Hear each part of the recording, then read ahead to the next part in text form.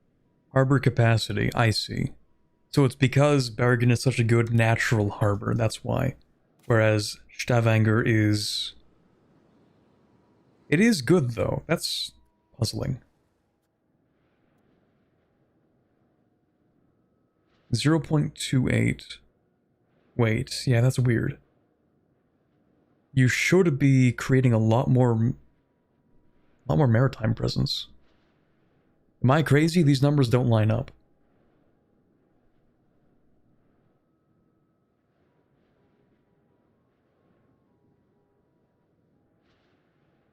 Oh, divided by 5 due to the number of ports. You're right, actually. I didn't notice that. What does that mean?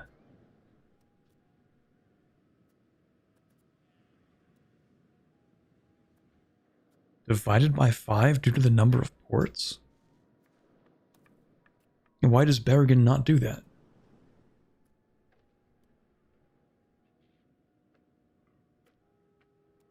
There are 5 ports in the sea zone.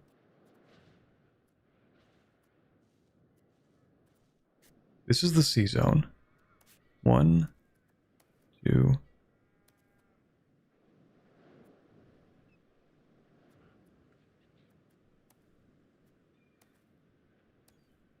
One, two.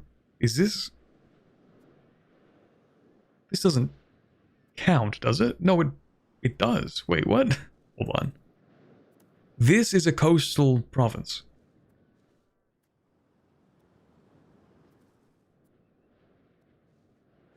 Really?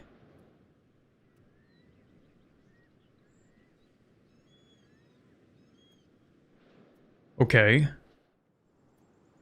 It has a harbor capacity, so it has to. This is definitely inland and has no harbor capacity. So this is a coastal province, seemingly. Okay, 1, 2, 3, 4, 5. Okay. So Bergen, what, has 1? Divided by 2 due to the number of ports. 1, 2, 3. Does this not have a port here? No.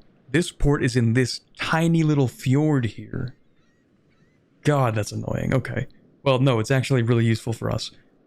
I'm learning a lot by fixating on the smallest parts of this game. So the reason this isn't contributing as much as it should is because actually this and this and this and for some reason this also have to be built up. Otherwise it can't maintain enough presence. That's so incredibly cursed. I guess we could build this up. Turn that into a town as well. Then hopefully between the two of these it'll be enough.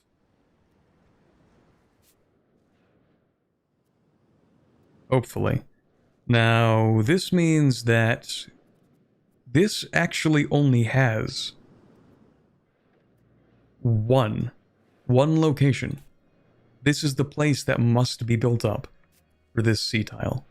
So, we're going to do it. For this sea tile,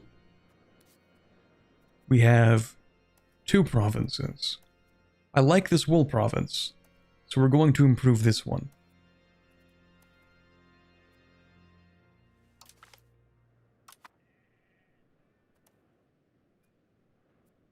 Over here we have, I think, is it just this one?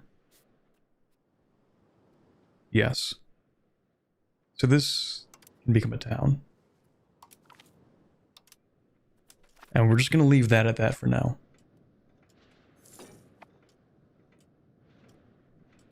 Would coastal forts be a solution?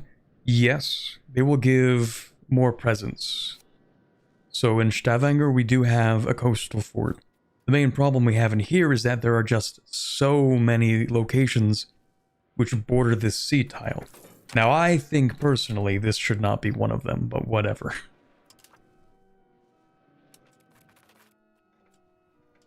I think we're going to want meritocratic leadership, maybe. Well, you know what? Ruler General is kind of cool. I don't think she's going to be the commander. But I do like this. I like that this gives us the legitimacy, the centralization. I like everything this gives us. Oh, okay, I see. This actually gives us a penalty if we don't have them as a commander. I think it's fine because you can really cheese this super easily.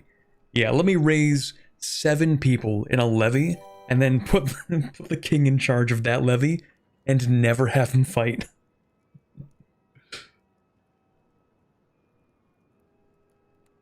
Yeah, we're gonna take that.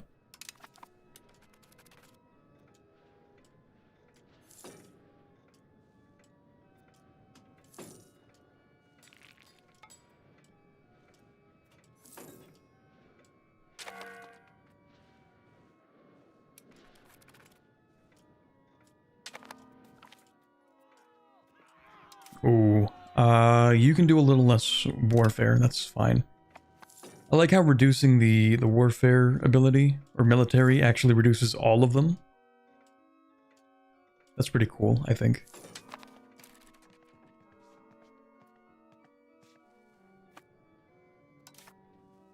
Oh, right, of course, if we actually expand towns in Bergen, it's also going to make the price of food shoot up.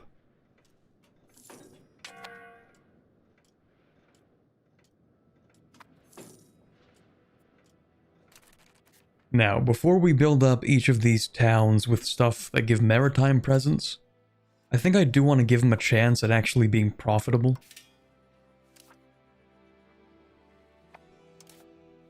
So, let's actually look at what we can build.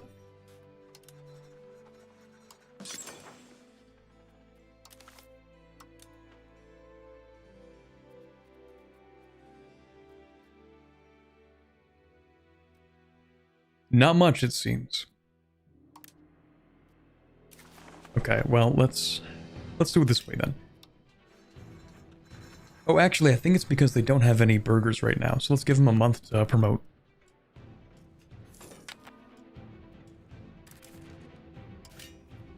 Okay, maybe that'll change things. We'll do this.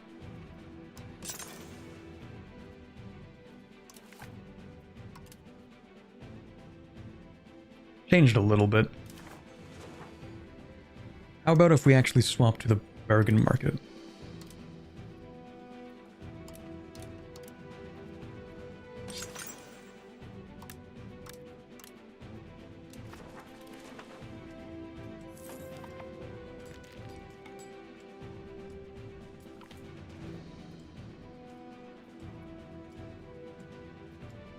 Missionary failure in Bergen.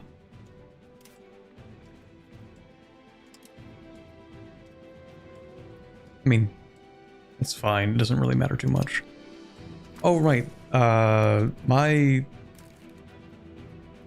subjects hate me. I forgot about that. Maybe I should crack down on the peasant rebellion. Maybe.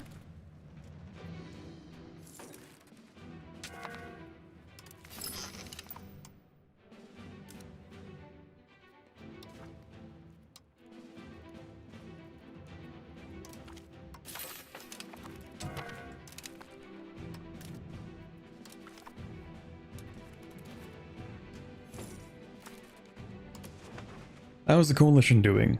We have this beautiful juxtaposition of countries that want me dead next to countries that don't care even a little bit. That's great. So what if we actually improve relations with Volgast?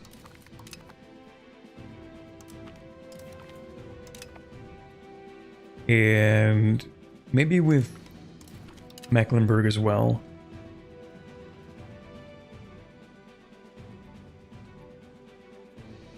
We'll see if we can get them to leave the coalition. And then it's pretty much just Sweden and Bremen at that point.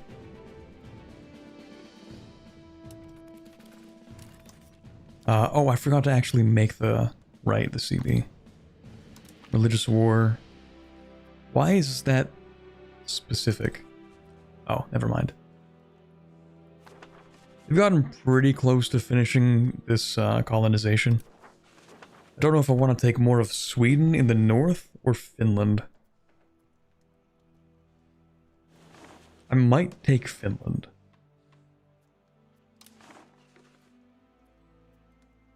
The markets are still abysmal here. Okay, also this is really annoying. Message settings. Is there a way to change off? Hold on. Naval, is there like a tile thing?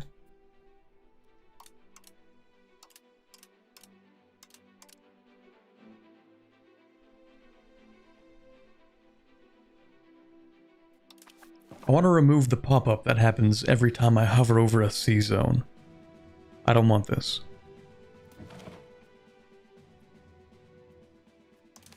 Is it settings? Interface.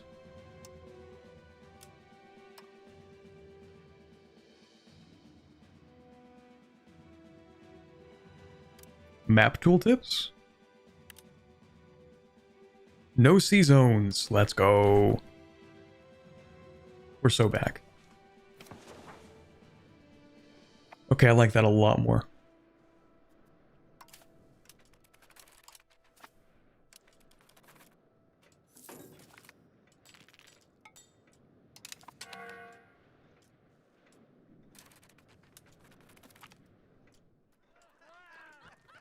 Burst of an administrative thought.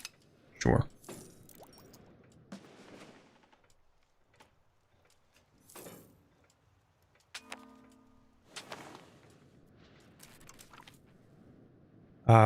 Yeah, I guess so. That's fine.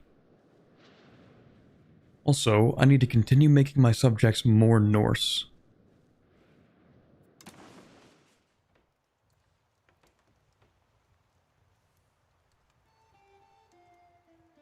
I might even integrate Vermland, actually. I'm considering it. How long would that take? Who knows? We need to improve relations. Actually, improve relations, and also, you will become Norse.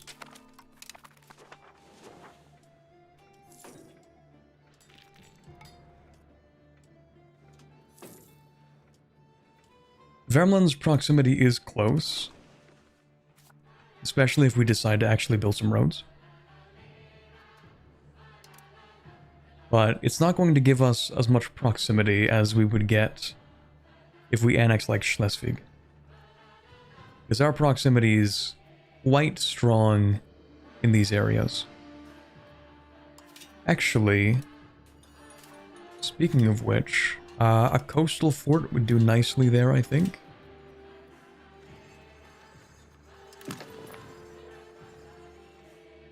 Okay, that doesn't give harbor capacity, but that's fine, because this does.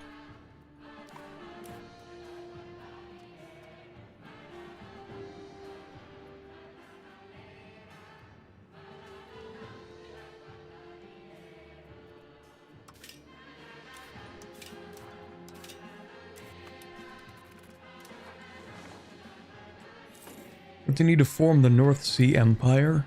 Well, first I need to be able to see the requirements.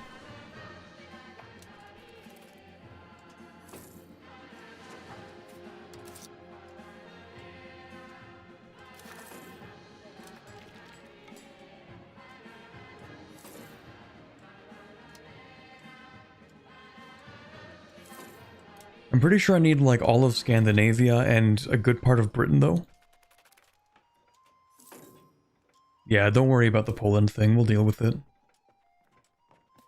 It is odd that my tax base is stagnating, though. You're not a very good admiral, but I guess we'll take you, that's fine.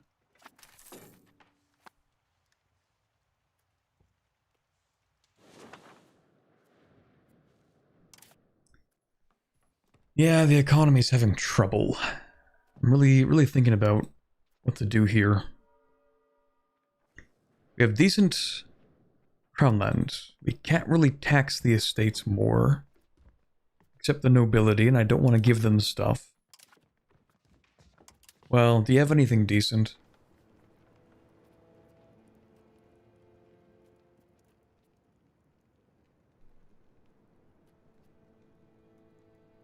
Nothing worth it. Don't you need more food production due to the new towns? I feel like we kind of have enough food production. Let me check Bergen. I don't think we have enough food production. Okay, yeah, let's fix that.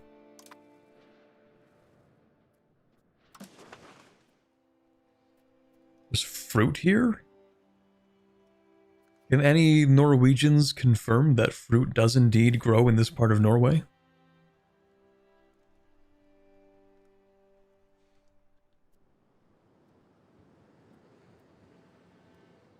I mean, we'll take it, I guess.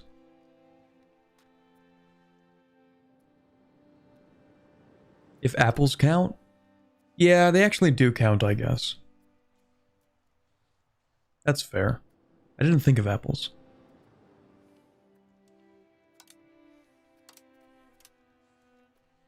Bergen is actually also just going to make more fish.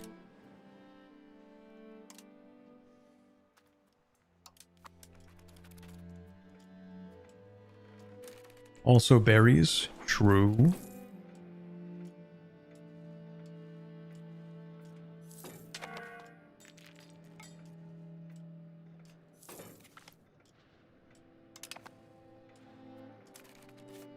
House of Parliament. Oh, we can't even do that because we don't have enough gold. We need gold and sand. I still think it's really funny that, like, you need sand for things. Like, you have to import sand. It makes sense. I'm not trying to pretend like it doesn't, but it is still funny to me.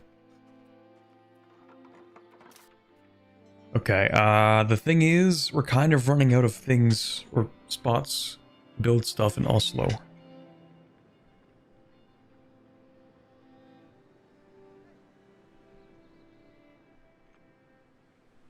Yeah, we can make sand. That's true. How much do we need? Because I think it's actually a lot. And I don't know if we have any sand RGOs. Oh, we do actually have sand RGOs. Okay. So this is stuff in the Oslo market. Perfect. You have slightly more control, so you can build that up.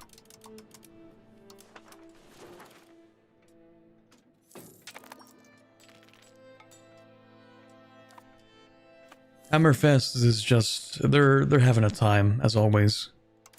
Wonder how these guys are doing. We kind of left them there as an experiment to see how well they would do. And, I mean, it's not a huge change or anything, but they're trying. They are building buildings.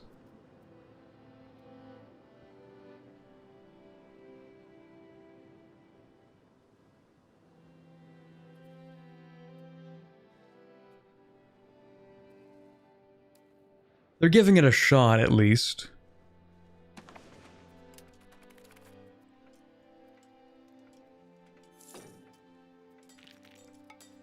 They're not bankrupt. I mean, that's all you can really hope for.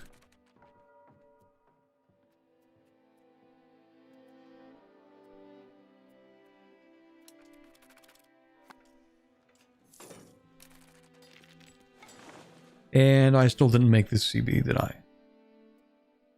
I feel dumb. Unless I did. No, I'm just dumb.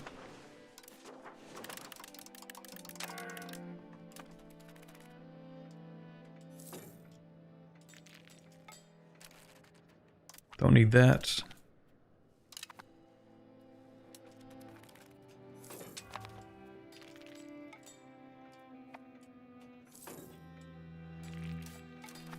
Oh, also, independent Finland, very suddenly, Finland looks inside, primary culture Swedish. Are you still giving them subsidies? Yes. We're still giving them 5 ducats per month. Finland? But no Finns? Curious. Very interesting.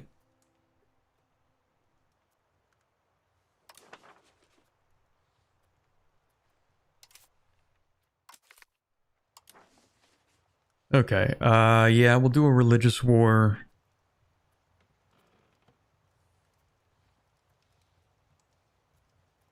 I guess I will take Finland.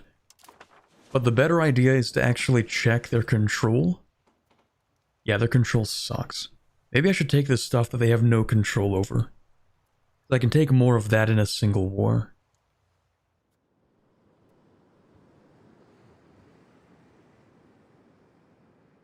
Maybe. I would also like this, though. I'd like to give this to a subject.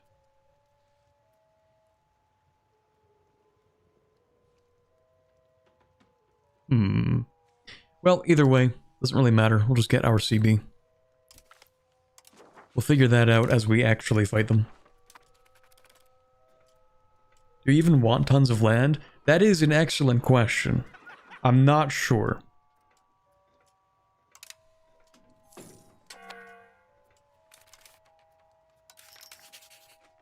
Do I even want more subjects? I'm getting close to my diplomatic spending capacity. I can probably fit maybe 6 more subjects.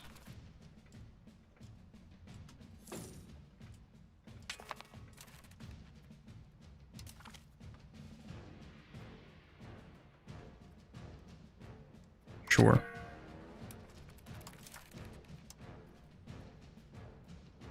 We'll get a guy from the crown to work on that.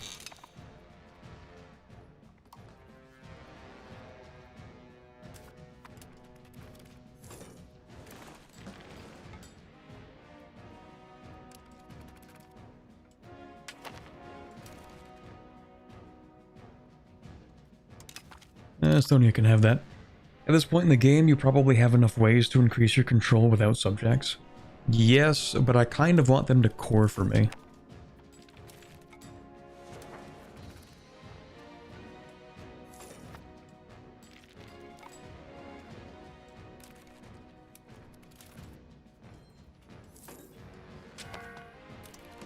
We should build a House of Parliament in the capital.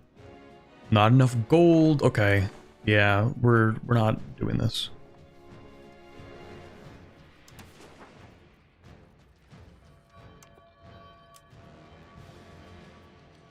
Gold is crazy expensive. God damn. Okay. And this is really the most money I'm gonna make? Dude. Hold on, let me try that again. Okay. This is the most money we're going to make. Alright, we'll import some gold from Kiln. Although... Well, no, they actually have a massive amount. Wait. Balance of gold in Kiln. Plus 22.76. And then you look inside, and they have a market balance of minus 12.47. Which is the correct value, because that's why the price is so high. But, like... Why are you letting me import this then? I think it would be cheaper to import from Tbilisi. We'll see if this trade even goes through, actually. Am I even getting gold from this?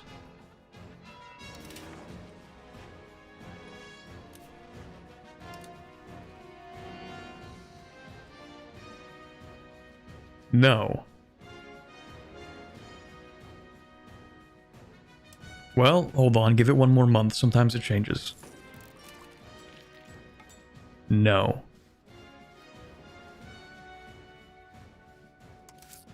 Okay. So why are you like this?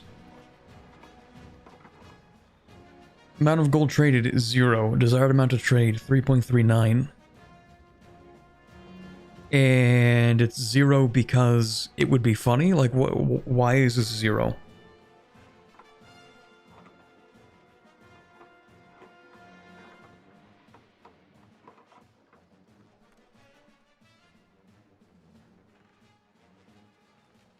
I guess we'll never know. Okay, let's try somewhere else. Getting out-competed? Maybe. Don't have enough power in that market. Alright, well, we're gonna try this again. Gold. Wrong one. Gold. Import. Genoa seems to have less of a deficit. We're going to try and import some gold from Genoa. Please let me import gold from Genoa. Now it says that we're importing. Are we actually? Let's go check. No. Oh, please, I just need some gold. Check if you're not embargoed. If I'm embargoed, I'm not even allowed to make the trade, so... Provence has a higher trade advantage in Genoa, and they're blocking us from getting access. I mean, yeah, that makes sense. I have nothing to do with Genoa.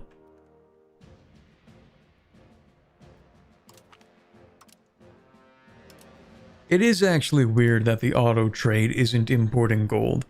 I mean, it's trying, but I have a feeling that the demand for gold is outstripping the supply in all of Europe. You know, this was a thing that happened historically, I'm pretty sure. But I didn't think it would affect me personally. I don't know. Yeah, let me look up a little thing. I think it was called the Bullion Famine.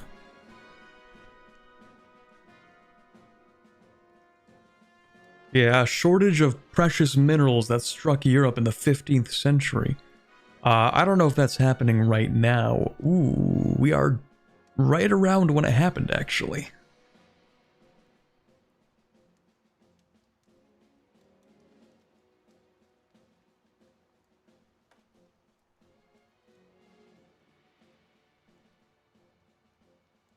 We need to go to Africa. I'm going to need to trade some gold from Mali, I think.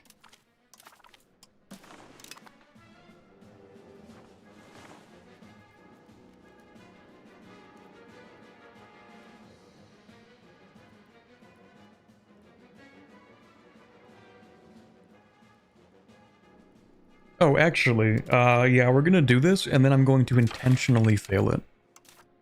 Because when we fail, we push towards naval. So, let's build some urban buildings.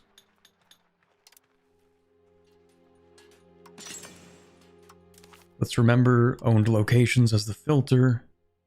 And it's not that profitable. What if we go to goods, sort like this, all markets shown, relevant goods, okay. But what if we filter? We can't filter locations. So it'll tell me that tools are profitable, and then I'll look inside, and tools are actually not that profitable. That's not very helpful. Like, I look into this market, and it's like, oh, actually, it doesn't make that much money. What about furniture? We go in here, we make it...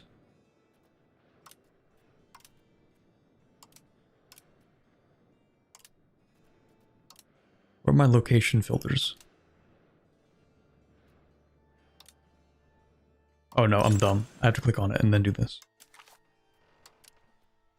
Yeah, then it turns out it's only kind of profitable. We're still going to build a few of them, but...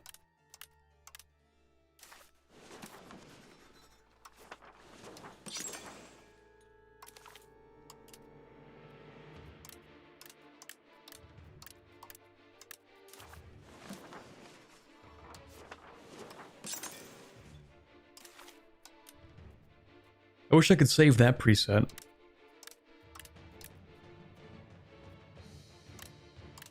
That I don't have to press it every time. Okay, that should be good for now, probably. 20 prestige, brother.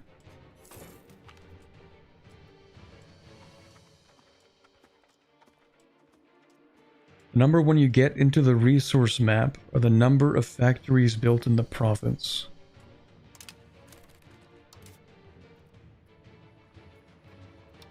Like the number when we go in here, this one This is the number already built, if that's what you mean.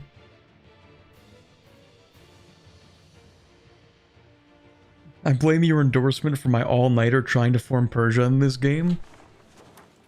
Good, now do another 3 in a row. Might need a colony to get in range of Mali. That's pretty true. That's pretty true, actually.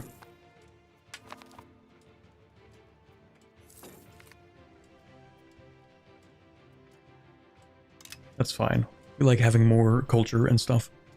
Okay. I forgot to check in on the commoner insurgents. So I thought like, oops, wait a second, is that almost about to revolt? No, we're good. Absenteeism. We actually do want to fail this, so absolutely. More towards naval, please and thank you. Ooh, rest in peace, Sweden. This actually ruins my plans. I don't like this.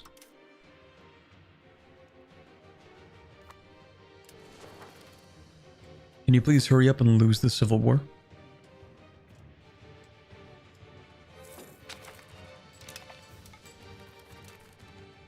I don't want to declare war when I can't take half the country. Speaking of which, where did my CB go? It just said I made the CB. CB, but no CB? Oh, because I made the CB on this province, and they don't own it anymore. Can I declare war on you? No, the CB is completely gone. Let's go. Alright, I'm going to invade Finland. Yeah, I'm gonna invade Finland too.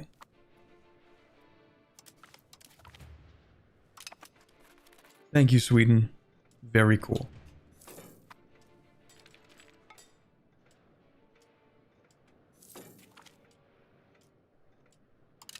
Dry dock, we're so back.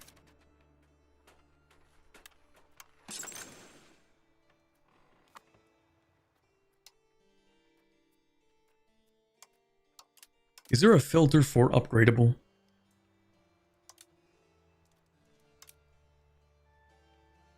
No, but there should be.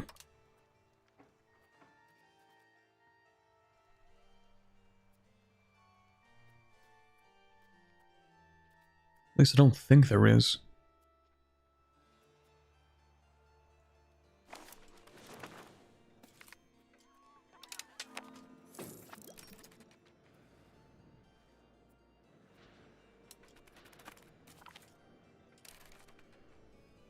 Bar going Aragon, lovely. We love to see that.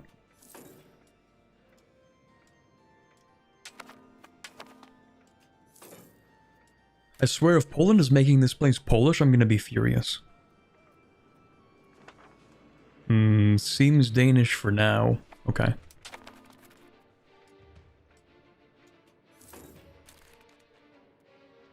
Ooh, intervene against England. What is this war?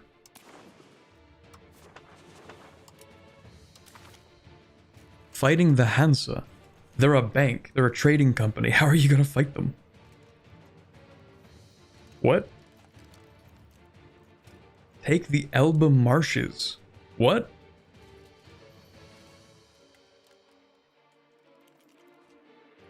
Upgradable is a filter. Wait.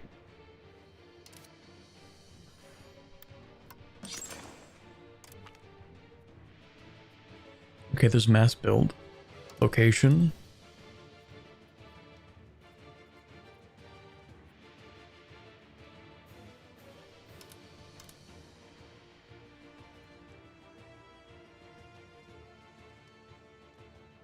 Am I being trolled?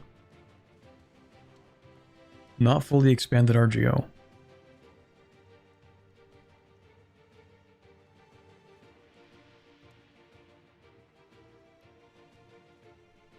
Thoughts on Bohemia?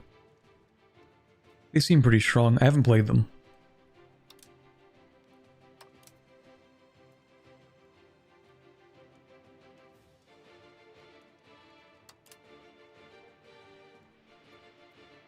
It is a filter, I swear I've seen it.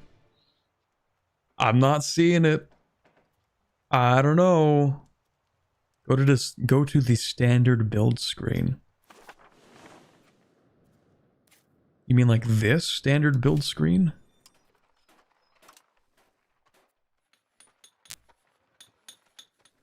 Like if I go... I mean like there's a button here.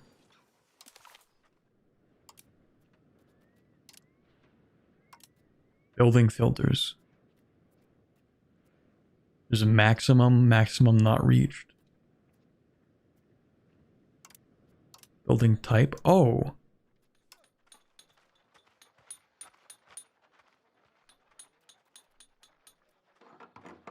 Not exactly what I mean by upgradable.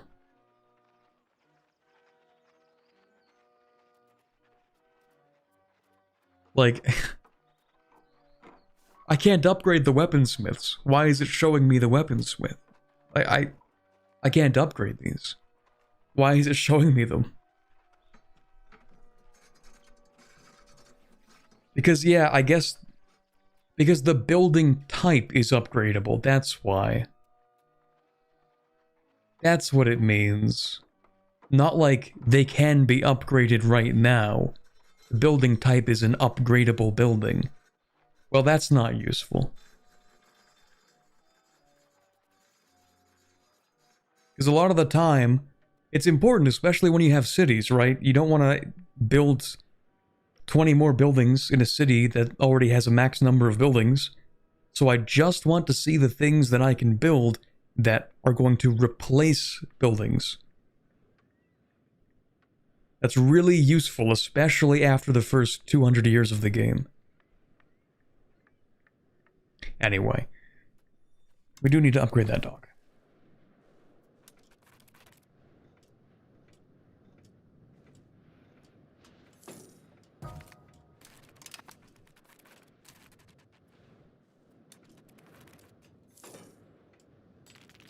Get the upgraded filter too.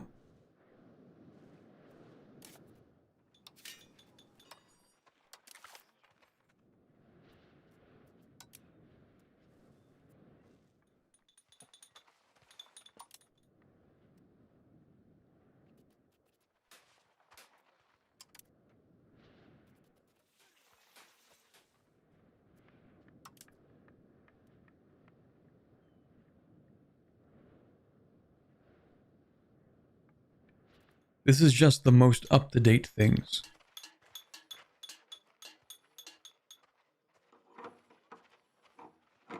But even then, I kind of feel like it's age-based. Because we can unlock some things to be upgraded. Actually, no, that doesn't make any sense. I don't get it. It's just not helping me.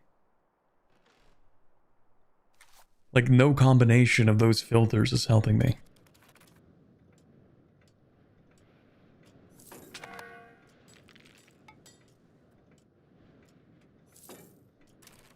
You sure the diplomat mode? Sure.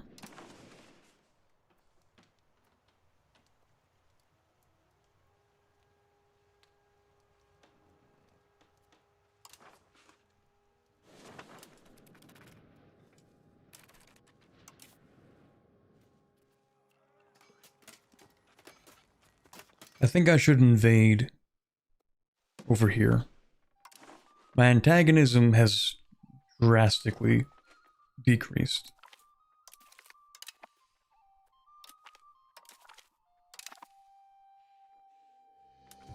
Honestly, I feel like I don't even need a spy network with Sweden. Do you even have any castles?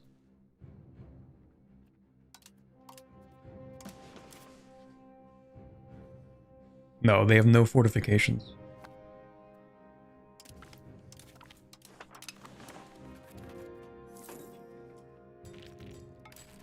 I do need a new CB though.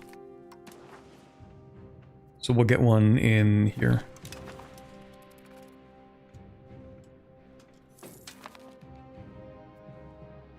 Are Swedish nobles independent? They better not be. No.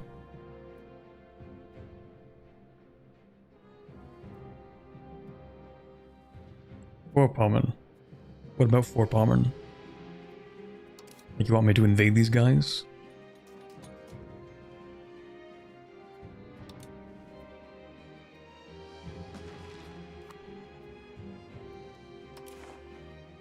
You know what, actually?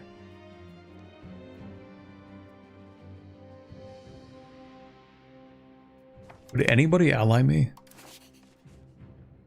Does anyone want to be my friend? Oh, not really. France? Kind of. Sort by willingness, and near the top of the list is France, and they don't even really want to. They consider themselves too strong to be my friend. Thank you, France.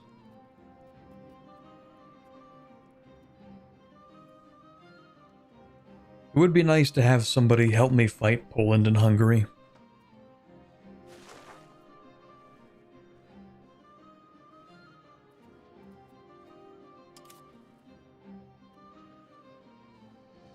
I might go after these guys, though.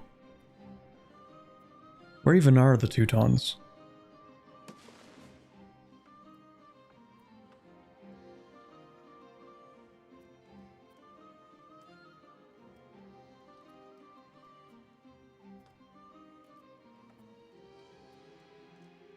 Really? They have one location. Okay. All right. Well, I guess we're going to. Where are you? Here?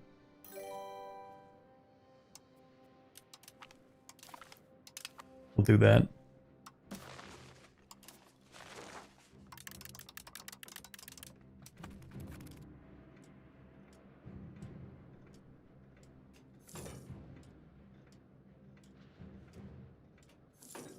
I like Lindenberg. I don't think so. How much does Bohemia like me? They don't. I lied. They actually kind of do. I thought they hated me. What? Oh, I improved relations. I see. No alliance, though. They consider themselves too strong. Of course.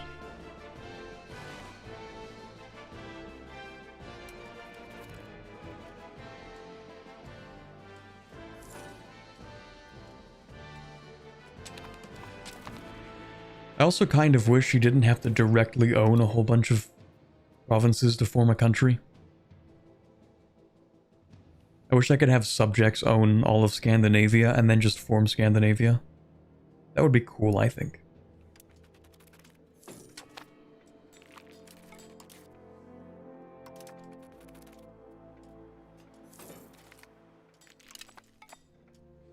You have those carracks, that's nice. Can I build a parliament? Nope, because, right, we have no gold. Everyone knows to have a parliament you need gold.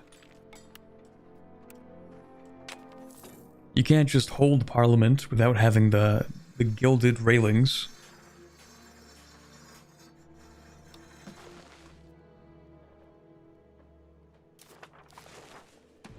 But having a larger standing army help.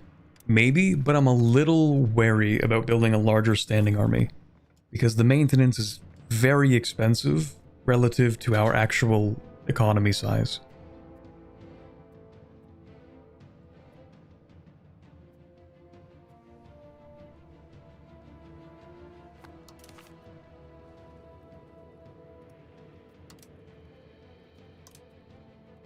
If we look at income, like, yeah, Bohemia can have a large army, Castile, France, they can have large armies. Me? I'm right here. Okay, I'm not built like that. I'm Norway. So we really shouldn't be funding an army larger than it would be reasonable for us.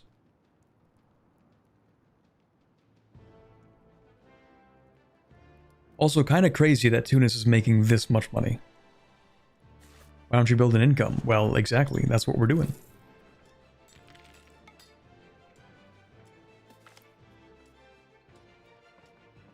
I'm not spending 900 for 5 research progress. I don't care if he dies, I'm not doing it.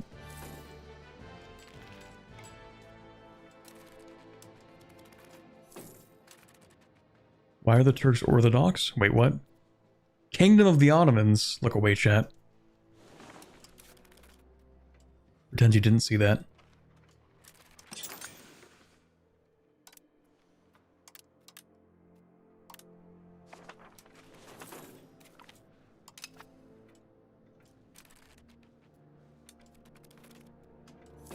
Is Norse a good religion? It's something. You do get infinite antagonism just for being Norse. But on the other hand, you also get to have a billion population. Thank you, Buff, for the 199 super chat. I don't think we're allying Lundberg, though.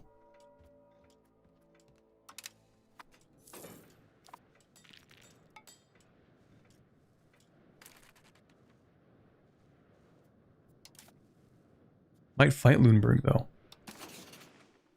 Yeah, they don't even want to ally.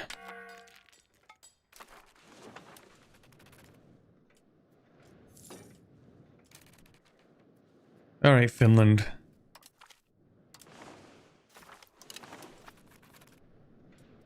We're going to annex and release Finland as a subject. What I would really like to see... Actually, no, I was going to say something stupid.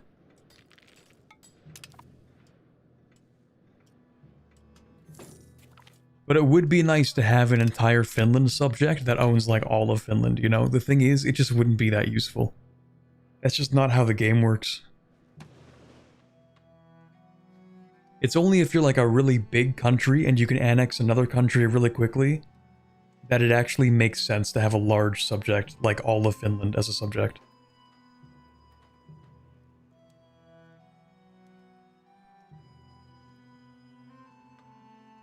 Yeah, we're going to swap to the next integration.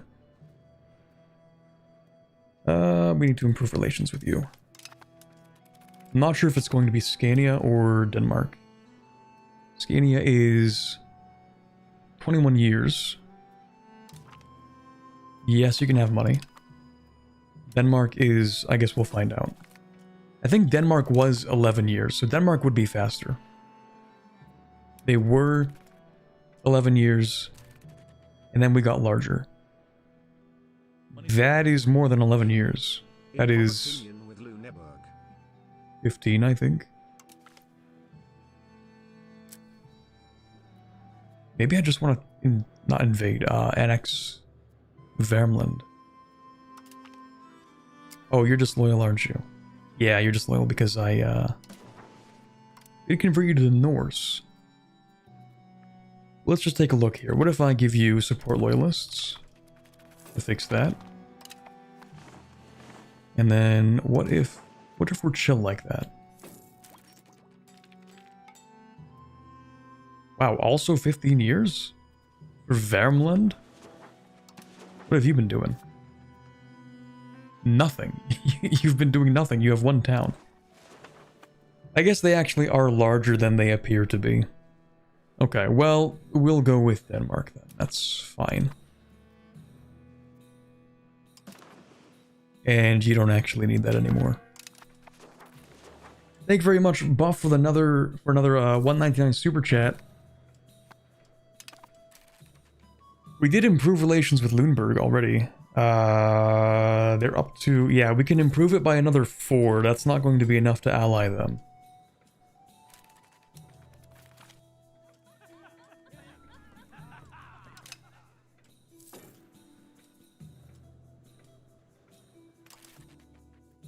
At least the economy is improving, especially because we have this stuff.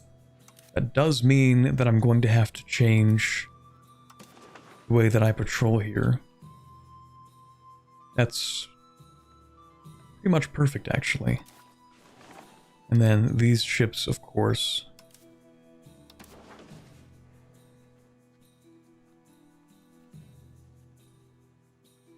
We might as well, I guess, do that.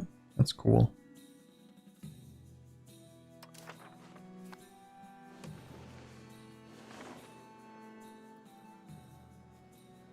Okay, Buff, I'm pretty sure every single message you have sent for the past, like, 15 minutes has been backseating. Like, I think every single one has been.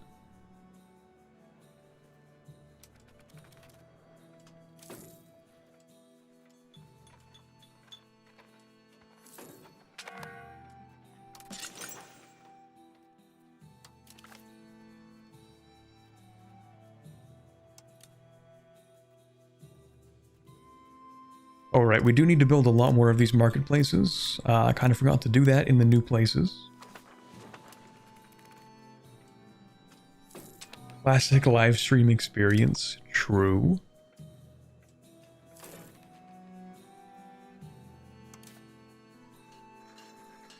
We do need to continue building docks. My docks over here. I'll build a few over here as well.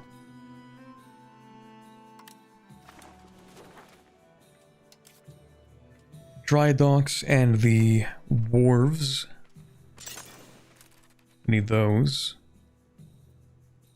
You know what I don't like? Hold on. Let me change some filters before I go off on a rant.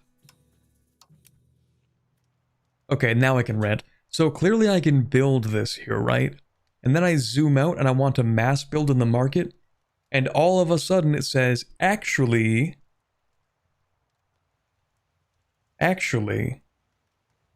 no.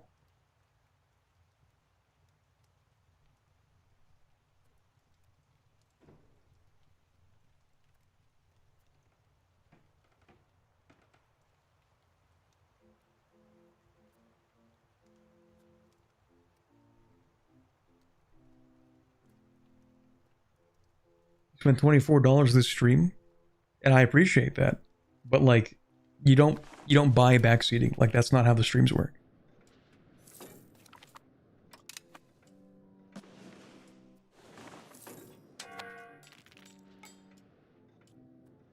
Poland War? The problem with the Poland War is Hungary, actually.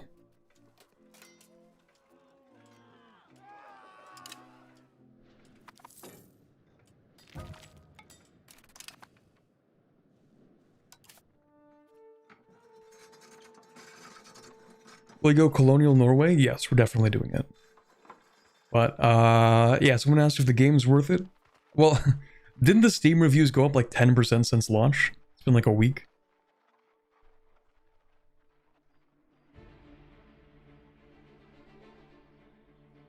Oh, you know what else is actually funny? Because I booted EU5 from the actual EXE, it's not even logging this as playtime. Hold on. I'm going to save the game and reopen it through Steam this time. And it probably won't break the stream. Probably. Probably. We'll see.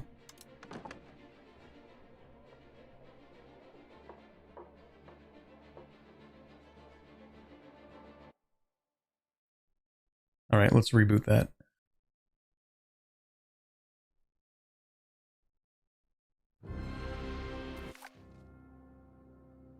I keep forgetting how quickly this game loads.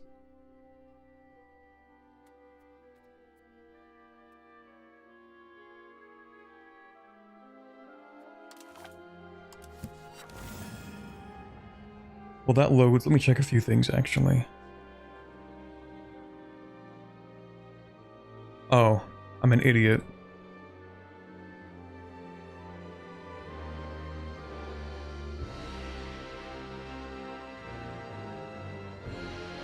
Yeah, speaking of money, I forgot to turn the monetization on this stream. We've had the last 3.5 hours of ad-free viewing. Let's go.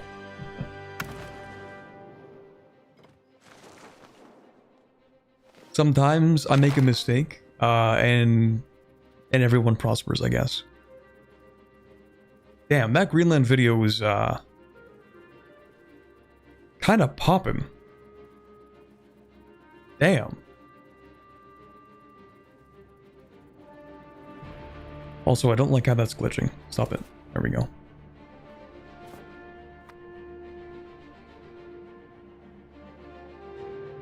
Damn. That Greenland video is, I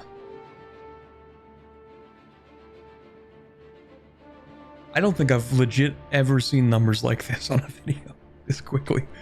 Huh? I go to stream for a few hours and I come back and like, oops, it's accidentally the fastest growing video I've ever released. What?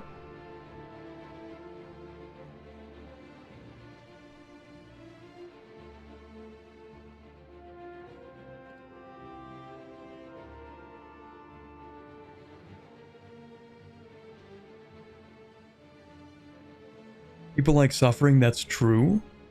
Real. That's crazy. I don't think I have ever seen 8,000 views in an hour on a video. I don't think I've ever seen that.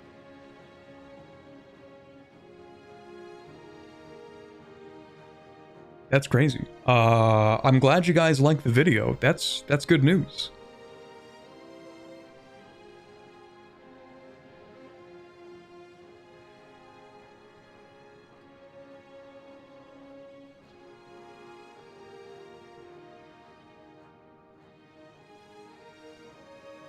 Oh, what do you know? Well, maybe I'll celebrate tonight.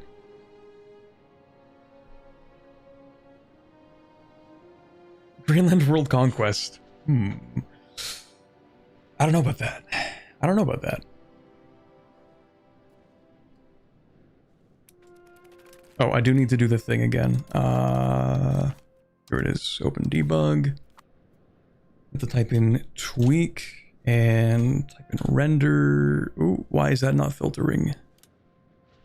Render. Here we go. Turn that off. There we go. Now the game will run faster.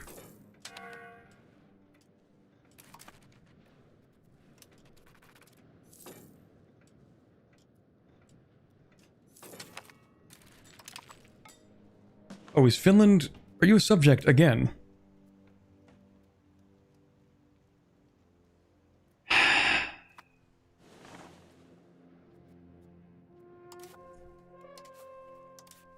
Okay, well, at least we still have ACB to use. No, okay, we have both of them. It's fine. It's fine. Okay, well... We're going to declare war on Sweden now, I guess. I actually don't think we need to raise anything beyond the professional army for this. What do you have in total? Oh, yeah, no, it's fine. To war we go. Now, we can also host parliament. The census sounds lovely.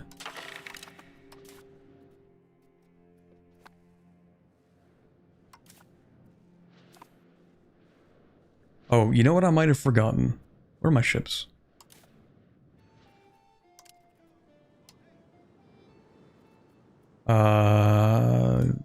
Hold on. Did I not unlock the flutes? I thought I had. Fluteless? No, we do have the flutes.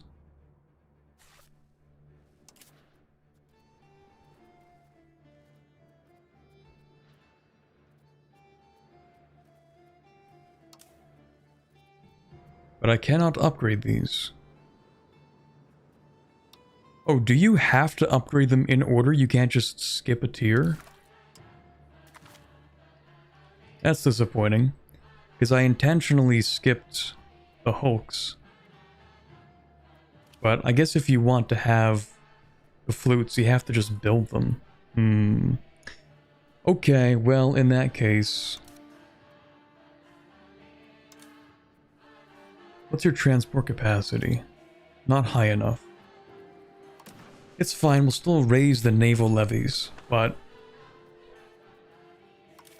I think what I'm going to do is probably just disband the cogs and replace them with flutes, because I don't want to research just to upgrade 10 ships. We'll start with that.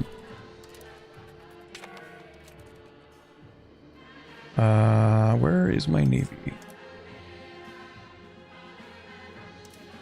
You don't need to be raised. These ships here go here. The heavies can also go here.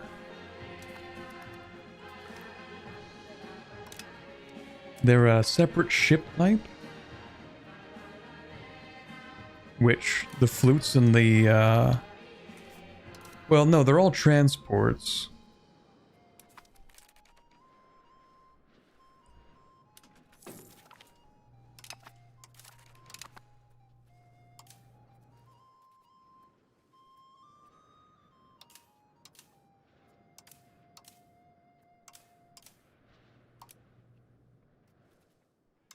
Did I actually put them in here? Oh, I did. Wait, hold on.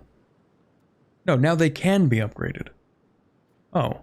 I guess they have to be in port to even show you that they can be upgraded. Weird. Okay, never mind, I guess.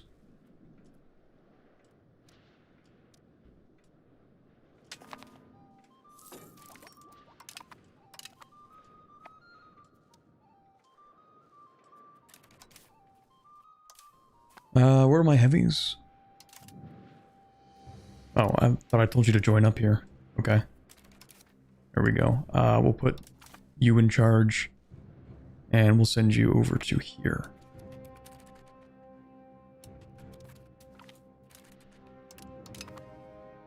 Oh, are we actually at war with you? I didn't even realize. Well, my subjects will deal with that.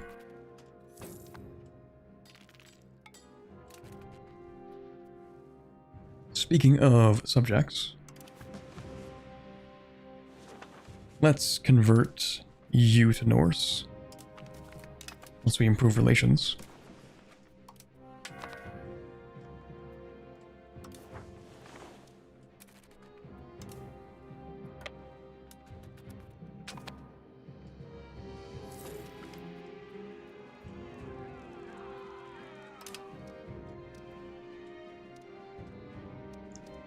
This is one of those rare times I might actually just say carpet siege all of Sweden.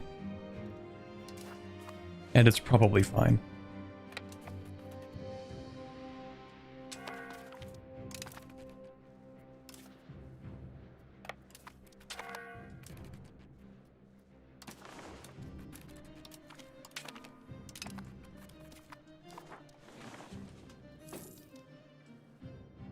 Oh, you're not doing what I thought you would do.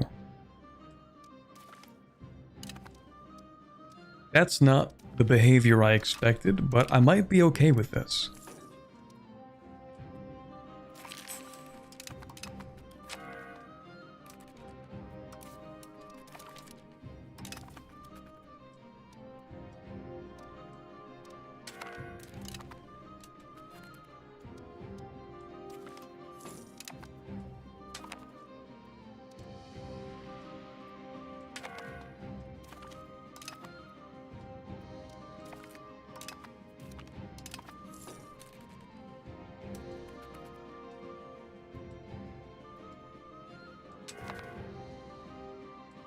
What would you say your favorite country has been so far? That's a good question. I would actually have to open up the save games that I've gone through to remember which countries I played and which ones I actually enjoyed.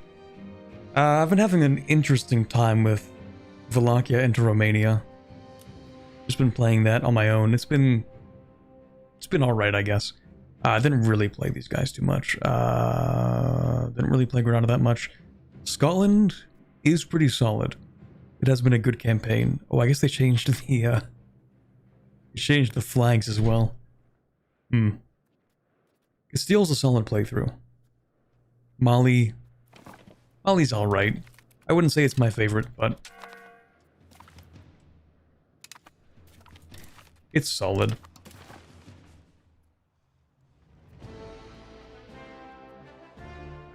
Now let's compare taking this.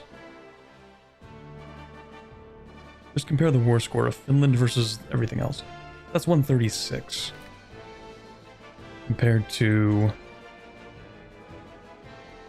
Yeah, I can take all of this for so cheap. I hate the way that that province is shaped.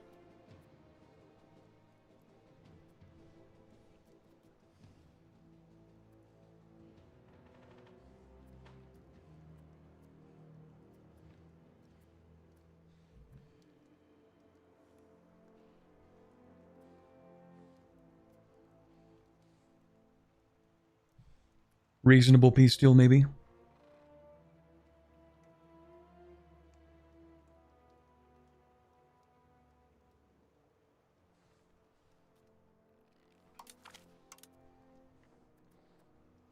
Well, I do want Finland. I don't know if I want to take them like that, or... And it's like the same war score either way. I do plan to make them a... Wait, I can turn Sweden into a vassal? Well, not really, but... Yeah, maybe we do this. You could leave Sweden in the north, maybe they'll colonize more. I think the problem is that Sweden might be too broke. Well, they're too broke to colonize this. Actually, I'm not sure if they can. We might have claims here.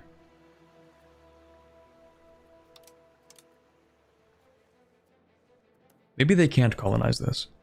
So it's really just this stuff and...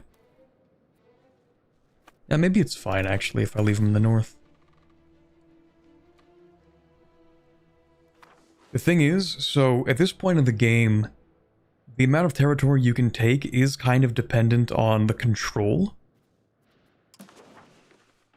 So, because Sweden has their capital over here, taking this is far more expensive than taking any of this, right?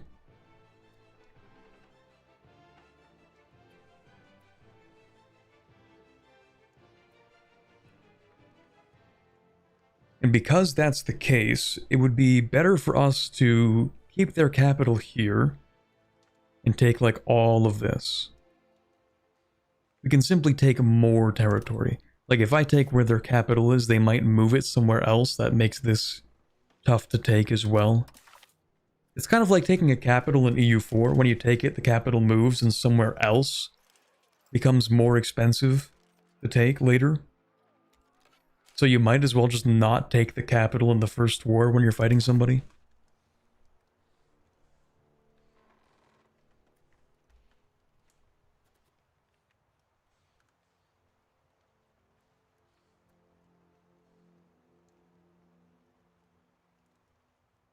A lot of land, no pops. True. To be fair, all of Sweden, all of the territory that Sweden has left is kind of like that. They only have 360,000 pops. Oh, it's... all of the pops are along the coast.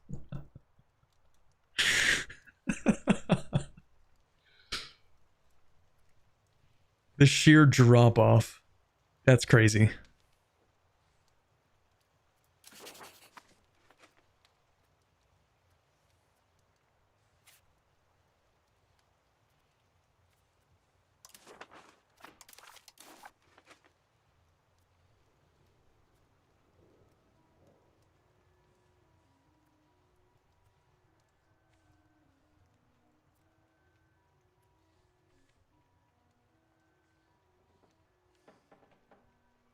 Maybe I take a little bit of territory as a treat. Maybe I take that and give it to Finland.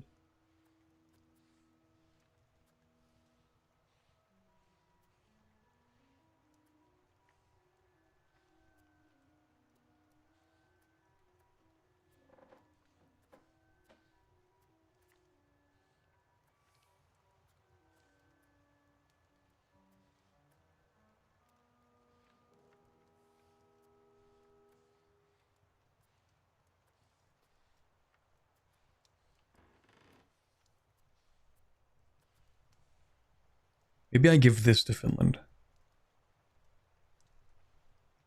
Well, if I'm going to give that to Finland, I might as well give this to Finland, right?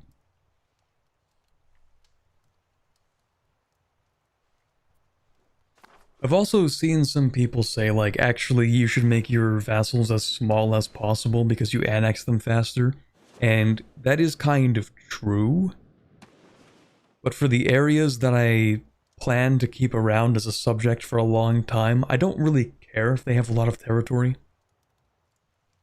There's no way I'm going to annex Finland before I annex, you know, all of the stuff in Sweden first.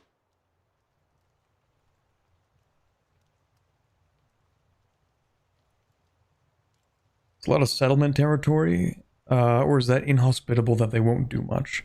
It's kind of both. So these territories have a max population capacity of 30,000. We can definitely build a whole lot of settlements in there to boost the population growth.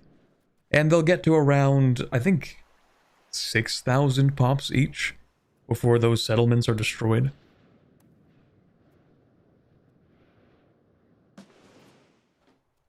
Give them whole provinces because it optimizes for cabinet usage. Yeah, that is kind of true, actually. That's kind of true.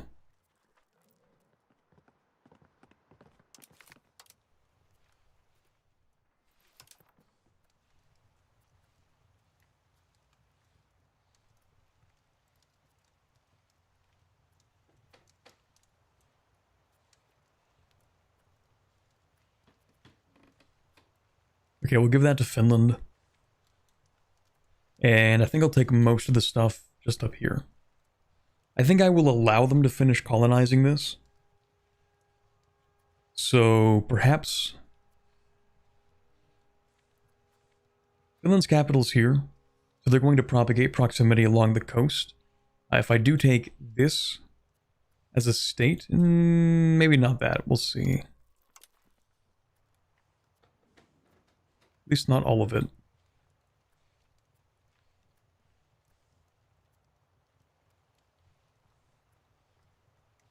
Yeah, if I decide to give Finland, like, the coastal area, then another subject here, another subject here, and then these are subjects. Sweden gets to finish colonizing up here.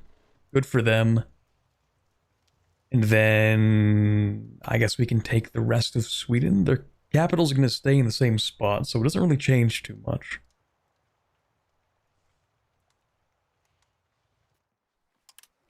I think this peace deal is fine. Well, I would like to take that, but that'll be later. It would be funny to exile them to Riga, though. It's a little bit cursed of a peace deal, but I think it's fine.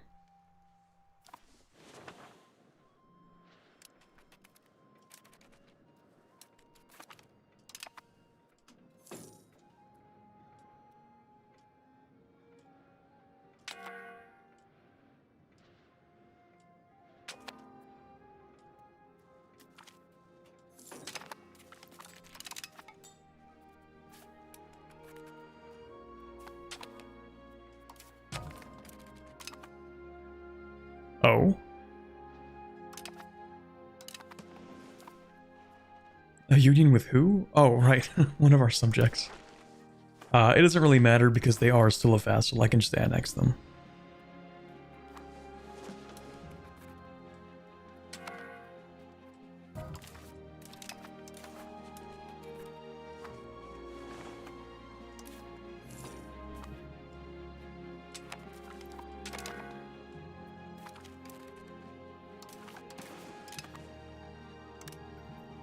Okay, this will be the peace deal.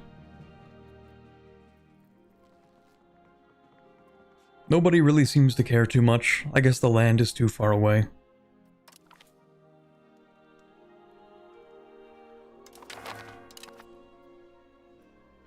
Alright, so we're going to make a couple subjects.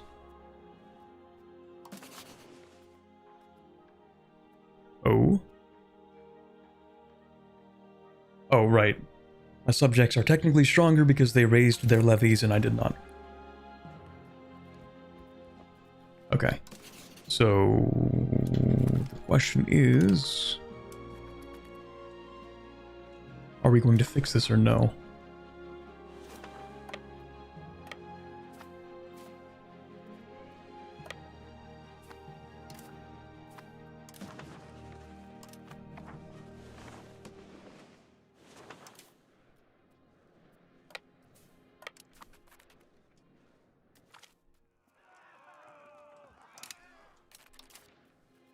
Uh-oh.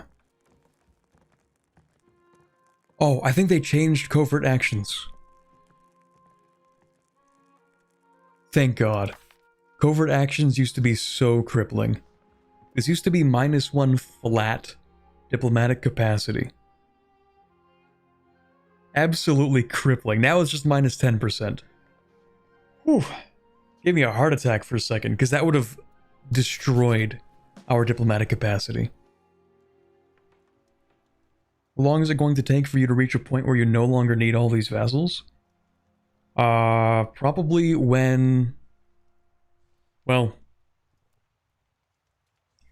I think it's going to be when we have enough naval presence and roads that are good enough to propagate proximity from the coast inland. So, for example... eventually, we want to integrate this subject because, you know, they have a town here and, you know, it's a good idea. Ideally, we're going to have enough harbor capacity and we're going to have enough ships to build up maritime presence.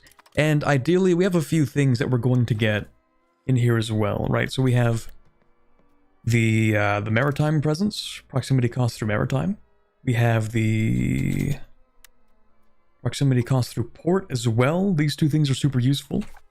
And once we can get really solid proximity in coastal areas, then we can build roads in from these areas and connect up the country. And so once we have those techs and we're able to do those things, then we don't really need the subjects here to maintain control for us.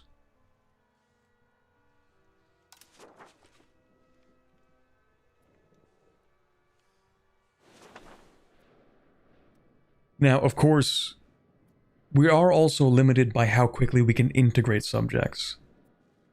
But I think once we integrate Denmark, Scania, and maybe a few of these over here, then the rest of these subjects will be much faster to integrate.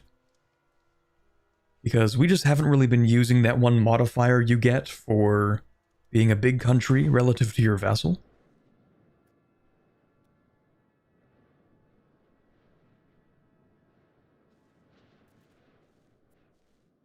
Which is maybe why I should have created smaller subjects in hindsight.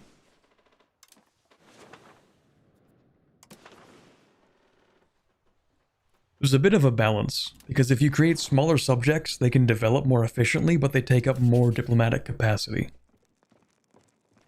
And if you have larger subjects, they take up less capacity, but they also take longer to annex. So it's kind of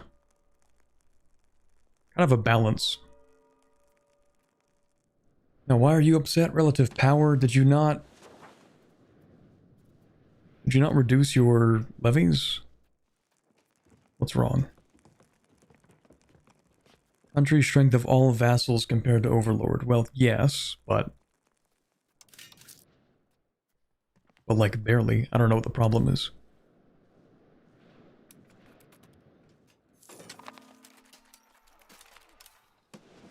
Anyway, we're going to bring these guys back. We also need to release those subjects. Diplomatic capacity is still pretty bad.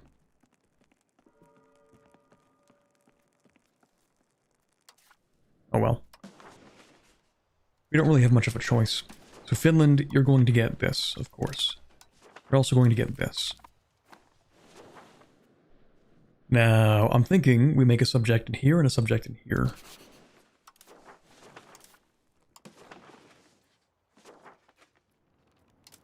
Fiefdom, because there's no way they're going to get any institutions that I won't have. Same thing here. And then these ones... Fiefdom here.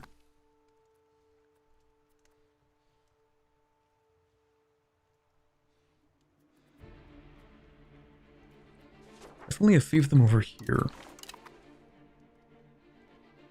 I'm trying to figure out how I want to divide this.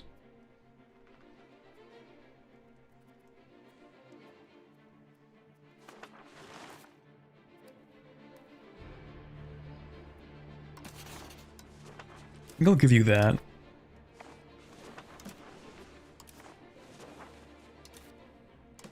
think I'll create a subject in here.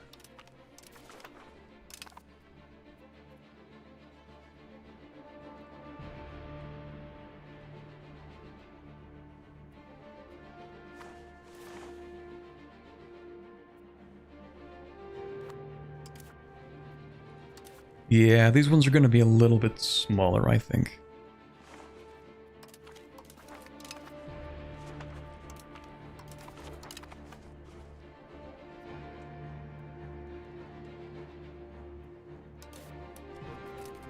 Now that's looking really bad. Okay, we're not going to expand for quite some time, I think. But hey, we have a really big name and I like it.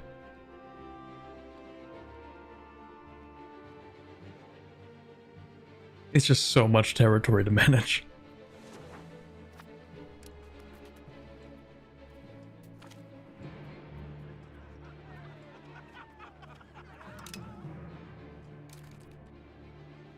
Why are many small subjects better? Because I can annex them faster. And also because they're more efficient. So because they each have their own capital, their proximity is a lot more like regional. So like if I gave this guy this stuff, then the proximity over here would be horrible. Now this just hasn't updated. The proximity is actually fine.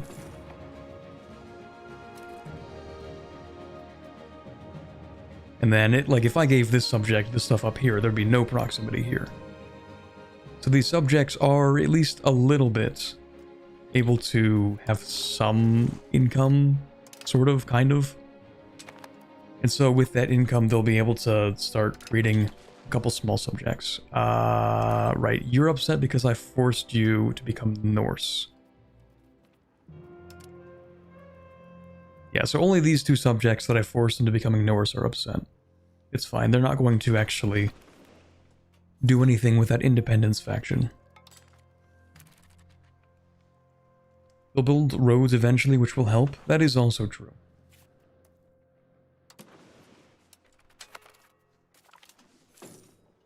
Yeah, so like 2 countries in the independence movement. Actually, Upland. Which one is Upland?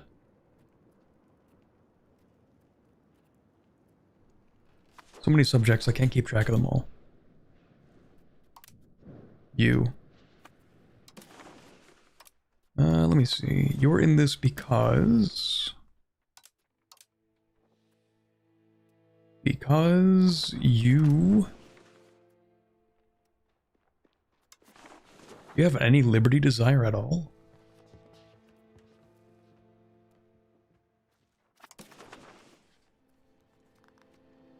And...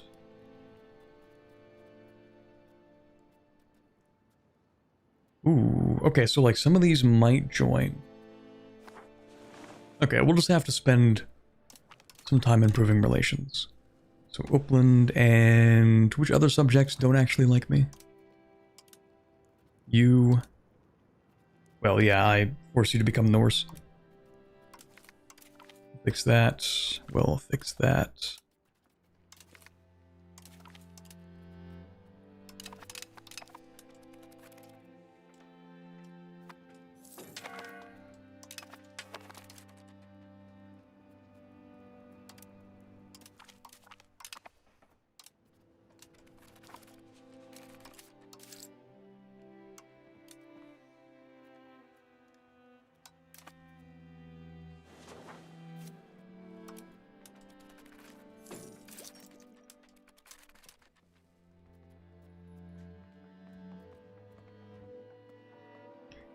Now, why are you upset, actually? That's a new one.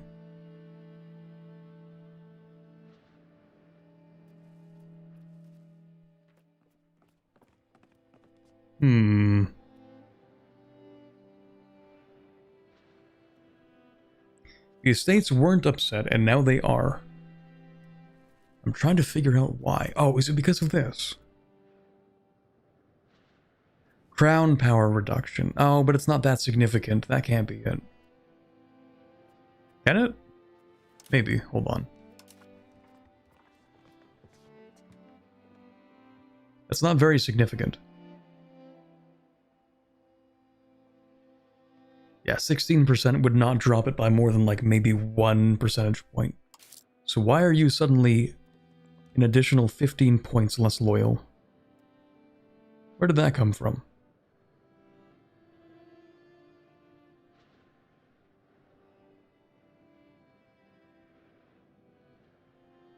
I'm not actually sure. Well, we're gonna reduce taxes a little bit, I guess. Which kind of sucks. Even the clergy aren't happy. Oh, right, I do actually need to change away from allow a slave religion. Kinda forgot to do that.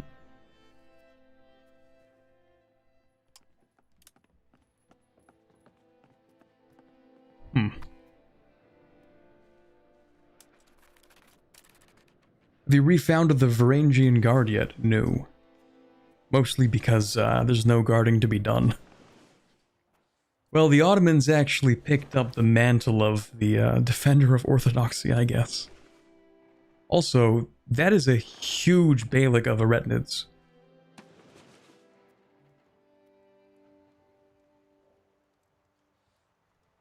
Huh? Did Castile successfully crusade for Jerusalem? What's happening? Oh man, okay, we're gonna explore in Upper Guinea.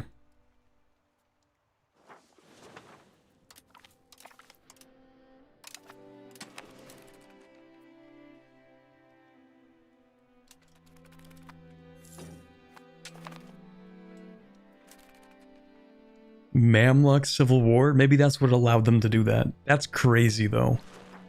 They didn't even name it Jerusalem. It's Philistin. Bruh.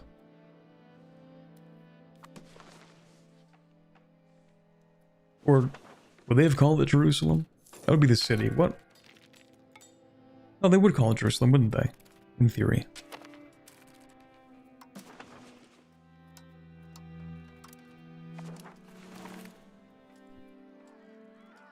Was this banned from serving in the cabinet? But like, they're pretty good though. I'll take that. That's fine. Still have to solve this mystery. I'm wondering if I changed something. I don't think so.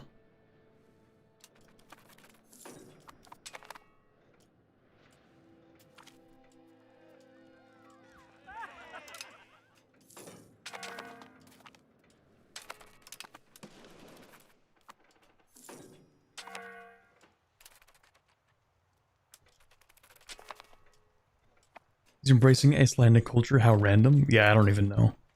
No idea why. You know what I might be able to do to fix my problems here? Oh, first of all, I just massively expanded. Oh wait, hold on. Do we have a new ruler? Was that recent? I don't know. We massively expanded our diplo capacity. And I don't remember seeing this before. Ruler's diplomatic ability. Well, that's really useful. I think we would like to maybe integrate... I want to call these the Hebrides. Orkney. That's not the Hebrides, these are the Hebrides. Don't flame me. Orkney.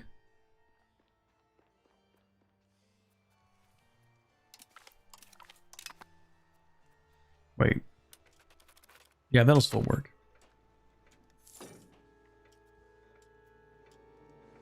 Oh, if I have a new ruler...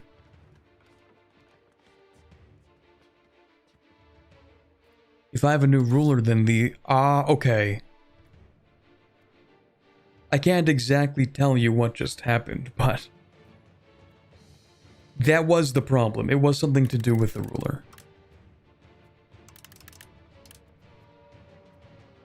Okay.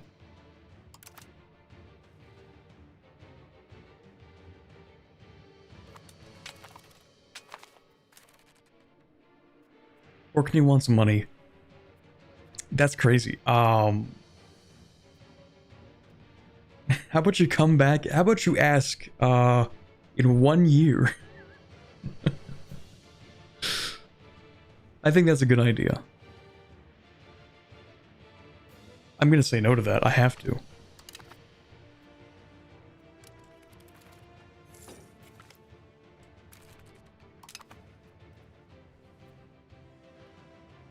Oh, they don't like me for saying no to that. Really? You're gonna complain that badly about it?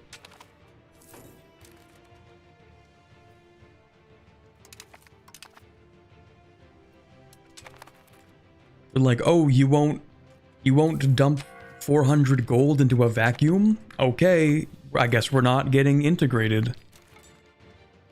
Oh, never mind.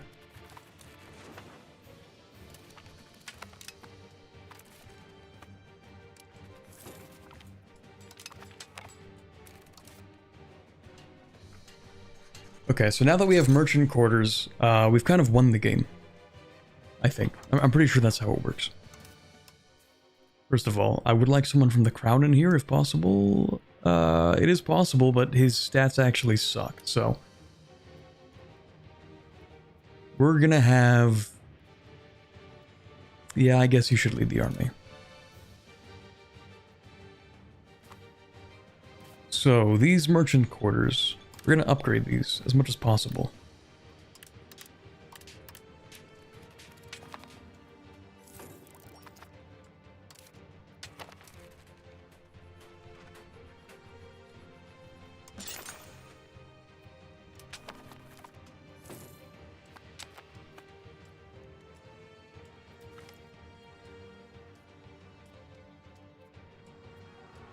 I think I want the heavy ship power. I actually forgot to upgrade my heavy ships.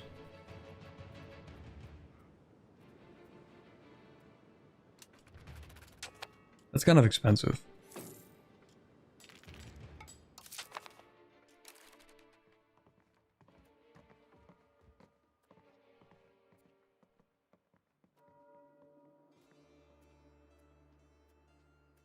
Oh right, exploring is also expensive. Well, it's not that bad, but... I tried playing as those two islands, you instantly go bankrupt. I wonder why. Maybe that's why they're asking for money, because they have none. What's your tax base? Less than 1 ducat. Riveting. Although, don't you have a unique culture? Don't you have Norn? Let's go. Norn, Britain, one of these days.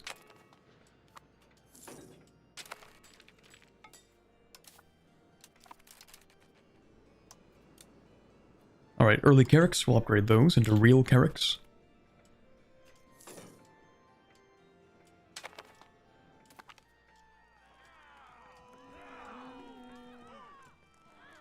Harold Benson dies. I do get prestige. That's crazy. Crazy how that works. Hey Corbett, how are you? I'm doing pretty alright. How are you? How do I say that name? Leisig Totsen. I don't know what it actually means though.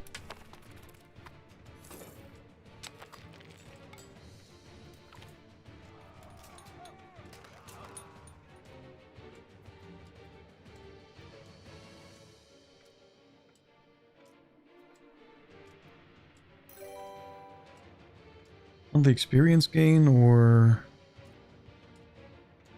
infantry maintenance cost recruitment speed. I think I want the maintenance cost reduction. Yeah, I'm not really doing much drilling with the troops. Another subject integrated. There you go. We free up a little bit of capacity here.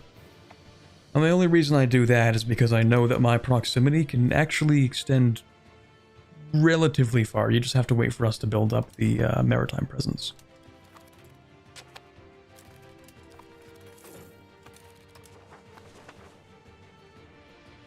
Actually, where are my ships? You? Actually, these 6 ships go here. Yes, you. I want you to patrol this area, and this area, and these areas. And I think that one usually.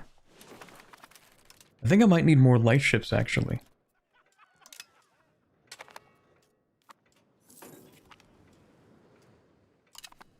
I don't think I have enough to maintain the maritime presence that I need here. Although, then again, I haven't actually built all the things that I've needed to build in these new towns. So, I think it's just cheaper to build the ships, to be honest. We are losing sailors, but that's because we upgraded the heavies, so...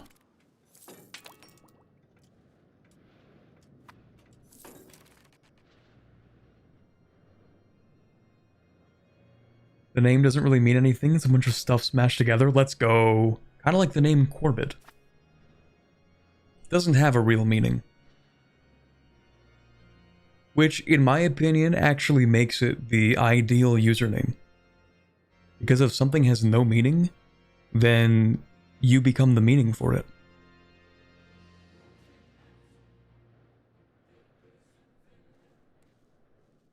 A quarbit is half a byte. We could define it that way if you want.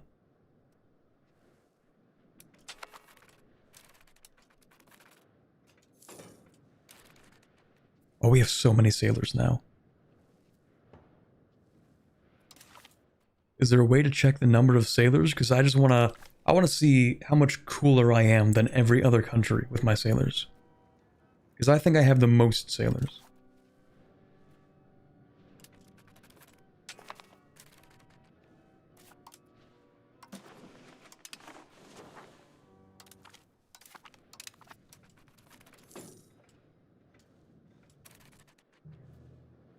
The funny thing is, I only really built these dry docks for the harbor capacity. I don't really care too much about the sailors from them.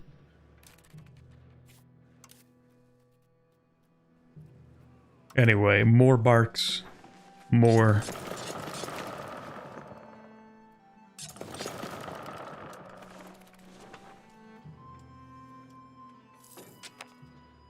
Actually, yeah, what does it cost to build a bark? Maybe I can make them cheaper to build.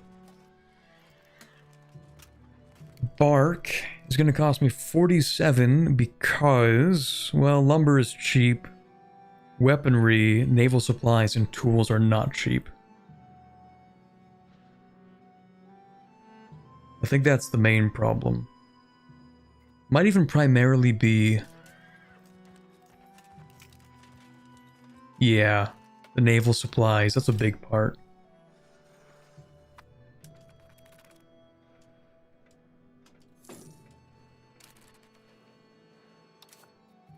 Let's not forget to actually keep on making these merchant quarters.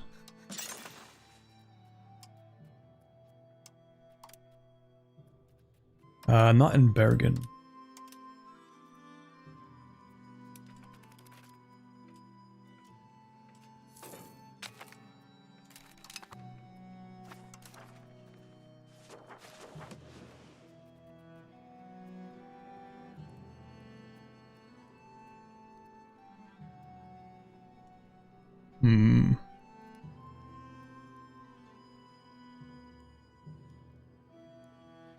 Oh, I need to keep on improving relations with my subjects.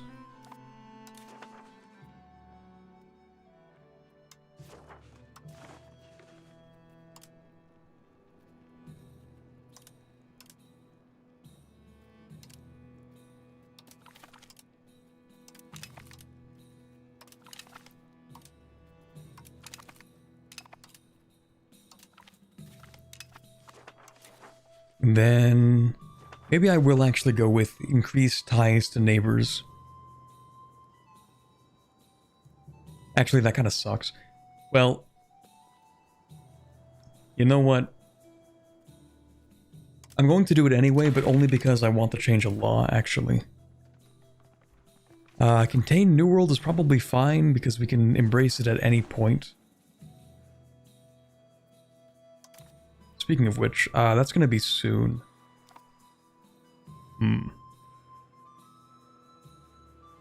Well, it's fine.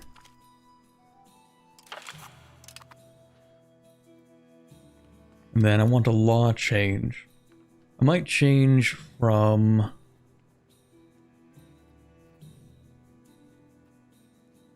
where is it?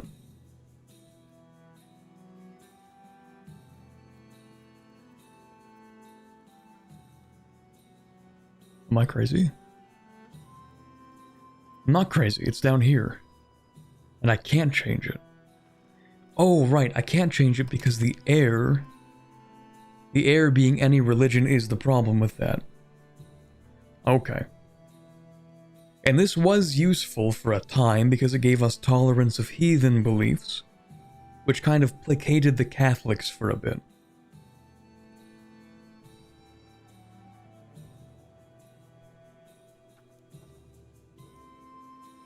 I gotta ask, based on the stream title, are we Norse religion? Yes, we are.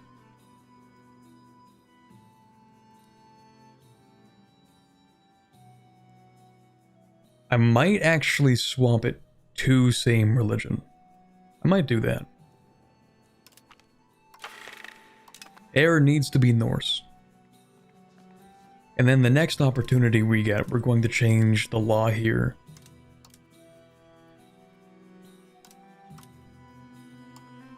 To swap from this to this. No, swap from this to this. Yeah. I think I'm going to basically hardline spiritualism for most of the game. Because I think it's funny to convert Europe to Norse. That's kind of it.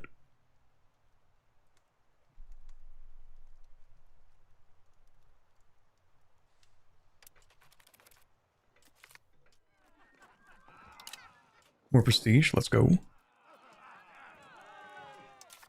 That's cool, we like money. We would actually like to have more money.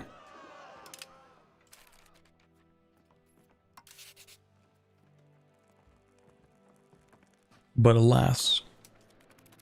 Any plans to colonize? We would like to at some point. The thing is, not too much in the early game. I might do a little bit. There's a non-zero chance of me at least finishing the Greenland colony. Maybe. I might also take, like, Newfoundland, possibly. Maybe some small parts of Canada. The problem is, we just don't have that many people. We have a fundamental population problem.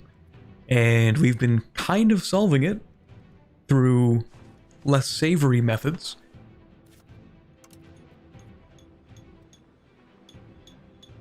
Let's call it that. But it's not really going to, it's not going to be enough for a long time. I also need to drink some water. Now that I think of it, I think I've had maybe 3 sips of liquid this entire stream, so.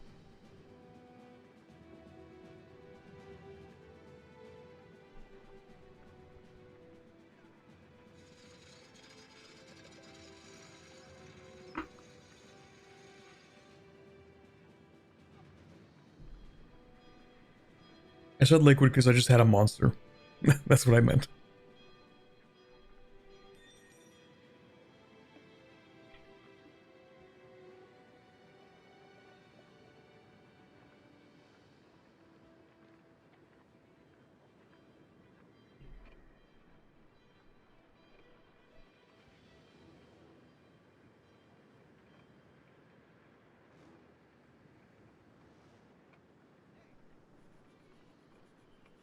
Monster doesn't count for hydration, you lose water overall. Not if I go for 4 hours on stream and simply never use the washroom. Seems to me actually the water is still within me just fine.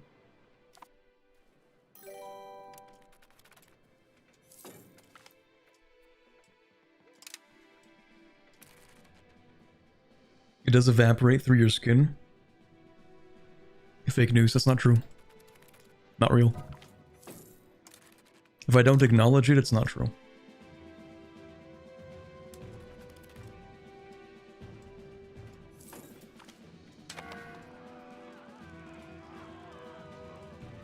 Well, I do like money. I think I lost like 20 stability from that parliament. It's fine. Yeah, those ships are supposed to be there. Is it just taking a long time to get through these or what? Yes. Okay. We can also get another reform. I should be able to get the one I really want. Right? Where's my port administration? Did I pass it? Maybe I did. Port administration is not showing up on my screen. Oh, where is it? Because this is harbor administration. We already have this.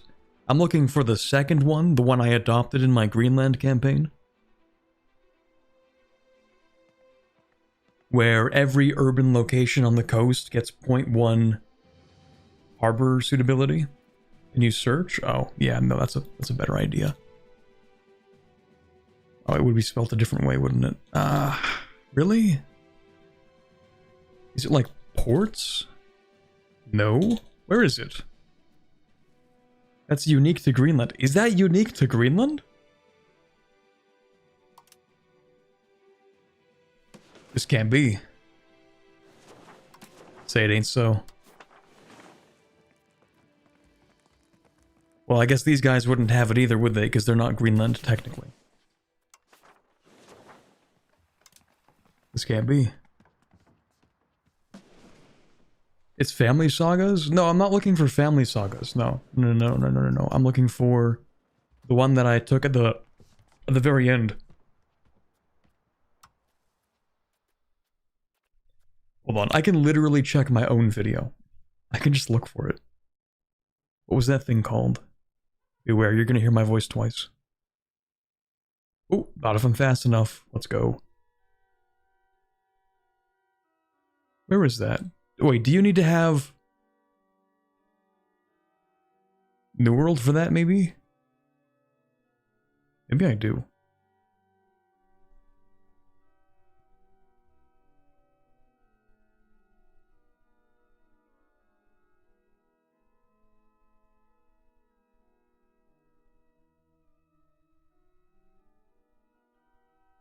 I might need to unlock New World for that.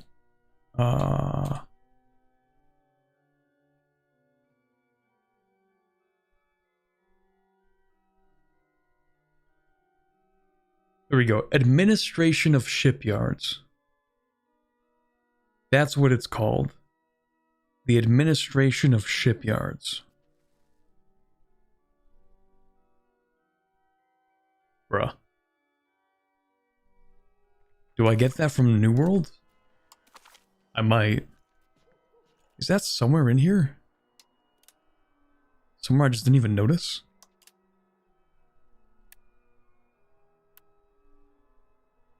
I can't type. Shipyards. No. Administration. No.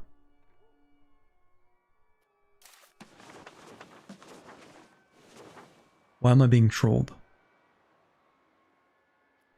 It's not in here. Oh, it is in here. Oh, I'm stupid. Right, I'm playing Greenland. It's 1541 at that point. Okay. Yeah, no, that makes sense, actually. Okay. Alright. Okay, well, what else will we take then? We could take... Diplomatic capacity is not a horrible idea, but it's more of a crutch than anything else.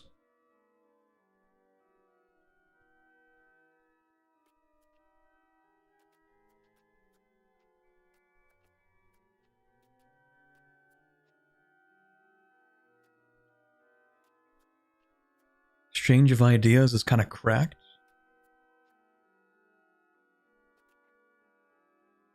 Universal serfdom. We love serfdom, let's go. Anyway. I mean, I don't mind the noble's power for tax efficiency, maybe.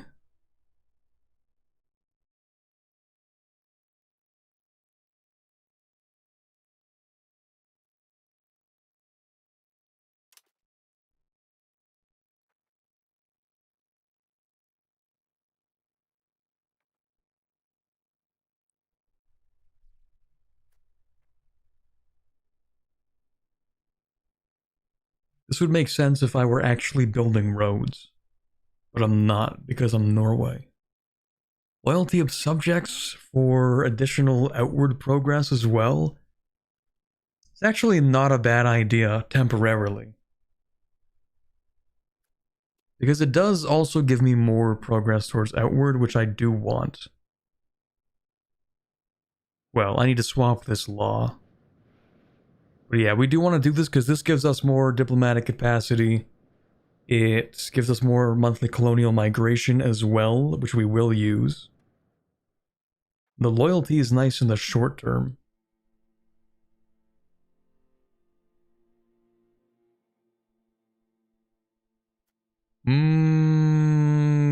Yeah, we're gonna do this for a little bit and then we'll change it later. I might change off of Privy Council though, maybe. Let me just take a look around. This Privy Council does give us decentralization, and I'm not a big fan of that, even if it does give us tax. I would consider swapping to the Court of Wards and Liveries for that, but I'll think about it. We do also want to appoint a character, not that heavily skewed. Well, actually, you're kind of fine. Speaking of outward, I've been wasting this guy a lot. He's not been doing much. You haven't been doing much either. You should be cracking down on a different rebel group. You should crack down on these guys. You can swap to... Actually, this is useful because I'm improving relations with my subjects. So you'll do that for now. You should also become the Prime Minister probably because that'll give you more crown power, I think. How old are you? 34? Yeah, you'll probably live a while. So someone asked, is there a way to increase estate loyalty with that while also keeping the number of privileges low? Fortunately, that actually kind of works together. Because if they don't have very many privileges, you get more crown power. And crown power does actually increase the estate satisfaction equilibrium. On top of that, there are a few laws that you can implement to make your estates happier. Especially as the game continues onward and you get more sources of crown power. Eventually, you don't really need something like favor the ruler. Now, favor the ruler is still useful because it increases the amount of maximum tax, but it does decrease the estate satisfaction equilibrium. So as you get more sources of crown power, that 20% is less and less important. So maybe you would change a law at some point to make your estates happier. So, well, eventually we might get some of these more advanced ones, I think. That seems pretty French, though. Maybe there are specific ones? This one actually wouldn't be too bad super late into the game. I don't know when we get that, or who gets that. Oh, that's Austrian. Oops, okay. I don't know which ones are unique and which ones you just get to unlock. Well, this one's quite nice. Only for Spain, though. Anyway, you might change this at some point, maybe? Later in the game, you might decide, oh, let's go more towards plutocracy. That actually makes a lot of sense, because then you can increase the taxes on the burghers. It's not a bad idea.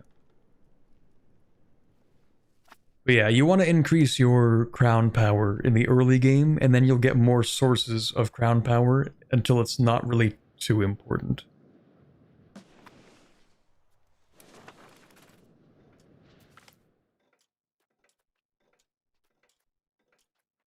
Now, what do we want from this? Actually, making the commoners happy would probably clear their rebels. If they even still exist.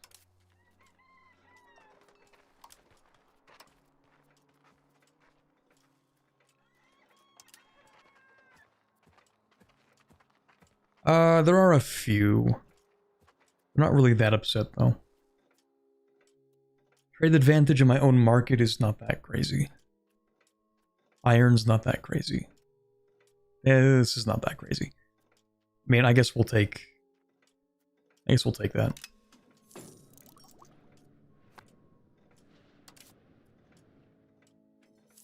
Alright, well, the economy is breaking even, which is not good, actually. Oh, my navy's crazy expensive. Didn't really consider that too much. Yeah, it turns out my navy is actually a fifth of the entire economy. It's actually more if you consider the infrastructure for the sailors.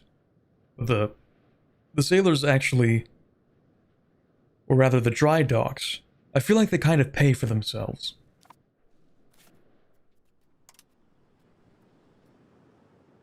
No, they don't. They do not pay for themselves. Not even a little bit, actually. Yeah, that's bad. That's pretty bad. In some places they do, but in most places they do not.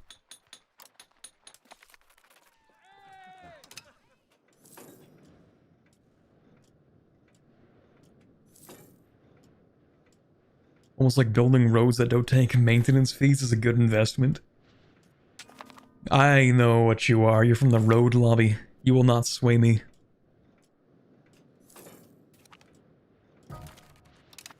Oh, nice.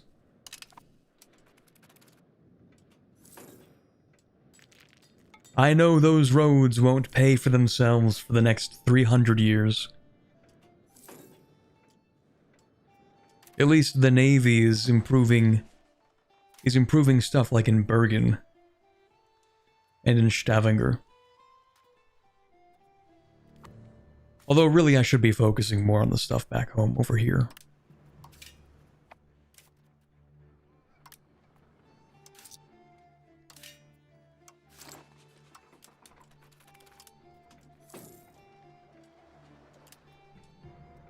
Still no gold imports. Let's go.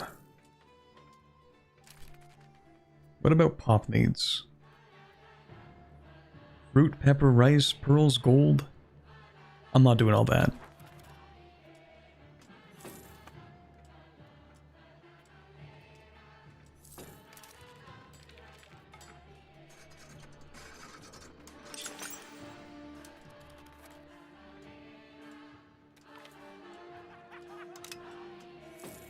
Invade Alba. I wish I could. Oh, here's an important thing, actually. We want the construction sector once we have enough money for it. Yeah, so for now, I think we're just gonna sit here. Pretty much. No wars. Well, maybe one with Poland. Just for fun. Just to feel something, you know?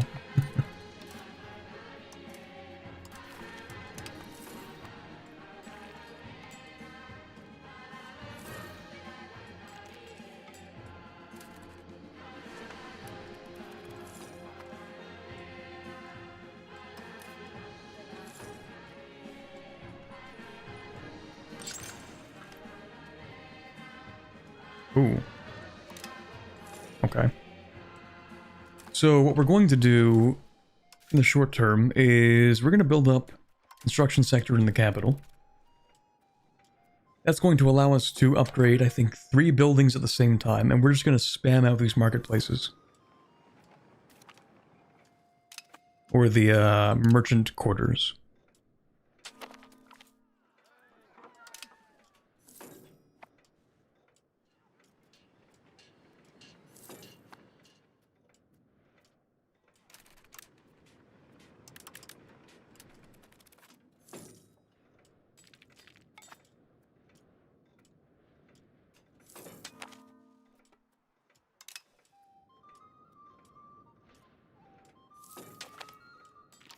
It should give our economy a little kick in the butt to get going, in theory. Speaking of economy, or money, I did want to embrace New World, actually, didn't I? But I'm thinking about it. And I'm questioning my decision, because what am I going to do? Well, I could get caravels, and caravels are probably more efficient than the ships I currently have for propagating maritime presence. And that seems like a good idea.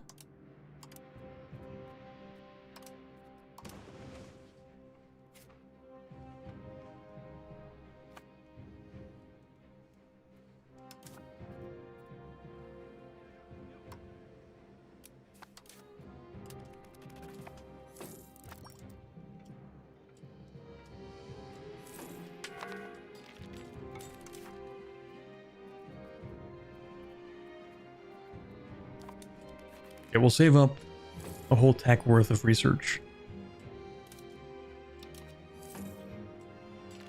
And we'll embrace this real quick.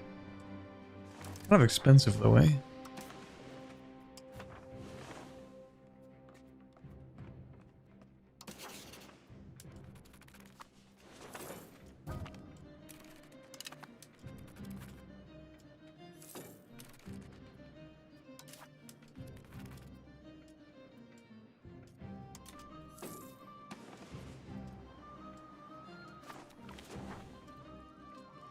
Ooh.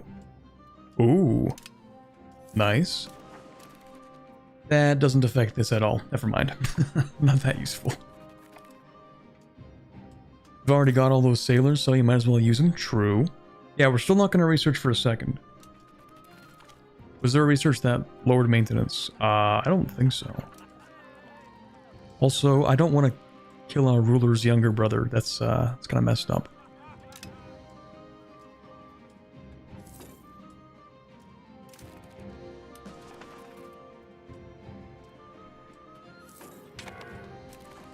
Okay, we have maxed out our stored research capacity. We might take this just to spend the research, actually.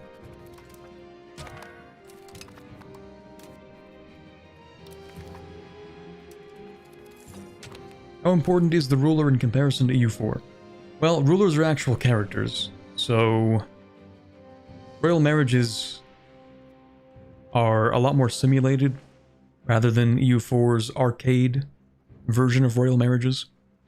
They're pretty important as characters. Like if you have we have like the Queen of Norway, and she decides to marry the King of England or something, then you actually create a marriage union between those two.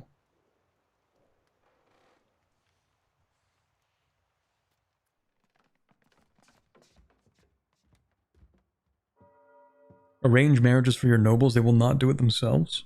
And suddenly you'll have no cabinet candidates. Oh, is that actually why that happens? That can't really be why that happens, can it? But when you mention it, it kind of makes sense.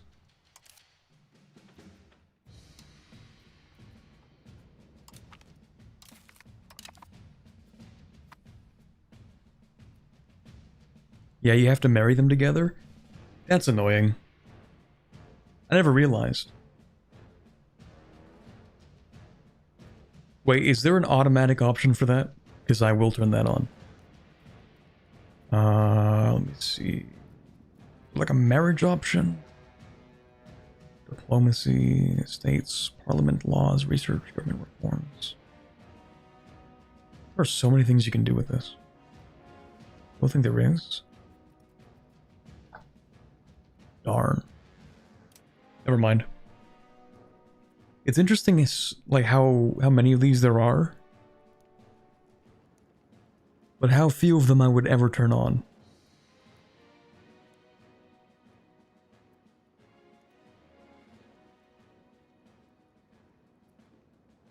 Like I would consider letting the system handle any of these. I would consider it to be like devastating. Except maybe for replacing generals and admirals. This is fine. Colonies, maybe at some point. Exploration, that's reasonable. Rivals, no. Diplo interactions, absolutely not. Well, maybe. Religious doctrines, possibly if they get really annoying. Culture acceptance, no. Estates, absolutely not. Parliament, no. Cabinet, maybe for the members, but not the actions. Government reforms? Absolutely not. Laws? Nope. Research?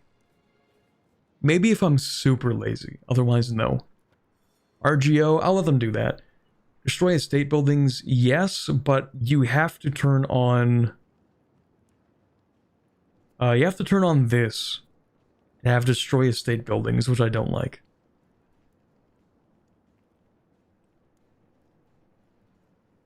Subsidized buildings? Probably not a good idea.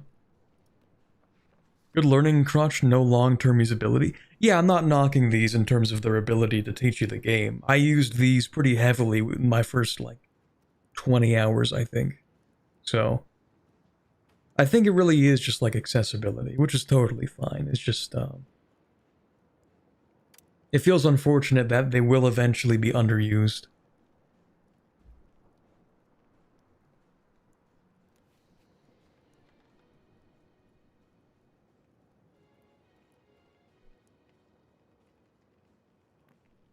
Subsidize is actually nice to keep your needed goods buildings alive. I just don't know what the priority is for subsidies. That would make me too nervous to turn it on.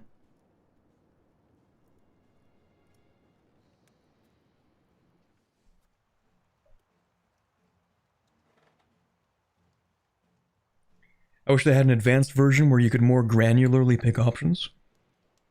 I agree. In particular, I mentioned this in the Greenland video, I think it would be really nice if we could go to our trading options here and say, okay, I want to import amber, and I want this much. I will leave it up to the system to determine from whom and how we get this amber, but I want this much. I want to import this much. Make it happen and get me the best price. I would very much like to see that.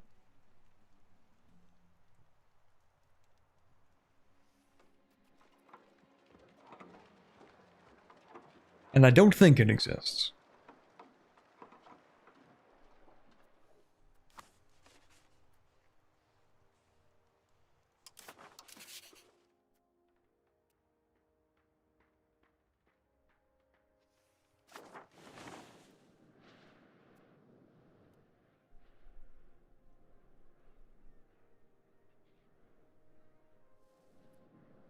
Any tips on managing economy well in the Ottomans? Kind of struggling. I have not played the Ottomans.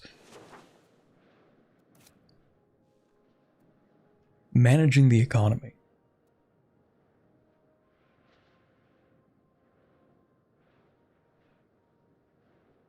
You get professional soldiers early as the Ottomans, right? I think... I don't know what part you'd be at with the Ottomans yet. If your capital is in Constantinople, let me use these Ottomans as an example. I would turn this into a subject. Anything that's like far away, like if you have territory that doesn't have like any control, maybe like over here, I would turn those into subjects, you know? Because at least your subjects are going to collect the taxes from that stuff for you, and then deliver those taxes to you.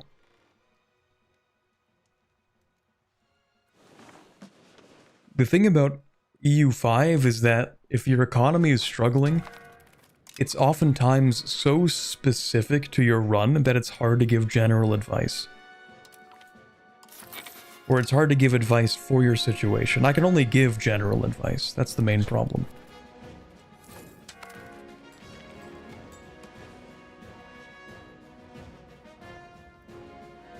I'm also wondering if maybe we should go to war anyway. Not because we want territory, but because we can steal money. Is war profitable enough for that, is the question. Really depends on who I'm fighting. I mean, we're right here, so if we can manage to fight a war against Poland and succeed, we might be able to make a whole bunch of money. Maybe. Really big maybe.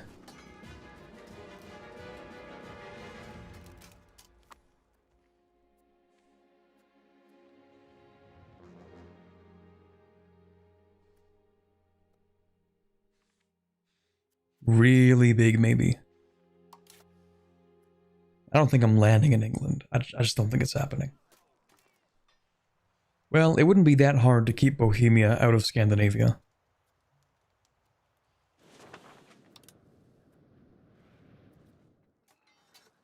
Like, maybe I could steal money from England? I don't know. Seems like a massive pain with a number of forts. I just don't know if it's worth going to war for money. Take the small bit of land and money from Poland. Did you build a fort here? Oh, that's so cursed, man. Not the fort in Aarhus.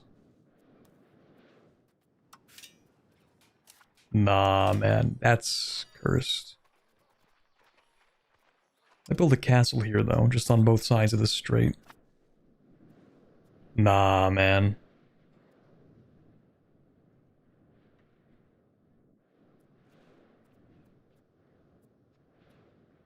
Our house in the middle of our street.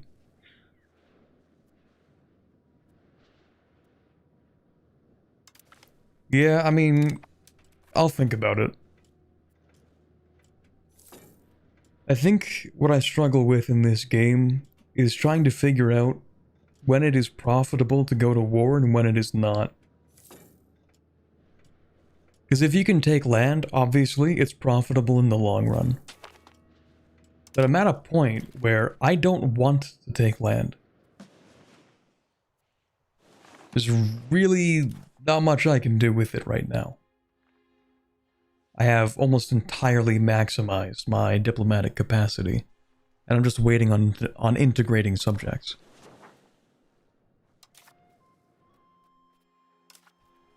Oh right, let's actually... Oh, did I spend money? Did I do something maybe? Like an idiot? Okay, let's embrace that. I actually will. And yes, we do want... Oh right, of course we want this, because I want proximity cost through maritime. I want the... I guess I will pick up the caravels as well. Actually, yeah, let's do this first. Let's not do it that way. We'll pick up caravels. We want proximity cost through maritime. We want proximity cost through port. Maritime presence decay reduction. Local access to raw materials is just like a throughput bonus pretty much. Maximum RGO size is useful for us. Mercury patio is massive silver output.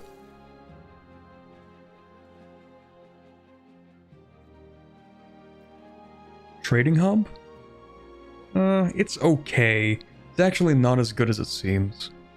Because market attraction is cool, until eventually you're bringing things into your market which have absolutely no access. Naval range? Maybe.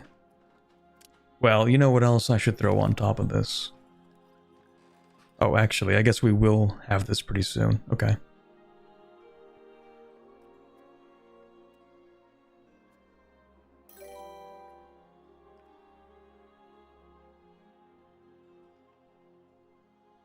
Yeah, you know what? Naval range and diplomatic range. Because I just realized, you know what I want to do? I want to go over here and figure out how to get some gold from Mali.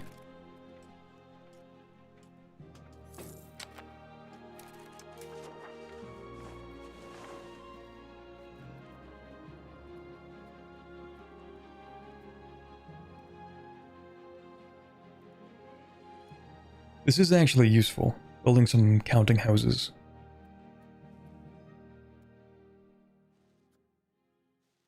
Kind of expensive though.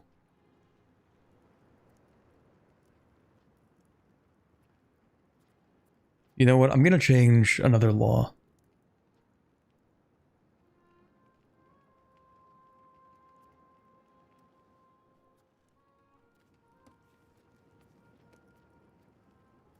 Am I?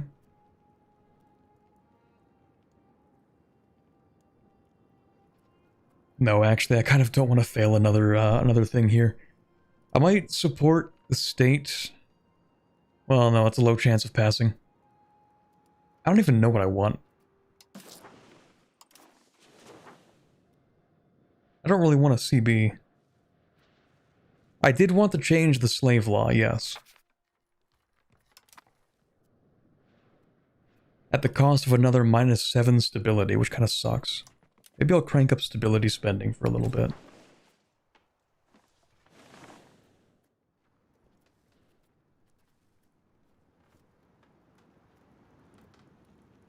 Okay, yeah, we'll do that. Contain the printing press. How much printing press do I have? Oh, we have a lot of printing press. That's fine. Actually, lessen levy obligations. We literally do not get levies from the clergy. Wait, do I? I'm pretty sure I don't. No, we do. A very, very small number of levies. That's fine.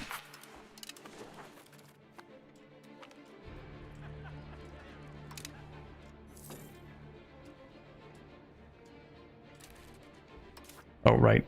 Change the law. Slave conversion.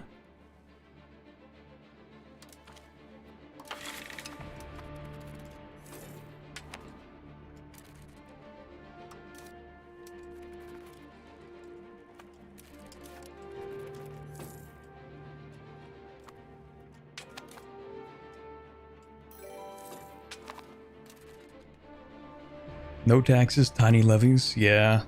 They kind of just exist to boost my research marginally.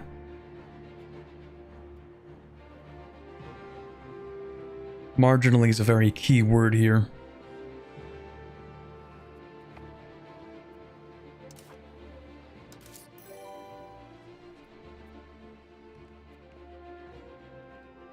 That's too expensive. I can't afford it. The stability is just going to be bad for a while.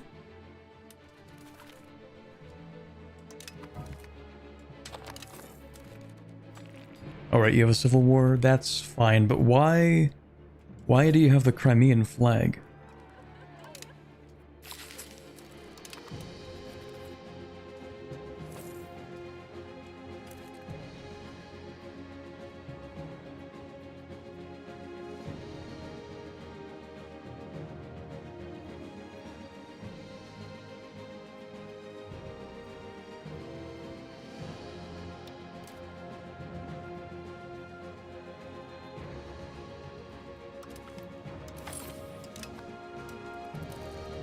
Can we intervene in that war? Oh, this is a different war.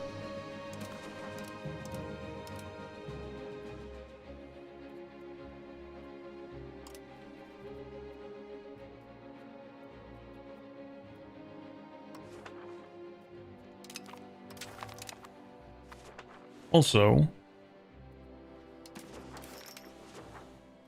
let me see here.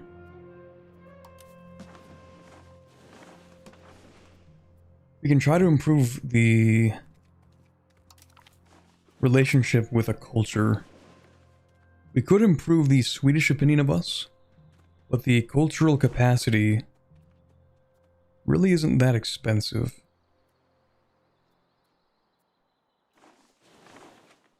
Like, Danish is pretty cheap. I think it's as cheap as it's going to get, actually. Well, hold on.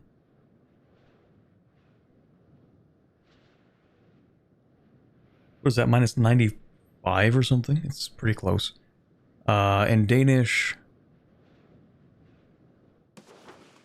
is like one tick of happiness. Yeah, maybe we should improve one tick of Swedish opinion. Yeah, maybe we'll do that. Or maybe we can't do that. No, we can, okay.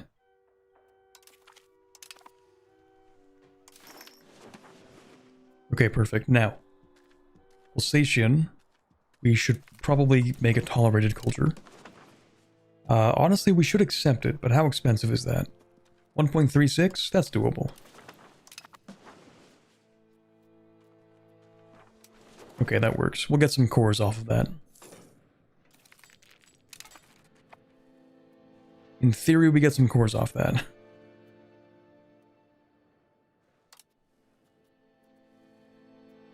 Oh yeah, we did. They just didn't mention it for some reason.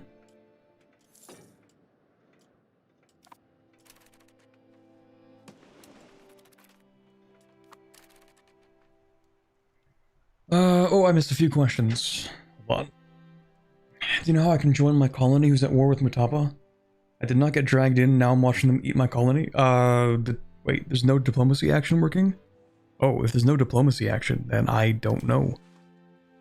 Most of the time, it kind of works the way that I just did it over here.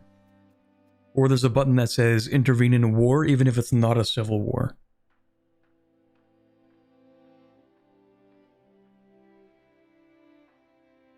So, I don't actually know. As Castile, is it better to annex Granada or vassalize it? Leaning towards vassalization to have them cultured religion convert? Yeah, I would say vassalization. It frees up your cabinet from having to integrate that territory, which will take a while. And as you said, yes, you can force religion and culture on them.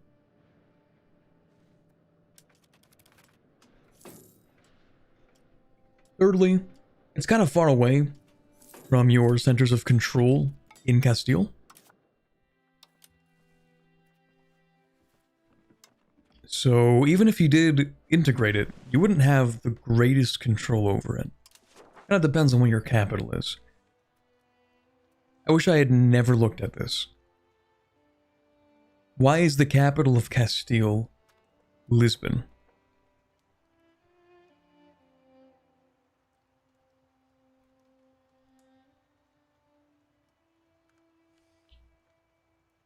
I don't like that. Castile should never have a capital outside of Valladolid, Toledo, Madrid, or Sevilla. Okay, those are your 4 valid options.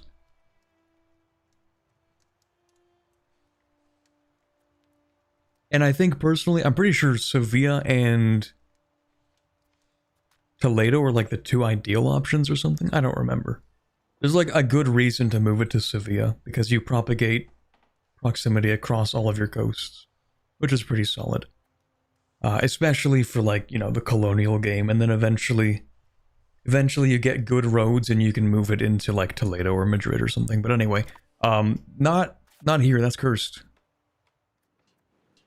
That's super cursed. I don't like that.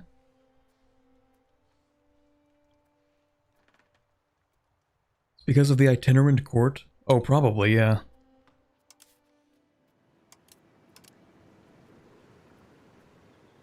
Yeah, that is it. Itinerant court is funny because when the AI has it, it's like the greatest debuff known to man. Because they actually will move their capital. When the player gets it, you can just not move the capital and reap the benefits of the proximity cost through land, but the AI is going to actually move their capital, so they'll have to rebuild up their economy pretty much every time it moves.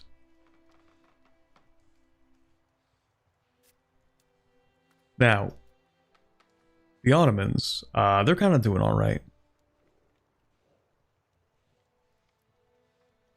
It's crazy how EU5 makes you realize just how good of a spot for a capital Constantinople actually is. Like, it's crazy good. It has the full harbor capacity, the full 1 natural harbor suitability. It has the toll going through it. It allows you to propagate control over all the coastline.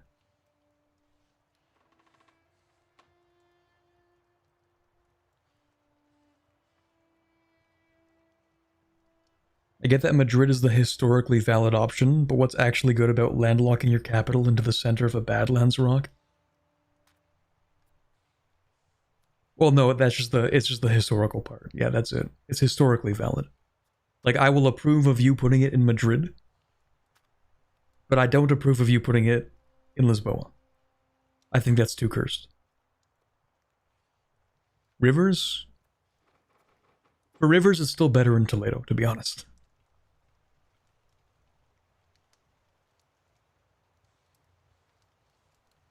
You get some rivers from Madrid, but like it actually is better to have it in Toledo in that case.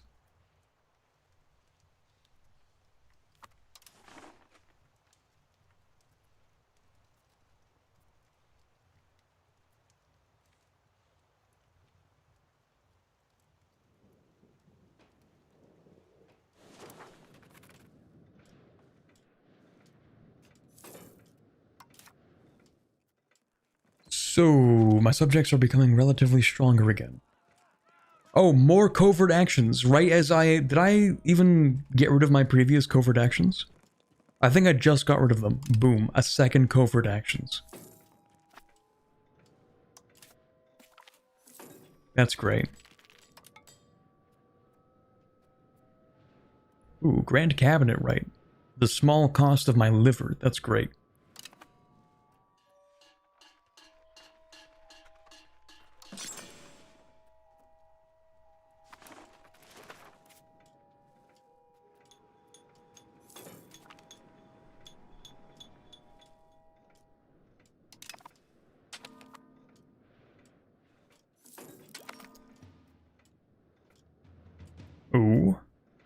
Yeah, we'll sort of bribe the nobility a little bit. Or blackmail them, actually.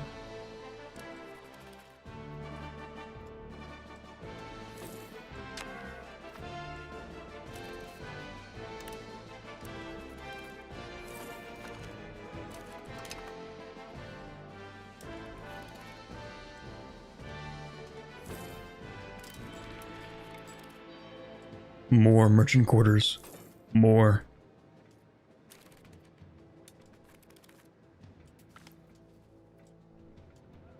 Invest in the new noble. That shifts me towards decentralization. I want centralization.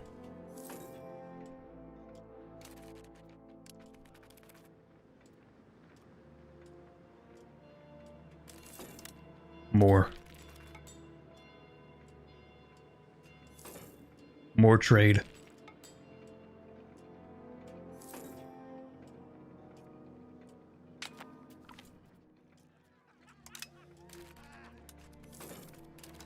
More.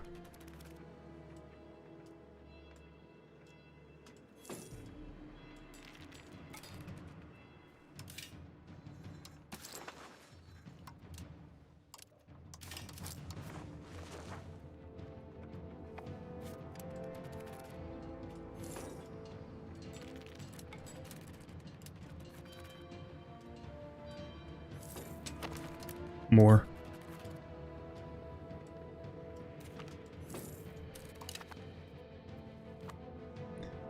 Wait, how are we doing here? Can I, CB? No. Okay.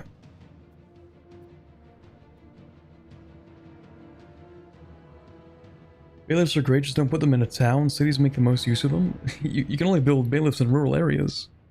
You might be thinking of the lieutenancies. If you're Iberian, you get like the little... What are they called? Viceroyalties? It might be called viceroyalties, not lieutenancies. Where do we actually get those? Is it? No. I'm pretty sure you do get a version of them.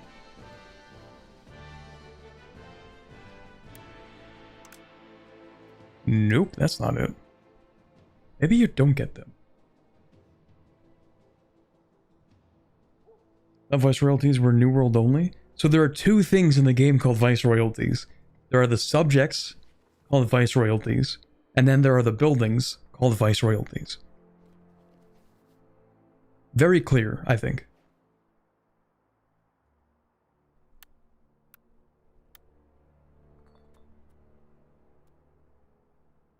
Minus 10% proximity cost? Oof, that's gonna be juicy. I guess we don't actually... Oh, wait, it's not gonna... I'm stupid. It's not gonna call itself a proximity building. It's gonna call itself, like... the actual name of it. So it's not in here. Maybe that's not what they're called. Maybe not. I don't remember. I'm pretty sure there's a building that gives you proximity that you can build in towns and cities.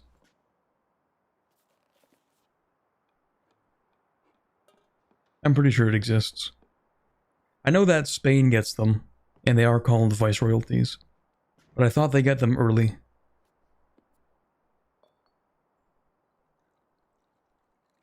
I'm still pretty sure that they do get them early, compared to other countries.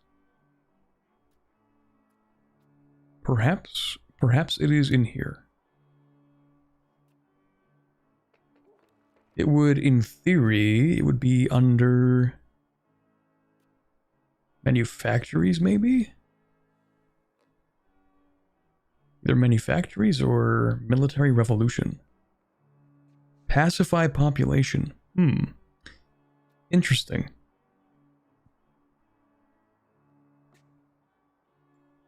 Well, I don't want to spend forever looking around. Admiralty... Nope, never mind. Okay, well, I'm not going to spend forever looking for it, but it exists, I'm pretty sure. Bailiffs? Well, yeah, those are the normal ones.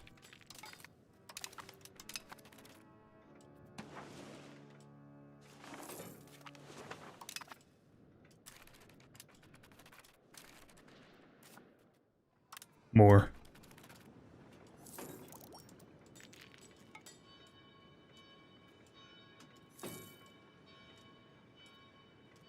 More.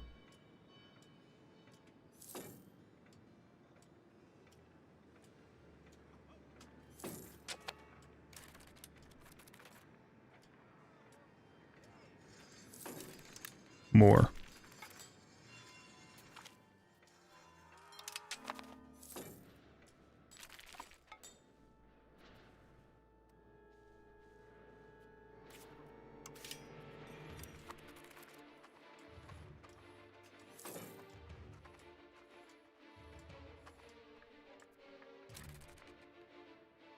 I should make more masonry. More.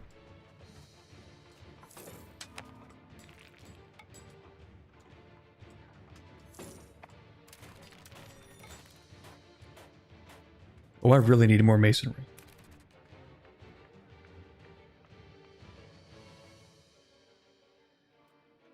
More.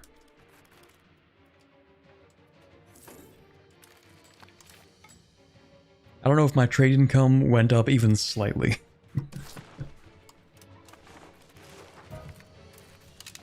In theory it should, because each of these is like when I replace all of them in the Oslo market, I'll have, I think, 50% more trade capacity, so.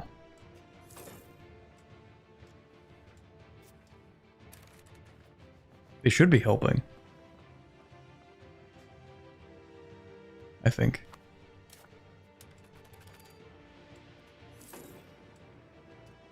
I wish I had a little graph for each of the provinces for the base tax, so I could check, like, the history. That would be an insane amount of information to save, so.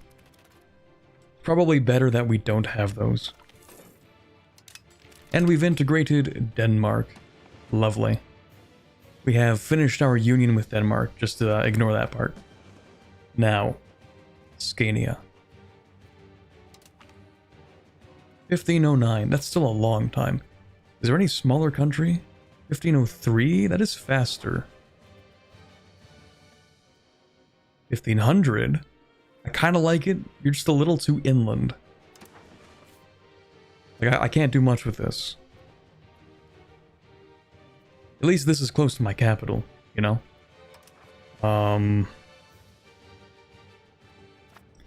We're gonna go with Vermland, that's fine.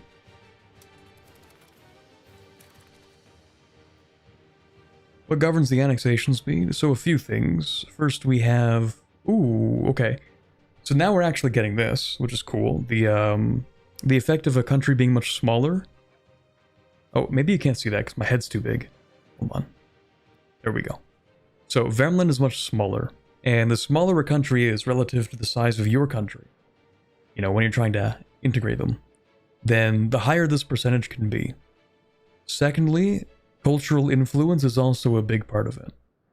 So if you can increase your relative cultural influence compared to the target cultural tradition, then you can also remove what is essentially a debuff and then give yourself a bonus up to 50%. But this is the big one. This is why people really want to make small subjects, is because you can integrate them each much faster. Now, there's a bit of a trade-off with that, other than the ones we mentioned earlier. Every time you integrate a subject, your other subjects also lose 50 opinion of you. So if you make a bunch of little tiny subjects, and you start integrating them really quickly, eventually you'll realize that all of your subjects hate you and will not accept annexation. So there really is a balance to keep there. You don't have universities. I think we built at least one, but universities are a pretty big money sink, I'm pretty sure. So we didn't build that many. Oh, also, where's my galley fleet? Here we go. You now have to worry about this.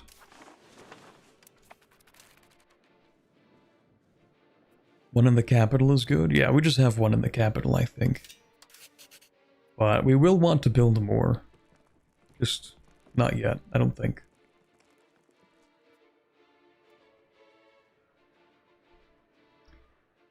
How do you increase cultural influence? Good question.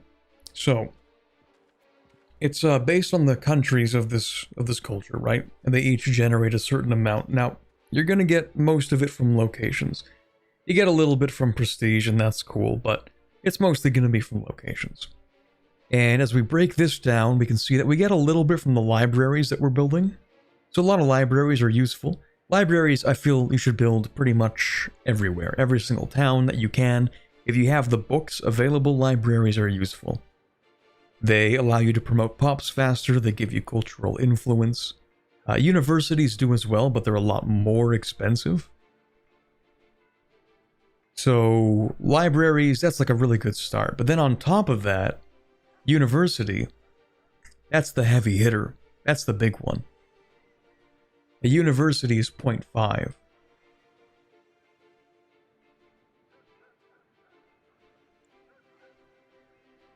So if you build a bunch of universities, then you can really increase your cultural influence. Now, they are expensive to maintain, these universities. They do take paper and books and stuff like that.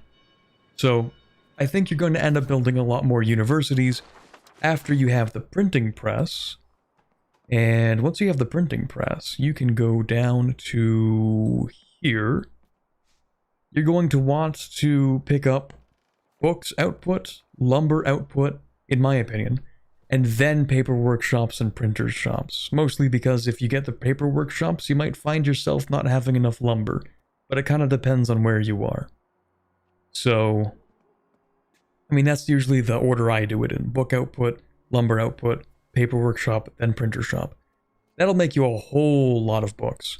And with those books being a lot cheaper, now you can build a lot more universities.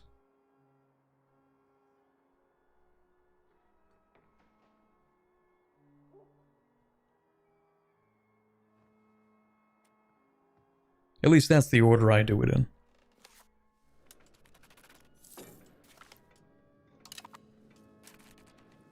Because it really is like the main issue is I think universities are just kind of expensive. Oh, it's not really going to show me, is it? No, okay. So this one university costs us... it's about half a ducat in upkeep. How expensive are books on the market? The Oslo market.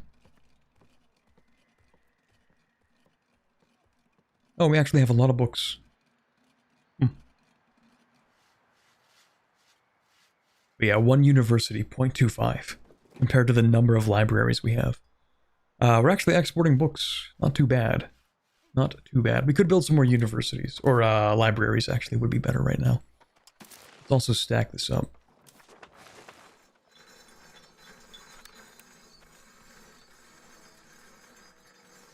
Me when I don't spell libraries properly? What? Am I crazy? Oh, right. I typed in the plural libraries. I'm stupid. Okay. Definitely want one there.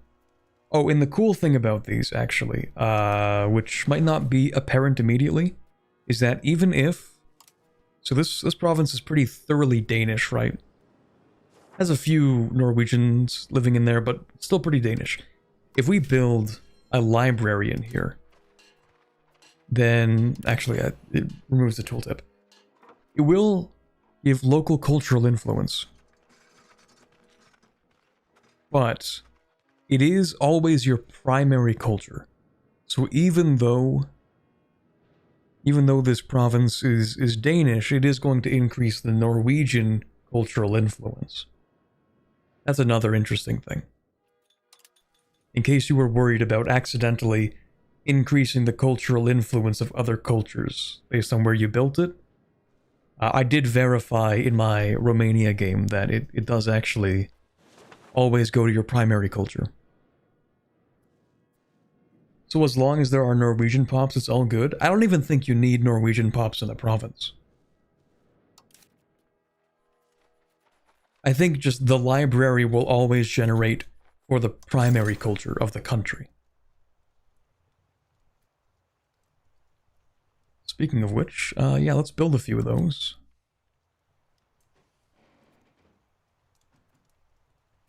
Not enough books in the Bergen market. Oh, right, that is a separate market.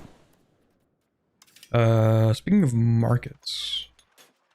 Wait, hold on, we can... Yes, we can. We can build a library right there.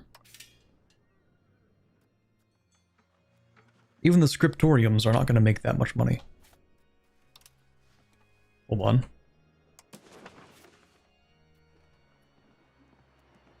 Well, oh, because we're building libraries. No, that makes sense. Okay.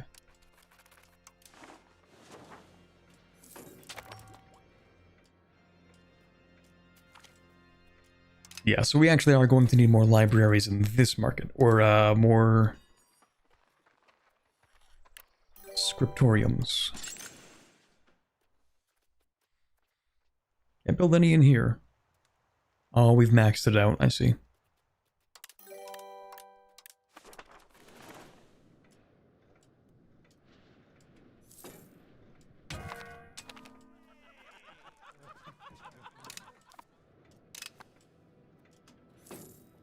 Maybe now it's time to give Bergen its rightful city status and build up there? I would really only give it city status when we're close to getting to the maximum number of buildings. Because I'm thinking about putting in 1,600 ducats in there and getting like maybe 0.2 additional per month out of it right now. And it doesn't sound very appetizing.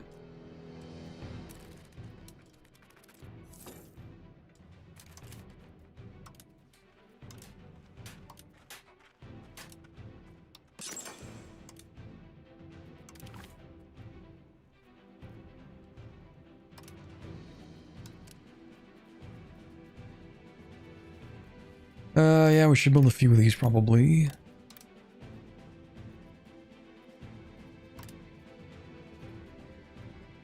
What's wrong with Bergen? Lacking sand. Oh, nice. I did maximize that sand. What's the cost of sand in the market? They're exporting. Okay, good. But they should be exporting to this market. Are you?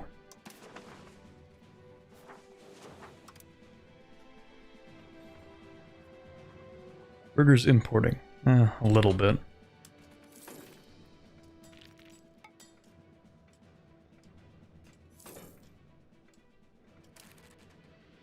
Coalition math is messed up. It only counts the nation's troops and levies, but not your vassals. Really? Sand is probably worth more in another market. Oh yeah, no, that's true. It probably is.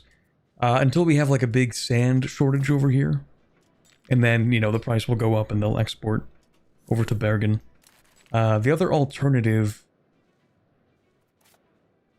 is simply building up more sand. Oh, actually. Yeah, we can increase the silver there. I kind of forgot about that.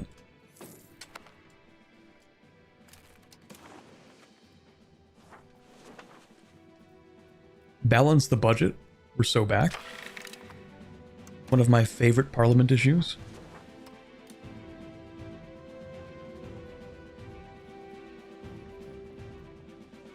Trade income does seem to have increased.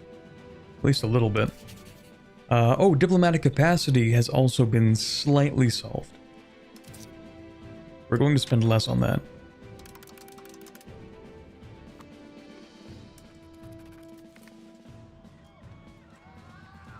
Naval hubris. I love hubris. Okay, let's keep on increasing this sand. Because actually we do need more sand in this market.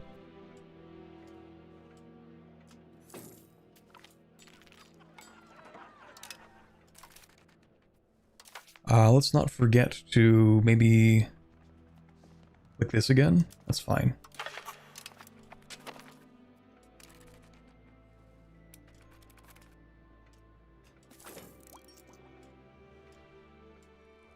Oh, something happened.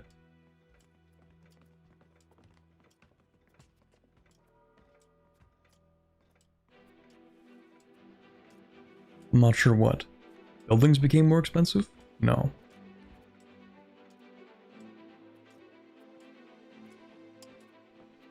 I don't know. We do like money, but honestly not at the cost of stability. Or support. Okay, caravels, where are my lightships? At least, first of all, you need a guy. Ooh. Hey, maybe instead of working... maybe instead of being an admiral, hold on a second. Would you be interested in a court position by any chance?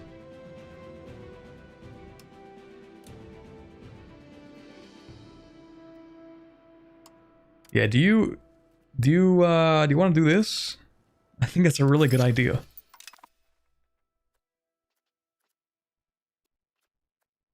We're gonna keep this guy only because he is part of the crown. And so, because he's in the cabinet, we get, what is it, 20%? Oh, well, we get like 10%. Maybe...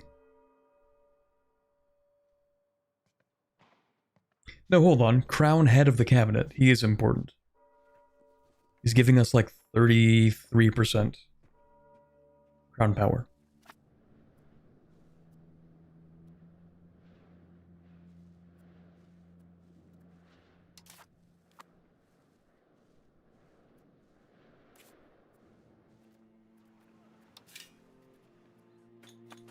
I feel like I should also be producing more goods in general. Yeah, there's silver. More money off of these. Salt is a big one.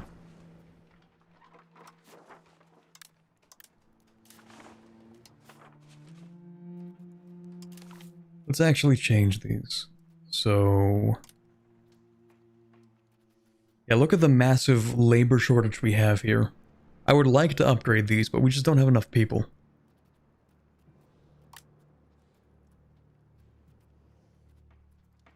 No deficit of laborers. Not a lot of good choices here. Oh, I think I also mentioned I wanted more masonry.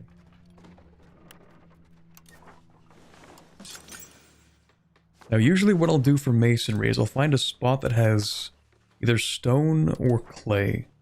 Here we go. And I'll just spam out a bunch of masonry in that one spot. Probably right here, because even though we're going to maximize this wool, I'm not going to turn this into a town. Probably. Because look how much money we're making off this wool. It's actually pretty significant.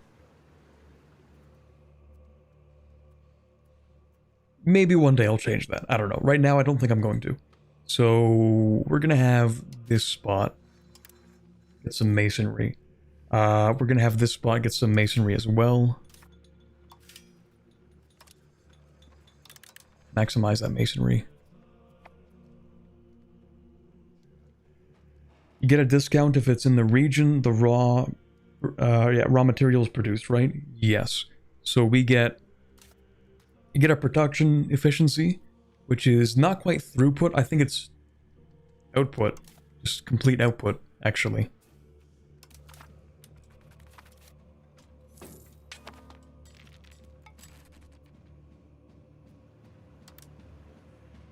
So it's pure efficiency. You just get more for the same thing, I'm pretty sure.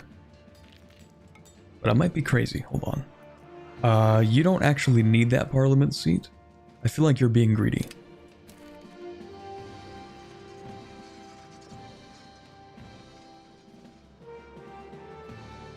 Production efficiency impacts the output of buildings. So not the throughput. It is pure efficiency. And yeah, we're getting actually 10% because of these stone in this province, which is quite good. Also, you do kind of want to specialize cities if you're trying to min-max in a filthy way, because you do get additional efficiency for each level of building.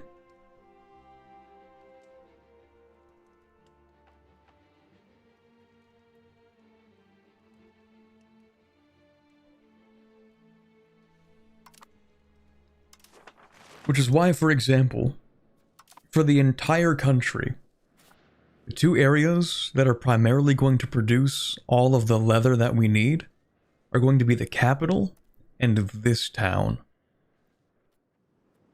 Which I'm going to turn into a city at some point. But the main point is that we're going to eventually get some pretty aggressive production efficiency bonus for leather production in the capital. I should probably get rid of the means of production, actually. Should probably do that. But anyway. Yeah, we're going to get a lot out of this. Do you get leather discount for putting it in a wild game location? Or does it need livestock? Okay, good question. It is relative to the production method that you're using. So, for example, we're using this leather guild, which uses livestock. If you have a location that has a lot of wild game, you can use this production method instead. The game will usually figure out which one is the best one to use. So, basically, yeah. If you have a wild game location, that also works just fine.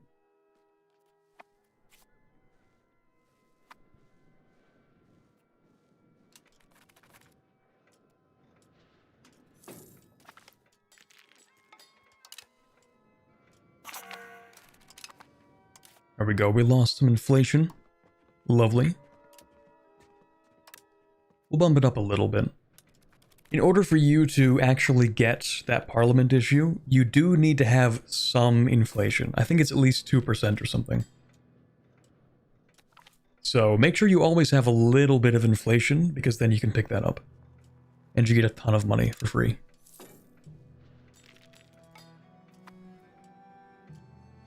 Inflation is good. You can make that a direct quote, actually.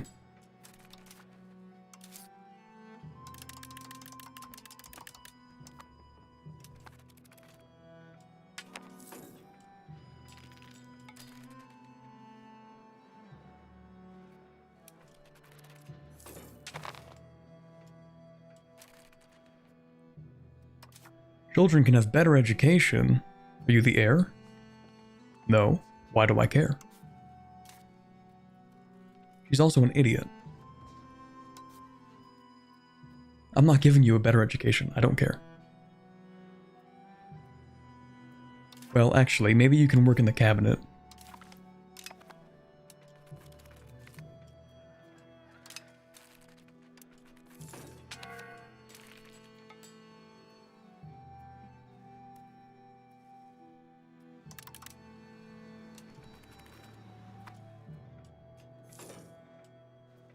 How's the income timeline looking? It's alright. Trade income is actually higher than it was.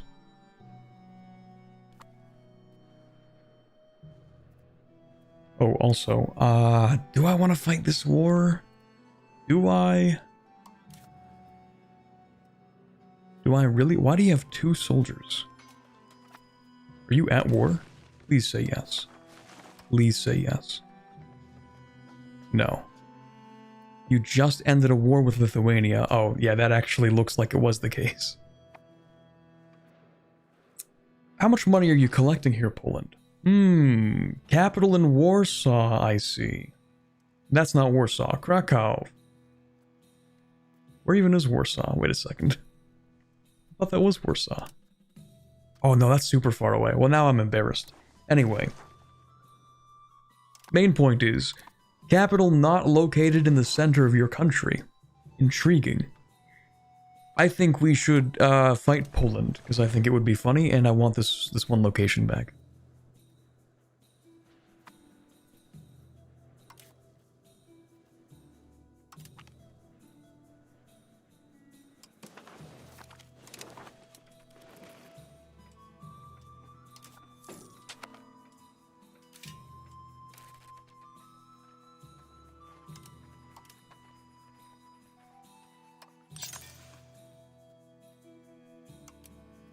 Why are you animated? It started when I was born. The rest is history.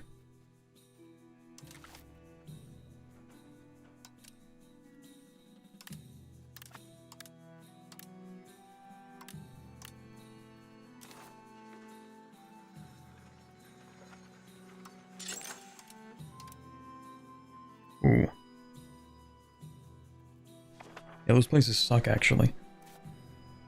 I think I'm going to keep on upgrading my merchant quarters.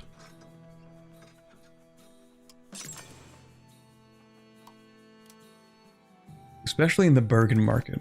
Hold on, here.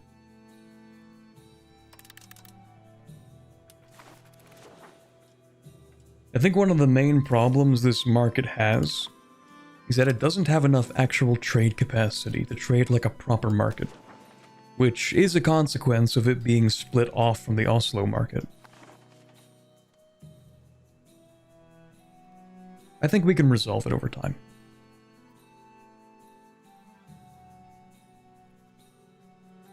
How do you decide which resources to turn into cities? Also, should your entire coast be towns for the sailors? Oh wow, we have almost the exact same question in the Twitch chat. So, it kind of depends on a few things. There are some goods that over time I've come to understand are just really profitable even if you don't make a town. So wool happens to be one of them. Wool, for whatever reason, just makes a lot of money. And I think it's because of the demand for cloth that pops have, so you need to make a lot of cloth, and that usually uses wool. So if there's a good that I think is particularly profitable, this is why I'm going to suffer if I play outside of Europe, because I don't know about the other ones too well, then I tend not to build a town in there, because I know it's going to make me a lot of money even if I don't turn it into a town. Some towns are strategically useful. Some of them are just because I have a lot of population and I want to start making things. So, an example of a strategically useful one is the one that we built. Is this the one we built here? Yes, this one also. So, we had a whole thing earlier where we talked about maritime presence. And we talked about how we don't need to have our navy there necessarily. If we just have some towns that provide a lot of presence passively, then they can combat the decay. So I might build a town here just so that I can build up like coastal forts and protected harbor and a dock and all that stuff. Just so that we don't need to keep the navy here permanently. That would be like a strategic one. One that is based on like a good spot economically would be anywhere where you think you're going to want to create a good that has high value and requires an input good that is in the same province. So another one that's really good, we built a town here, one because it's close to the capital, that's another criteria we'll get to, proximity. We built one here because we wanted to exploit the jewelry production. We will eventually turn this into a city, and it will specialize in jewelry. And the reason it's going to do that is because we have some silver in the same province. So all the jewelry here, especially because it's using silver-based jewelry, is going to get a 10% production efficiency boost. So if I want something like that, then I'll put a town there. But above all else, a town is really important in a place that has really good proximity and really good market access.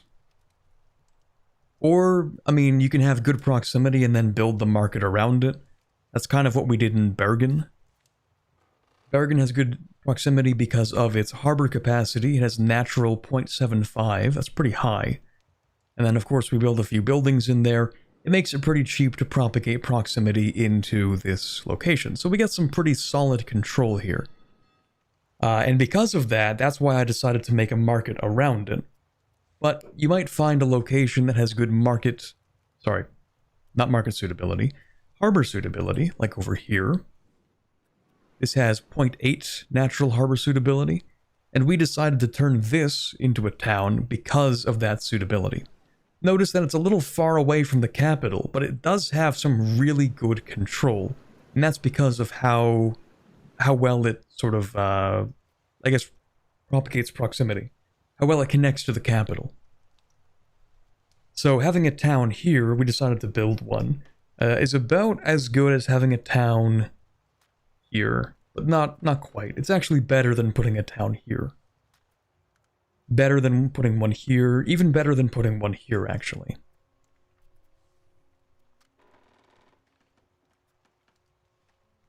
So those are like the general criteria. Wool works as clothing, works for cloth, food, and heating for pops. Oh, I didn't know about the heating. I knew about the food and, of course, using it for cloth, but... Well, there you go. So there you go. I need to drink more water, too. I've been streaming for 5.5 hours, and we're not even at 1500.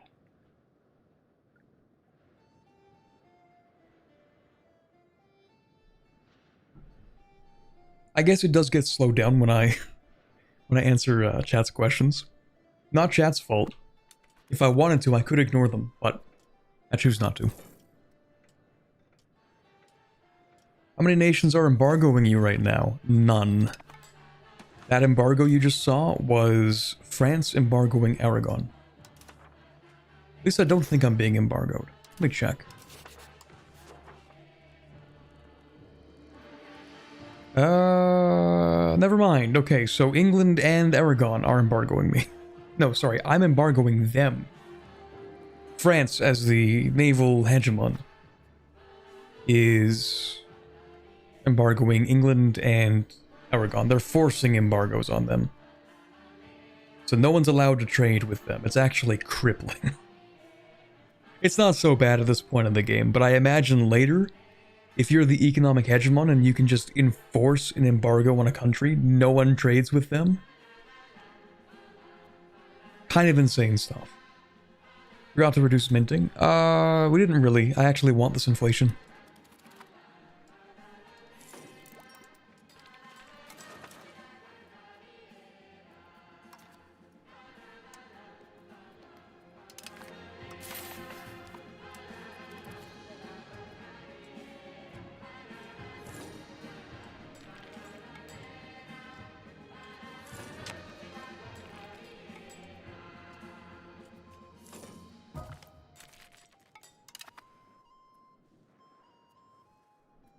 Honestly, the hegemon stuff is way too easy at the moment. Kinda, yeah. That's why you have to start as the smallest country imaginable. Any piracy problems? I don't think so. I think piracy and privateering becomes more of a problem later. Is there any privateering at all? There's a little bit around Iceland. A little bit around the British Isles.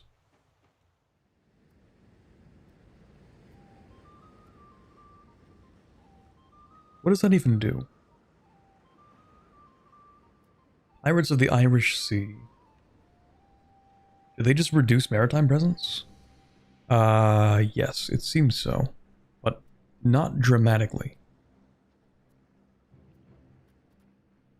Interesting, so pirates don't actually steal money or anything, they just reduce your maritime presence.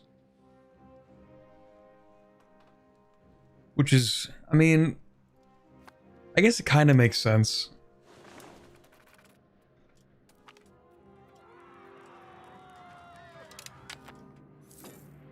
I think privateers were usually hired more to disrupt than to be massively profitable.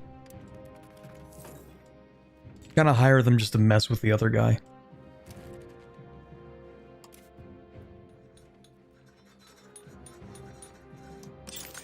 Alright, we should actually build settlements.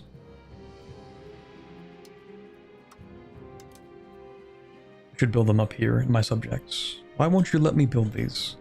I know I can build them. I can see on the map that I can build them. Can you please let me build them? Okay. I guess we're doing it this way.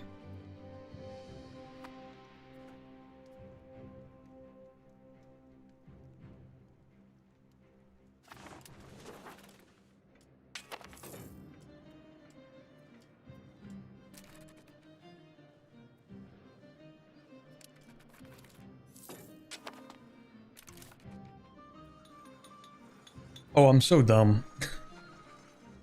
I kind of forgot embassies exist.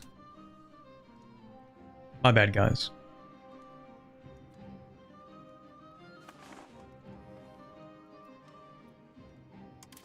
Actually, can I build embassies in my subjects? I don't remember if I can or not.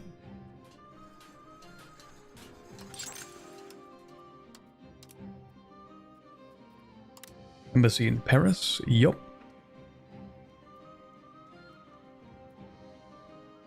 Embassies are useful because they give you a flat amount of diplomatic capacity. And I kind of forgot that they exist.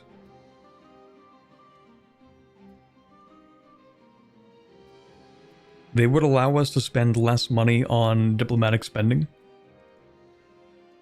I'm trying to remember where I'm allowed to build them. I think it really is just foreign locations with 100 opinion, but not my subjects. Is that true? Where's your capital? Oh, it's not even in Stockholm. That's cursed. Okay, where is it though? Here? Oh, that's super cursed. That's even more cursed, because of course I can't build an embassy in there. It's a rural location.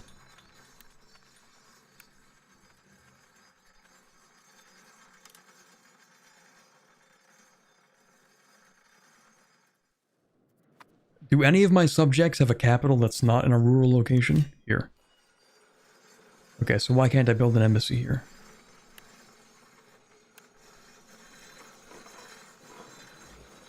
I wish it would pop up just to tell me that I can't build it.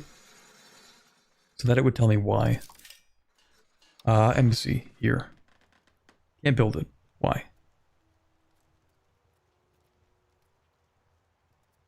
Tell me why. It is not possible because yes.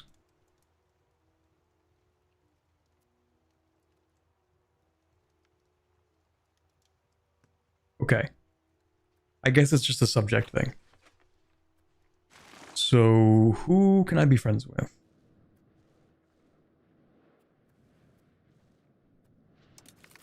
So we don't need that, or this. I keep forgetting to convert my subjects.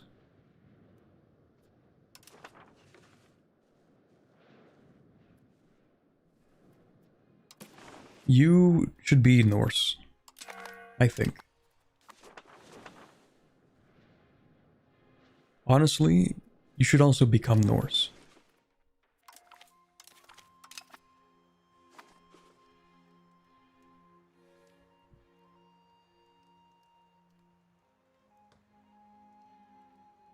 What is that? The site? Lollardy. Why? Can I please just hover over this? Please let me... Okay, I guess we'll never know. I guess we'll never know what Lollardy is. Never mind.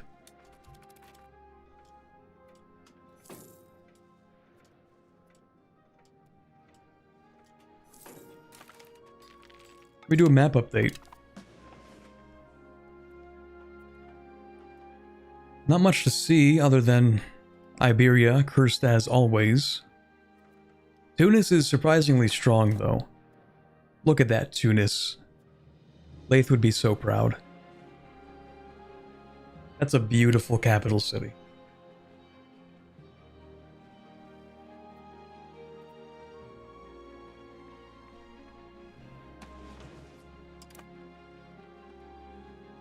How are the Mamluks doing? Oh, right. We have Castilian Jerusalem. Still massive Eretnids. Golden Horde is kind of alive, which is,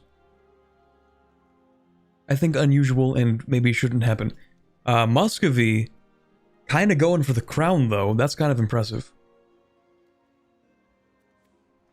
For a while, they were very small. That was Moscow, actually. Ooh, not a bad place. Interesting. It's not an amazing capital, but it's not like mine's amazing either. It just has a lot of slaves in it.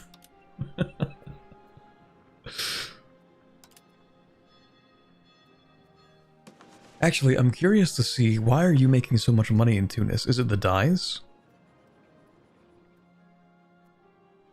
Potential tax base. Okay, but from what? It might be from the tailors. Yeah, maybe.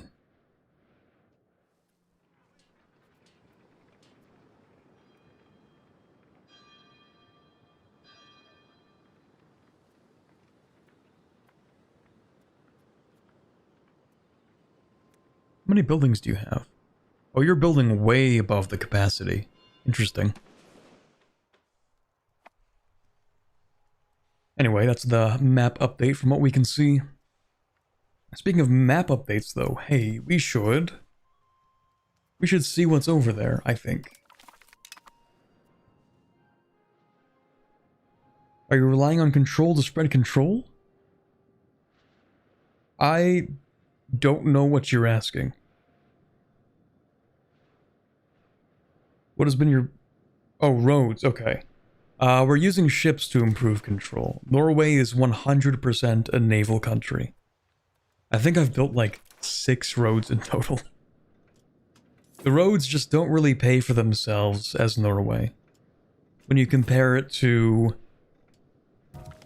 just having a navy and... Yeah, just having a navy. At one point someone was like, ah, you have a navy, but it costs money, whereas the roads, they do not cost money. And that's true. But also, if I go to war, I'm gonna need to use that navy. Speaking of which, perfect timing. I just don't know if I really want to fight this.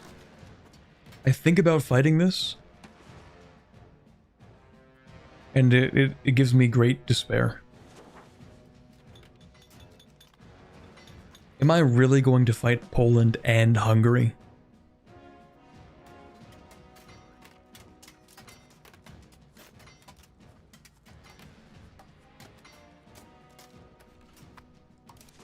I don't really want to.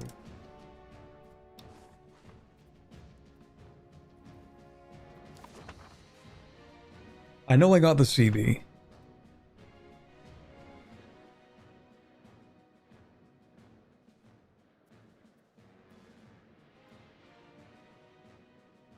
Look at that tax base.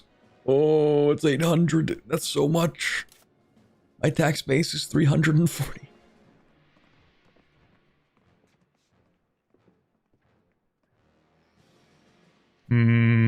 I kind of don't want to fight them. I'm getting cold feet. It just seems like such a bad idea. I'm gonna save and then I'm gonna do it. But it might be the last thing we do today. Maybe.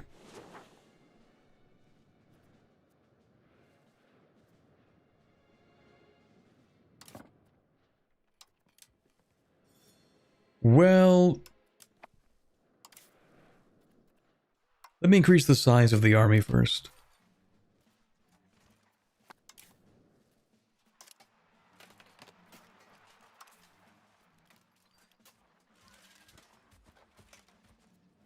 Oh, I also don't know how good their troops are, actually. Because pike and shot has been around for a while, but I have not upgraded any of my units.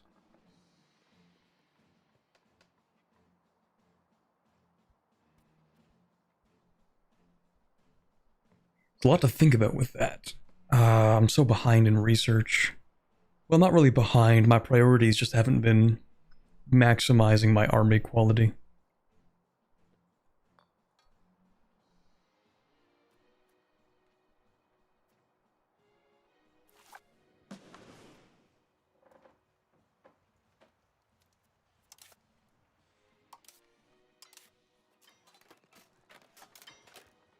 Oh, we have good relations.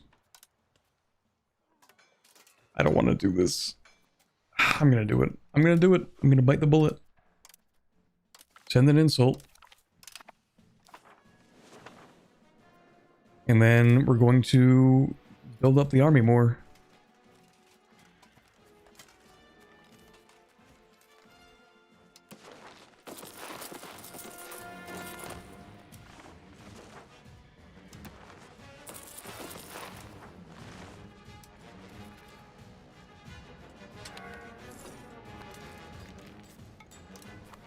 Hold on, I have a message.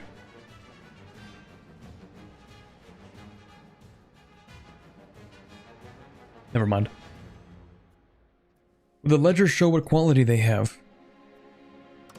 I don't think the ledger would, but I think if we go over to here... Maybe.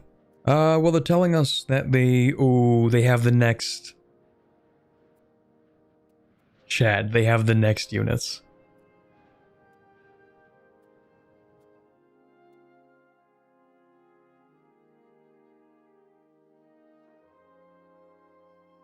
They have 3 light lancers. And what is that? 6 halberdiers? Uh-oh. How much better are they really?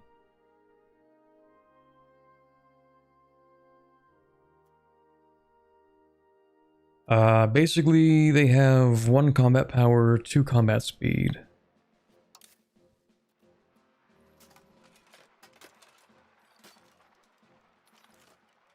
Actually, I think they're just larger units. I don't think they're that much better. Hold on.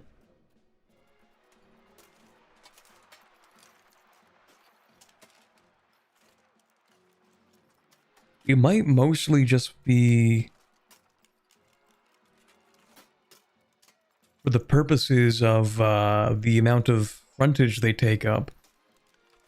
Yeah, I think the real difference, you're right, Emphatic Water, it really is just the condensed frontage is the real difference. So actually, it doesn't really matter. Because it's not like they're maximizing their frontage with professional soldiers. Or it's not like we're both maximizing frontage and therefore, like, they're gonna beat us because they can just fit more people in the same frontage. With the size of the armies at play here, I think it's actually fine. Well, it will come down to levies in that case, won't it? Also mercenaries. I think I'd rather chop off 3 small fingers with my own hands than hire mercenaries.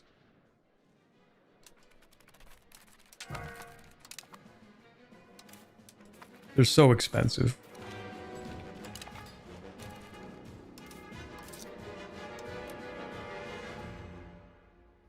Culture investment.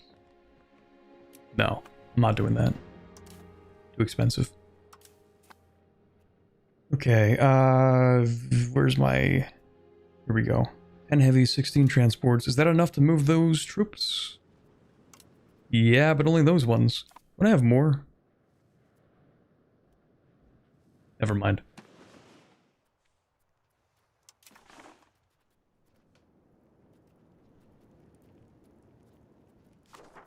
Alright, well, here we go. I'm sure this will be a great idea.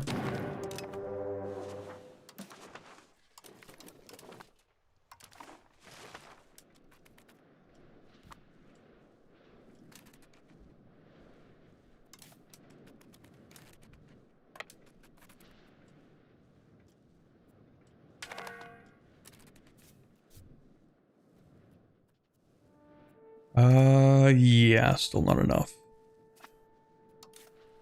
Well, we'll do it kind of like this. You get on those ships. We'll go over here.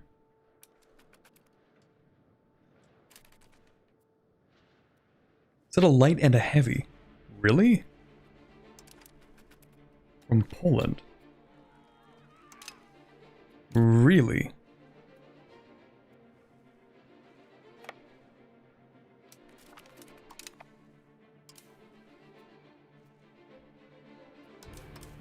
Okay, you move here. You move here.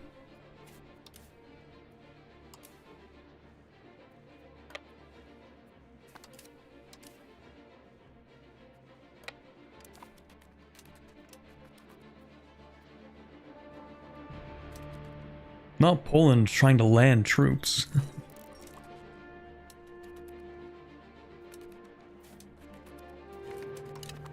As long as we can maintain control over the war goal, I think it might actually still be fine.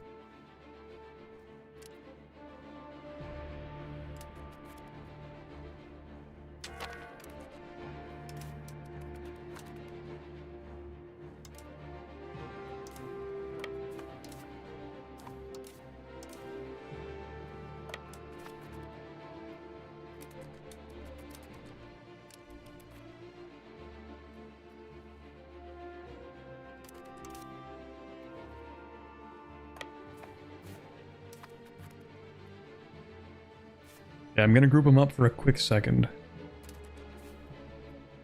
Then I'm going to split off a couple of levies. This levy should not exist, actually. 11 troops. You're wasting space.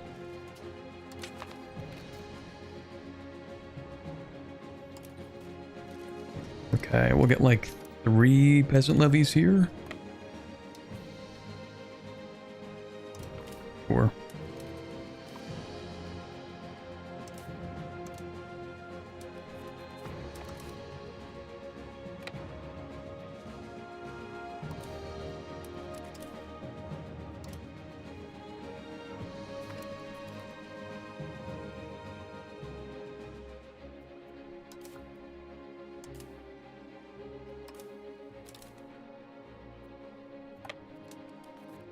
Is that just 138 pieces of artillery? Behold the Polish army.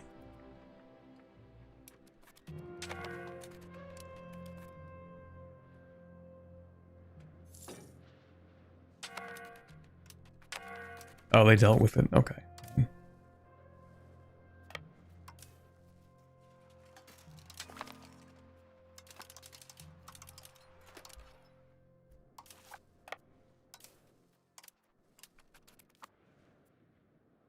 Ooh, that frontage is a little too much.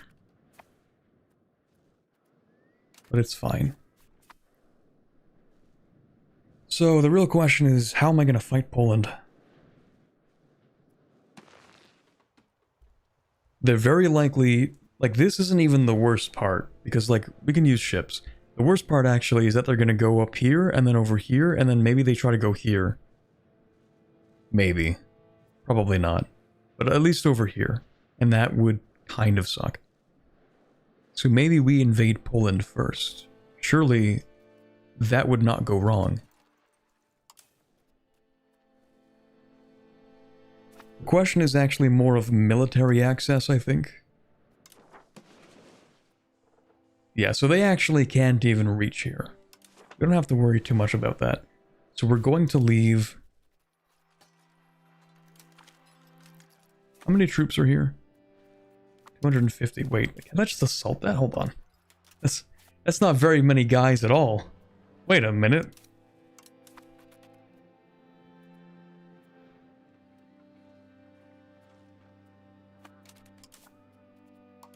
I thought they would have more than that. I think we just assault this. For 116? That's not bad at all.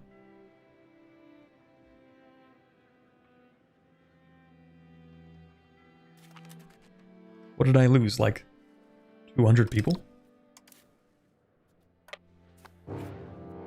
Oof. Gave me a heart attack. Thank you very much, Lang, for the raid. Welcome, raiders. We're playing some Norway today. Starting a war with Poland because they mysteriously got this one province or this location, and I don't know how. But we're going to take it from them because Poland should never own any part of Denmark ever.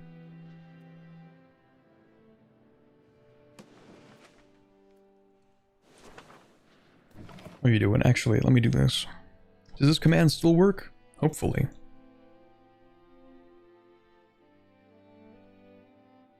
It does work. Let's go. Playing EU5.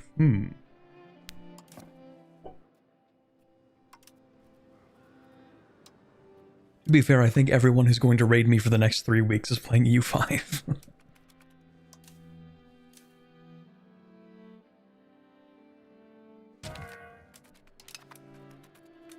Oh.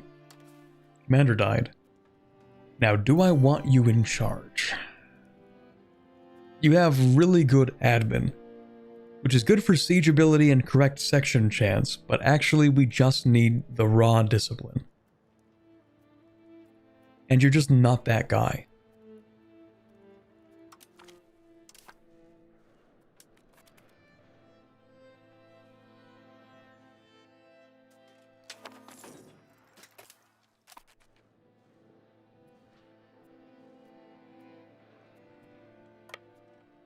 Can I even bring my navy into here? I feel like I can't. I like how this land formation has always puzzled me. Like, how did this even happen?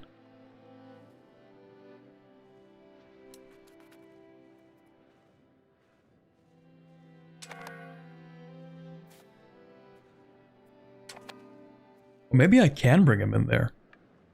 Huh. What do you know? What are these? 2 galleys? I have 10 heavies. It's probably fine.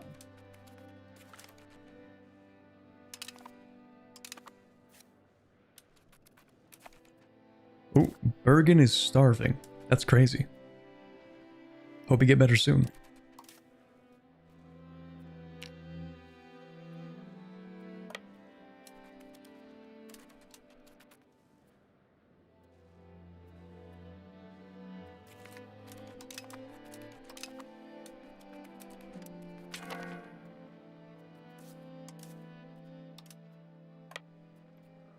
Is that attrition from supply or winter?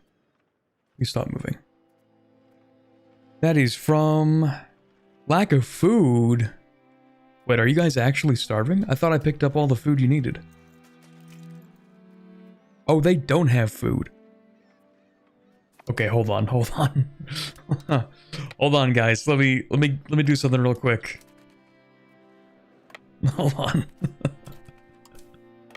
Let me get you guys some food. They're good. They're fine.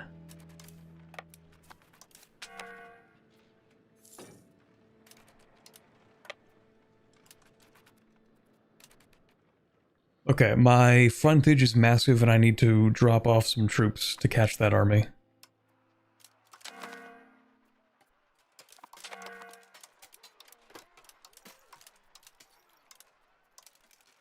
Like, this is not going to work otherwise.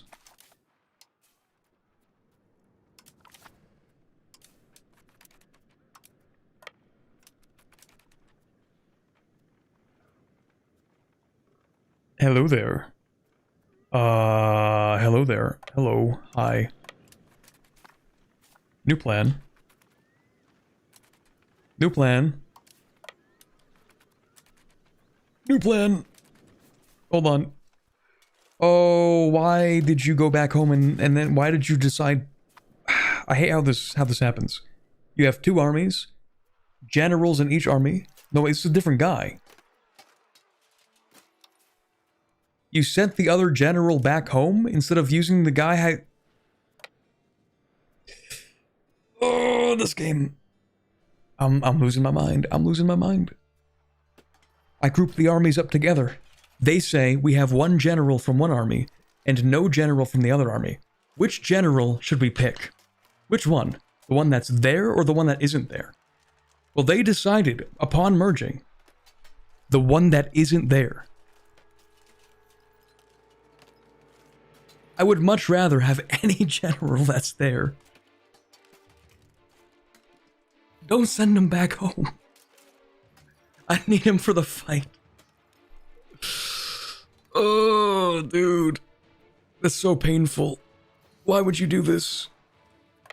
Hold on, is there any way out of this fight? I don't want to fight this. I don't want to fight this. I don't want to fight this. Just don't merge.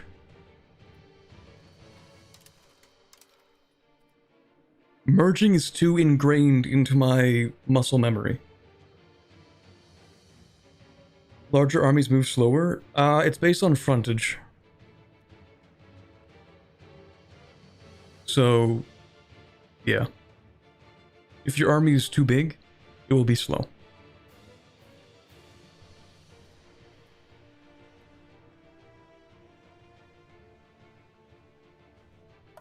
Man.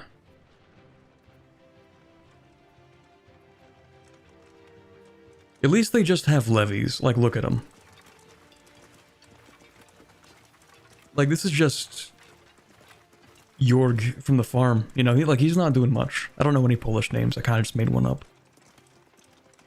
I figure Jorg might be one. We have professional soldiers. Maybe we can do something with this.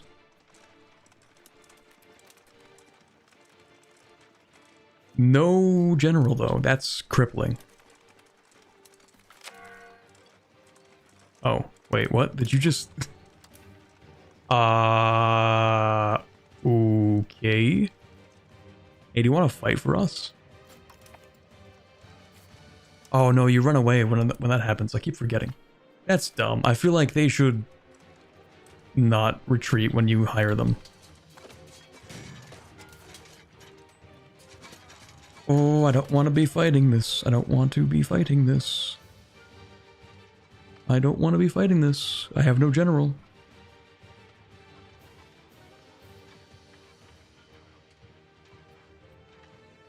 Wait, what? Hold on. Oh, hold on a second. He's not here, but he's here in spirit. And his spirit is remarkably effective at fighting.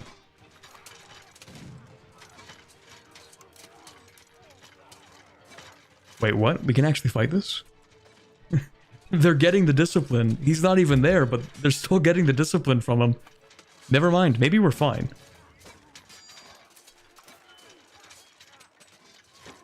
Maybe.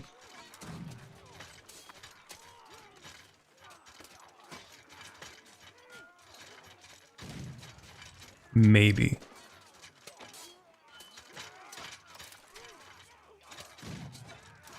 I really need the right flank to reinforce. Did you just reinforce with the auxiliary company? My general's an idiot.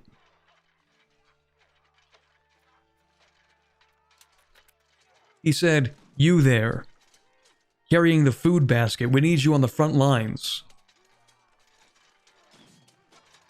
Never mind the peasant levies. No, they're fine, they can stay back. You with your donkey and cart, we need you... Here, take a dagger or something. Why are you sending the auxiliaries, please?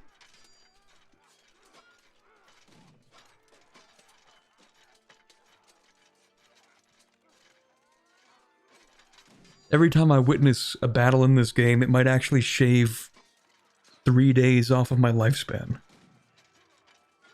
I'm witnessing my center crumble simply because we can't get the guys on the field. We have the reinforcements, you can just put them on the field. And they're sending in the auxiliaries. We're still gonna win, but... it's just sad watching the fight, you know?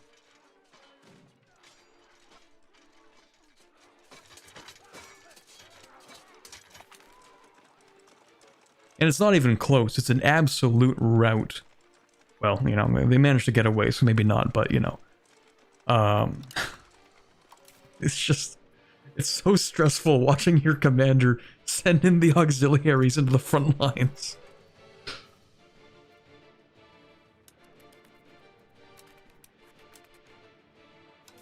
Okay, now the way we're gonna do this... because we lost a lot of professional soldiers. Do I have the transportation capacity? Yes, I do. Okay. So we're going to load them up on this ship. And we're going to send them to Stockholm. In theory, they should have enough supplies in Stockholm. Yeah, not you, though. You were kind of useless. You can just, like, sit here for a minute.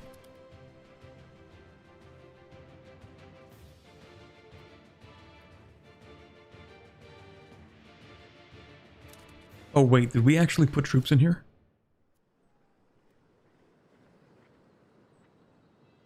One second. One second.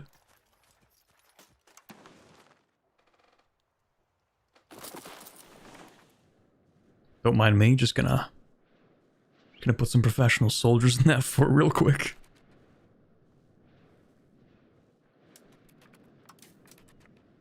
Okay, they should reinforce at least a little bit, even if it's not much. Ooh, 30 are going to join? Oh, we got a second reinforce speed. That's good.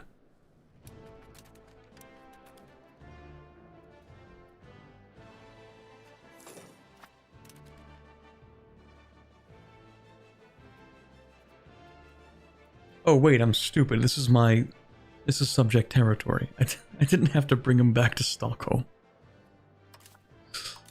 Ignore that. It's been a long day.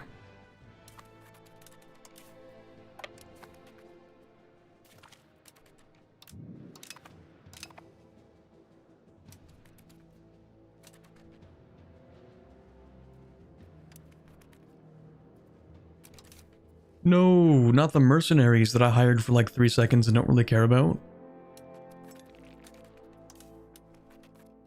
Anyone but them.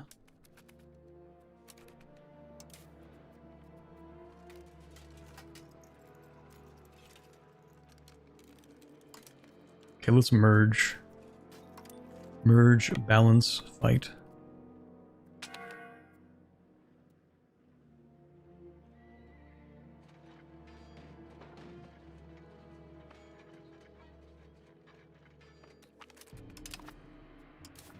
Wait, do we actually have enough materials? Yes, full access to goods. Okay, that's good. Yeah, I'm just gonna move these guys into here. There we go. Just put someone in the garrison, just in case. Ooh, more potential mercenaries. Interesting. No, that's okay. Slavery.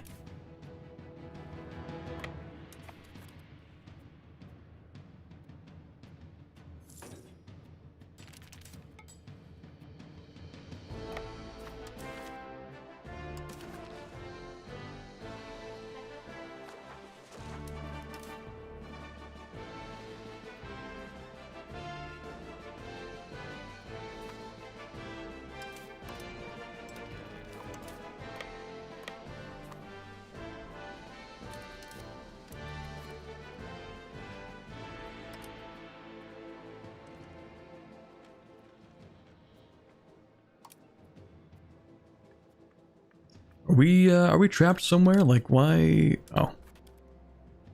No, it just took a long time. Actually, it would be quite nice if we could arrive over here before the end of the month. It's not happening, is it? I'm an idiot. No reinforcement tick. Failed to reinforce again award. Let's go.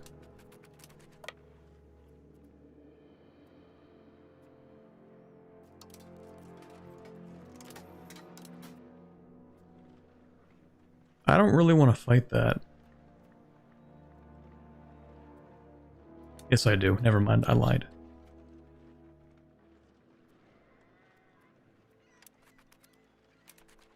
Oh, wait. Wait, hold on a second. I didn't even get a chance.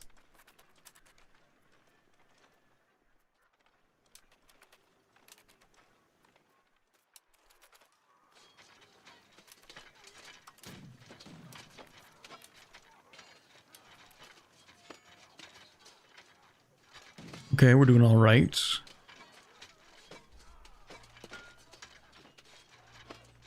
You have to refill garrisons, or do they recover on their own? You kind of have to... Well, okay, it depends. So if you're invading somebody, you do actually need to staff them with your own troops. You do get 10 by default, but after that you have to staff them manually. Well, not manually, you can turn this on and it'll automatically refill garrisons. If it's something you own, you will automatically refill them over time.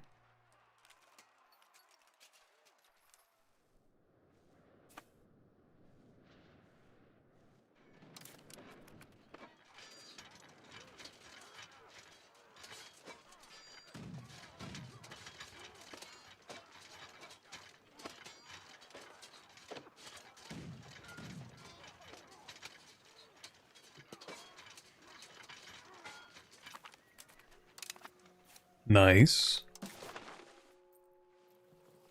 We're so far away from that. No peace in sight. Actually, I want to fight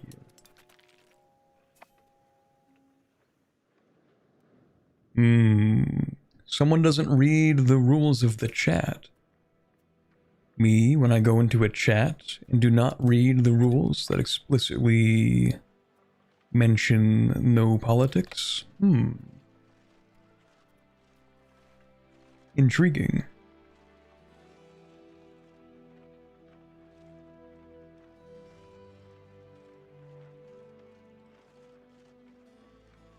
I'm sorry. I know you might be sorry. Unfortunately, there is still going to be a timeout.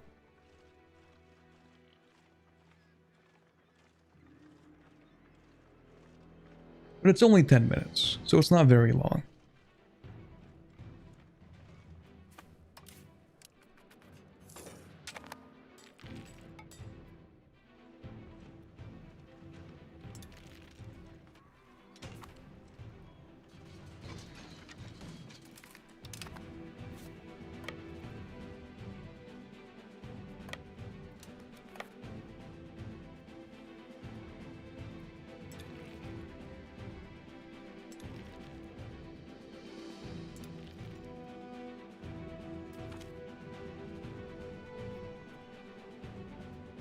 What do you want? A little bit of manpower and some money? That's fine. Actually, that's not fine. Hold on. Wait a minute. I don't have money. I'm broke.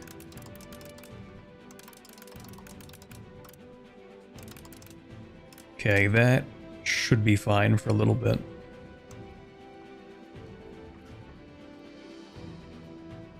Also, the burgers have too much power. Well, I don't know if they have too much power, but they're too happy. They need to be more miserable.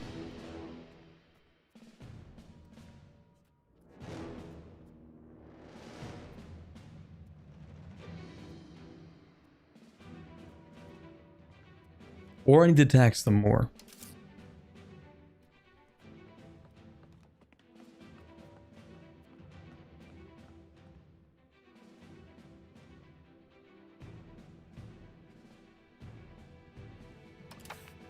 Actually, yeah, they have too much power, not because it's reducing the amount that I can tax, but because if I reduce their power further, I can tax them more.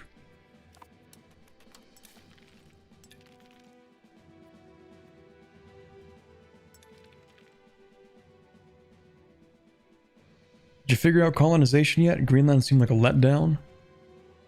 Oh, no, I have no idea what happened there, to be honest. Maybe I should bring that up with them.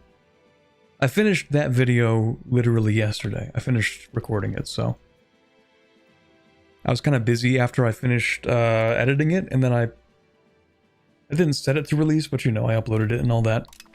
And then, yeah, I kind of left the house, so. I didn't have much of a chance to bring it up.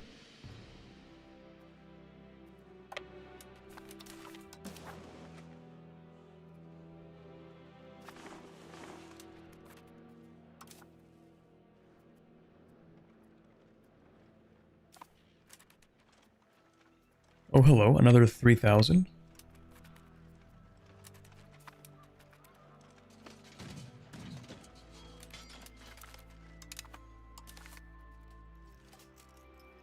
I'm starting to think the AI is actually not that difficult to beat. Oh, you do have access here. Interesting. I'm starting to think the AI may be what we call a paper tiger. 'Cause that's a lot of troops, but that's a lot of deaths.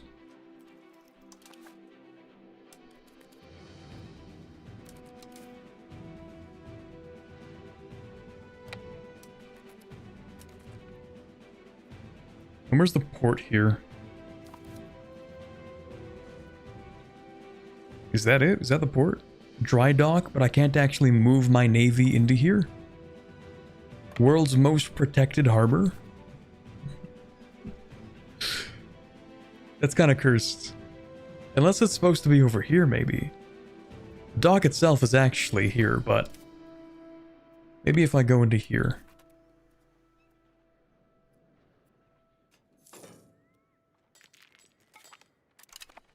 Yeah, that's it.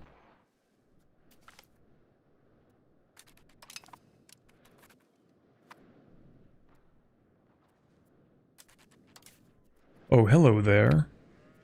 I'm not really a fan of all that stuff you're doing right there.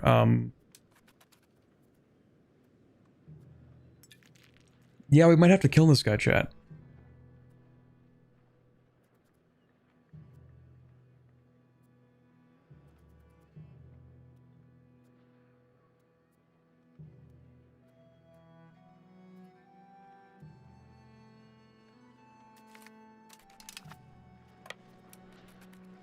Let me at least get a little bit of recruitment. There we go. Consolidate the regiments, balance the unit. Cavalry on the flank. It better be, I'm not checking.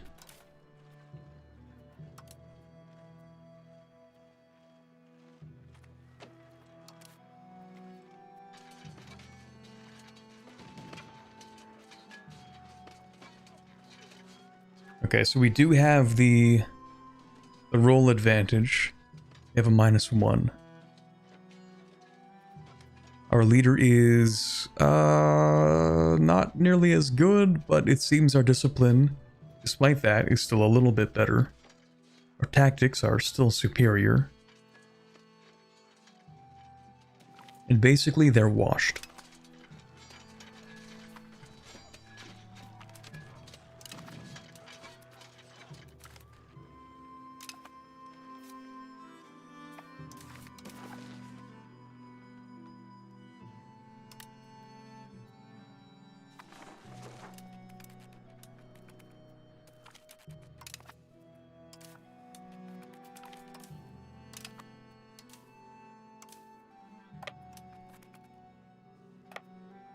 They just not have professional troops? No, the thing is, like, they do have professional troops. In fact, they have higher quality professional troops than I do. They have this age professional troops, and I don't. I just have more of them. I have more of them, and also, they just trickle their armies in, and they're taking bad battles. They probably don't have the same levy tech. True, they actually have better levy tech than I do.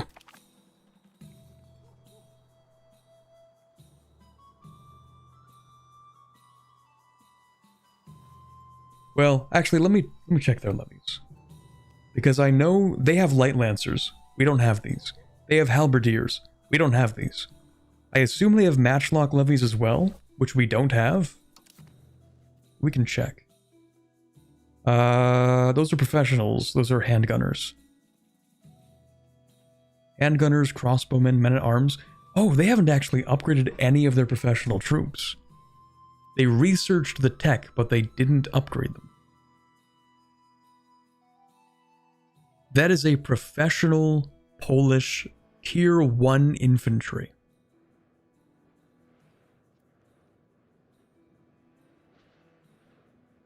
Okay.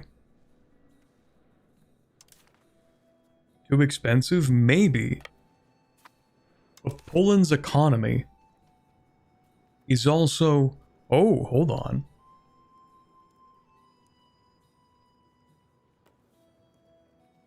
They're kind of washed.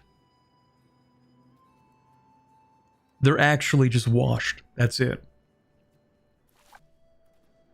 I was looking at their base tax, and I was thinking, they're gonna cook me.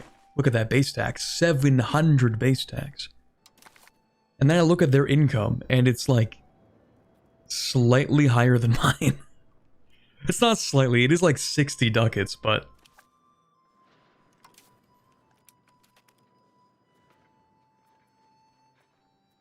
still.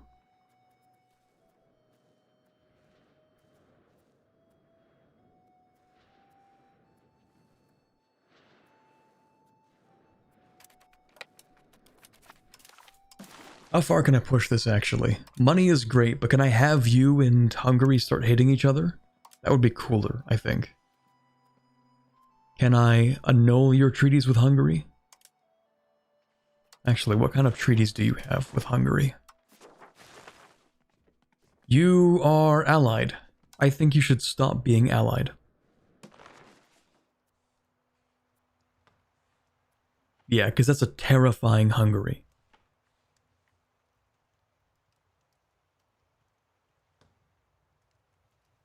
Also, the Ottomans are kind of expanding, but I feel like the Ottomans are getting kicked in the teeth by the Eretnids. I can't prove it, but I feel like they're losing territory.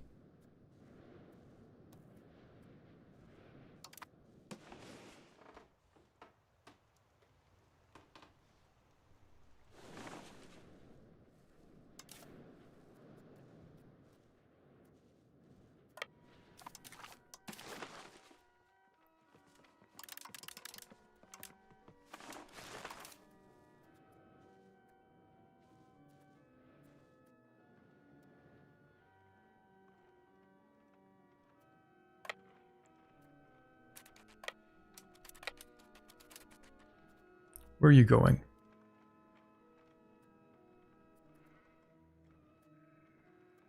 We'll arrive in here 8 a.m.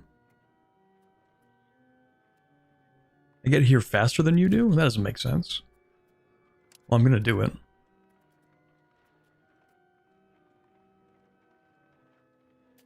Huh. Okay. Well, that works for me. Let's see. Where do you have a capital I can siege? I don't want to siege that. I don't want to siege that. I don't want to siege that. The AI is too smart. They're putting forts on provincial capitals.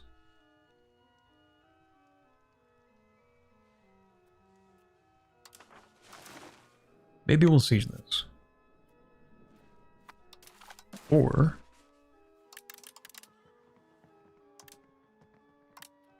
maybe actually I don't care about their alliance, because they were really easy to beat. I would love to have more of their money though.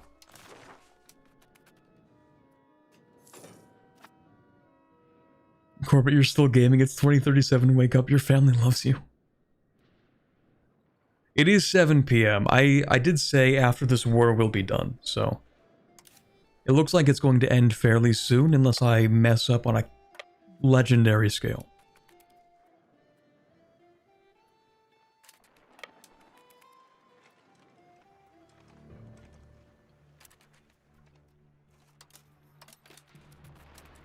Which appears to be happening because they went from here to here to here before I was able to move into this province. Which is kind of embarrassing.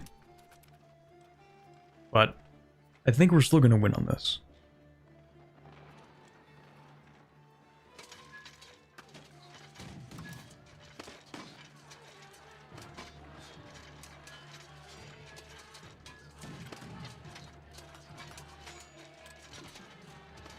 Yeah, it's not even close.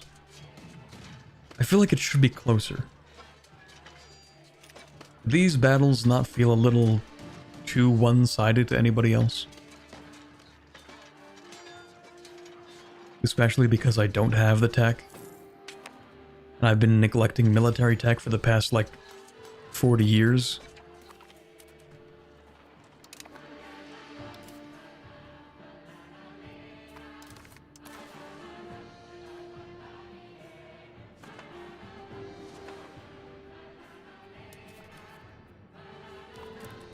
Oh, I don't even have a spy network. Oh, yes I do. Never mind. Have you started playing with the map hack for stream? You mean the, like the tick speed improvement? Because yeah, I do have that on right now.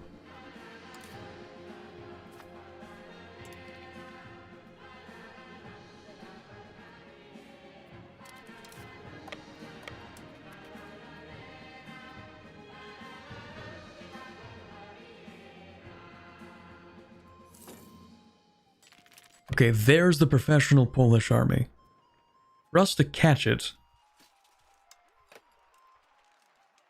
we're going to have to do something like this. We consolidate, make a new unit. All of these that have nobody in them. This still contributes frontage. These guys are going to stay behind.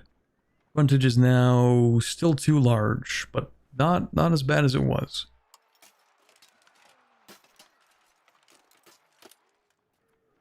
When did we get there? 10 a.m., 8th of March. That's way too slow. Try again. 10 a.m. 8th of March. Damn it.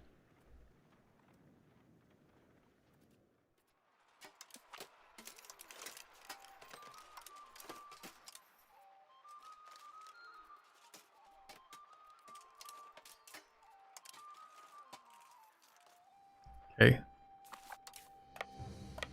Now when do we get there? 7th of March. I just don't know if we're going to get there fast enough. No, we're not. They're so fast that before I can get to one place, they're already 2 provinces away. Unless... 12th of March? 10th of March? Ooh, maybe not. Maybe not.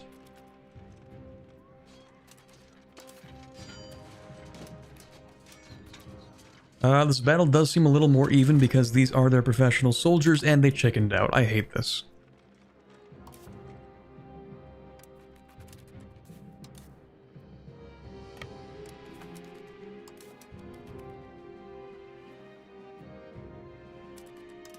Why won't you fight me?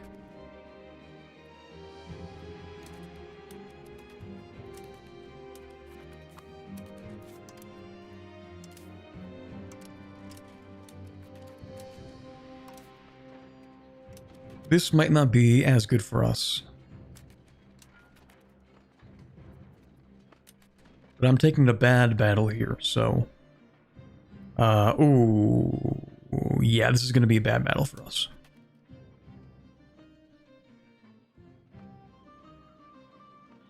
Yikes, that's a terrible roll that we just got. And then they also got a terrible roll. We're just going back and forth on those. Not excellent.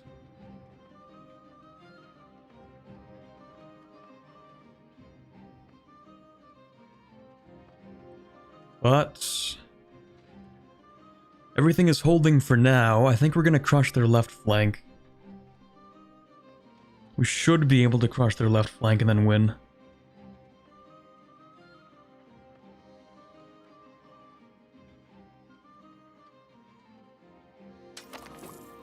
Oh, nice. Yeah, okay. Battle's pretty much over, it seems.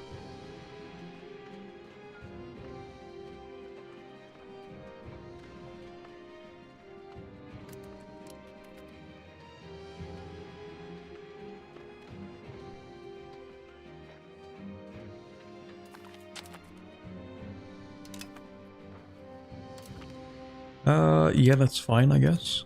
Okay, so this... Did I lose my guy? No. So that is... 1 province, and the money. I get war reps. We could if I'm a little greedier. And I am a little bit greedy.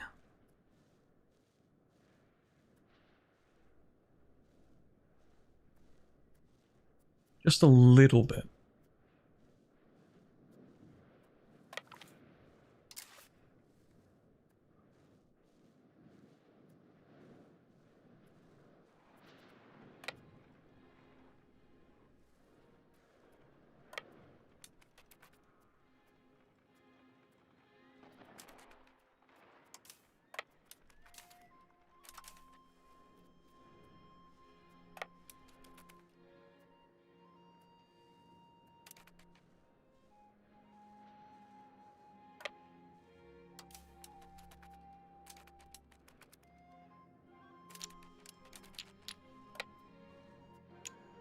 Oh, you don't actually give me access. I thought you did. Can I ask? Not without paying for it. And even then, they won't accept. Ah, shoot. Could do a little naval landing, maybe. You know what? Screw it. What are they gonna do? Reinforce this? Oh, they're just gonna leave. Honestly, that's fair.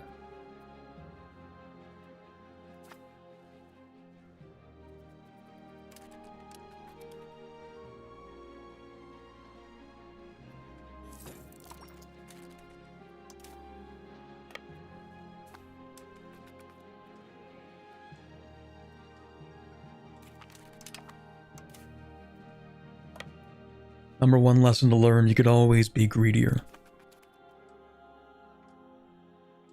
Left your baggage train in Memel? It's fine. We lost like... That's actually the whole thing, isn't it? It's fine. We're just gonna siege this one province.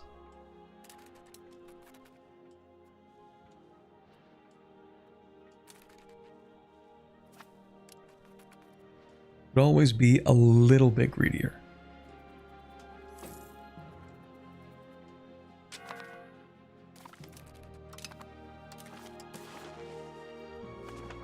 -5.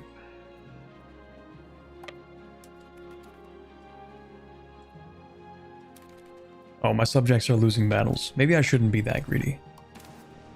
I forgot that I have subjects, and that's like a -10 bonus to winning any war.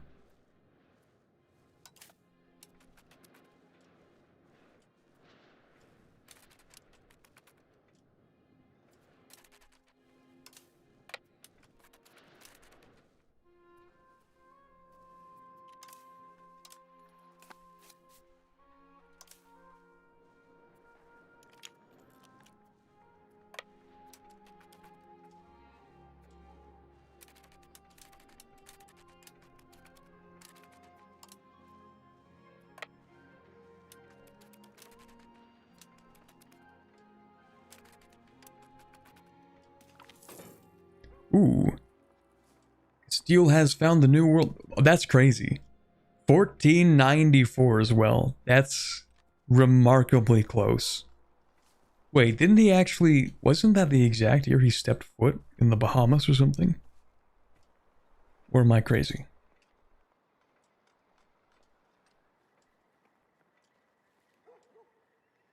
(1494) was the signing of the Treaty of Tordesillas. Okay, so we definitely got there earlier, but... That's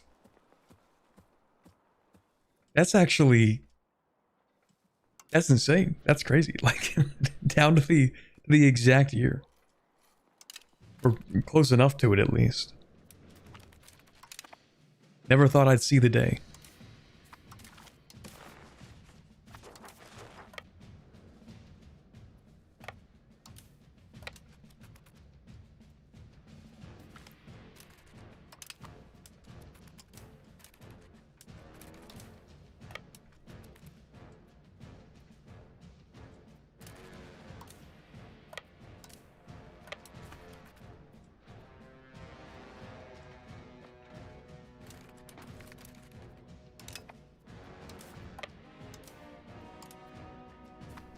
October 12th, 1492 is when Columbus landed in the Bahamas. That's crazy. The news had to get to Norway, true. It did take a little while longer. Okay, 45% war score. But I can be just a little bit greedier though, you know? Like, it's just 2 more. It's just 2 more. You know if you can move a market center? Yes. Right-click your market. There's a little thing here. It says relocate market. Just right-click it, boom, relocate. So I'm pretty sure if you want to relocate it, I don't think you actually even need to click on the province. You just click relocate, and then it'll have a little menu that pops up and says, like, where do you want to move it?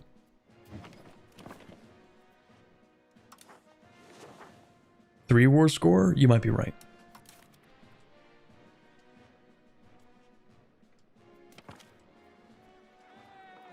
I'm not giving you land rights. Absolutely not. The burgers can cry about it.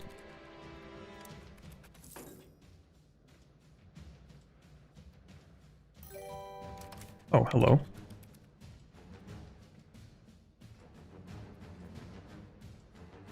Goodbye.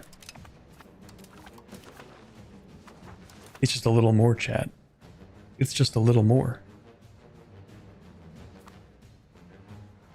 What's a little more war score?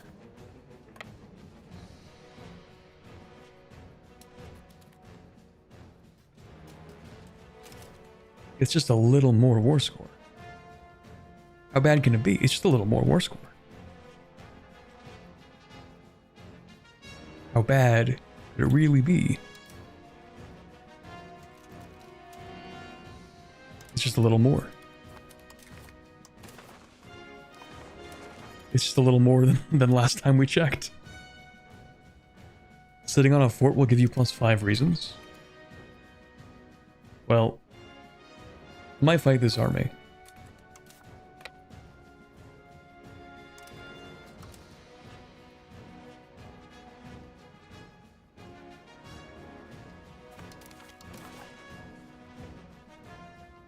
It's just a little more. What if can I blockade you for that, actually? Like, maybe I don't have to fight you.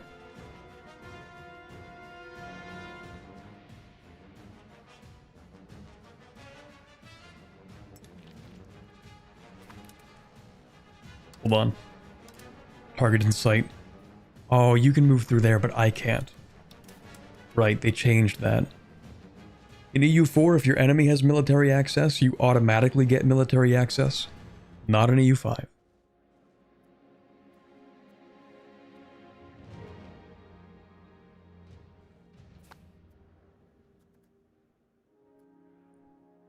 Okay, now please blockade. Thank you. It's just a little more. It's just a little more. It's just a little more, chat. No, don't run away. I need to fight you.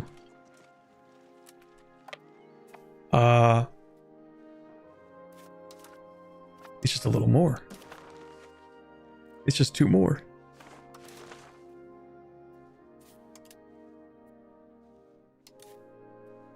Sit on the fort. Okay, we'll see if that works. But I'm gonna move you back just in case it doesn't.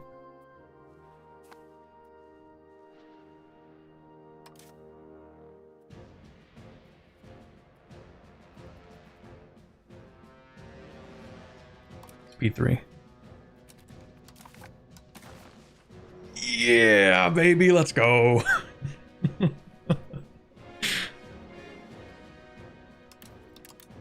Max money and war reps, not war score. Max money and war reps plus 1 town.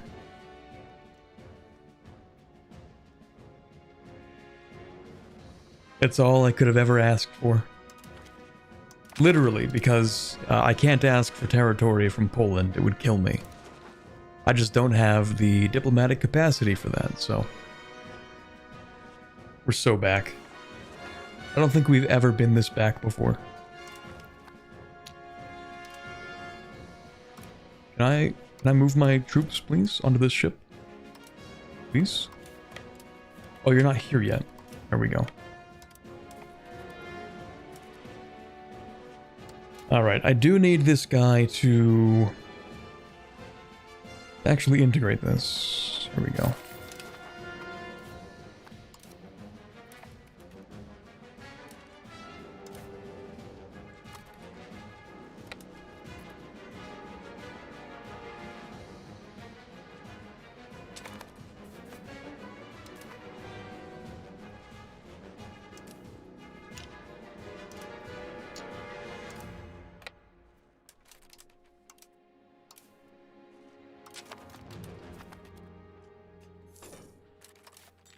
I just disembarked you. Damn it. Whatever. I wanted them to recover manpower, but it doesn't really matter. Okay. We actually are going to end the stream now. That was a whole war. That was actually a lot easier than I thought it would be, so the obvious next step is to do a suicide charge into France. I think that's a good idea. Anyway, no, seriously, that was actually not too bad. I thought Poland and Hungary combined would be a lot tougher to fight. Turns out, they're not. Not really. So maybe I would have a chance... Maybe. Maybe not England. Possibly, we might fight England. Or, at the very least, I would consider invading Alba, even if it brings in France. I would consider it. Well, not soon, of course, because we have an absurd number of subjects, but, you know. at some point, I think it would be a good idea. Maybe. But we are going to end off today's stream. It has been almost 7 hours. I'm tired. I should use the washroom, and I should probably eat something. Probably. And maybe down 2 liters of water. So I know I have not had enough to drink today. But 1494, not a bad place to end off today's stream. Remind me where we ended off. I think it was in 1444, so that's 50 years per stream. It's going to be a long series of us playing this, but I do want to get through all of Norway. I want to have one entire playthrough in stream format for EU5. So we will come back at some point later this week, this upcoming week in theory, hopefully. I keep promising to make a schedule and then I don't do it. So there may or may not be a stream schedule. Not a good idea to make a promise when I know there's a decent chance I won't, especially with how much I have to do in this upcoming week. It's going to be a lot, actually. So there will be no promises made because I don't know if I can keep them. But ideally, sometime this week, if I get all of my work done and out of the way early, then maybe Saturday, possibly, we'll see. But for now, I hope you guys have a wonderful rest of your weekend. Don't worry, that's just upstairs neighbors. And for now, bye, bib.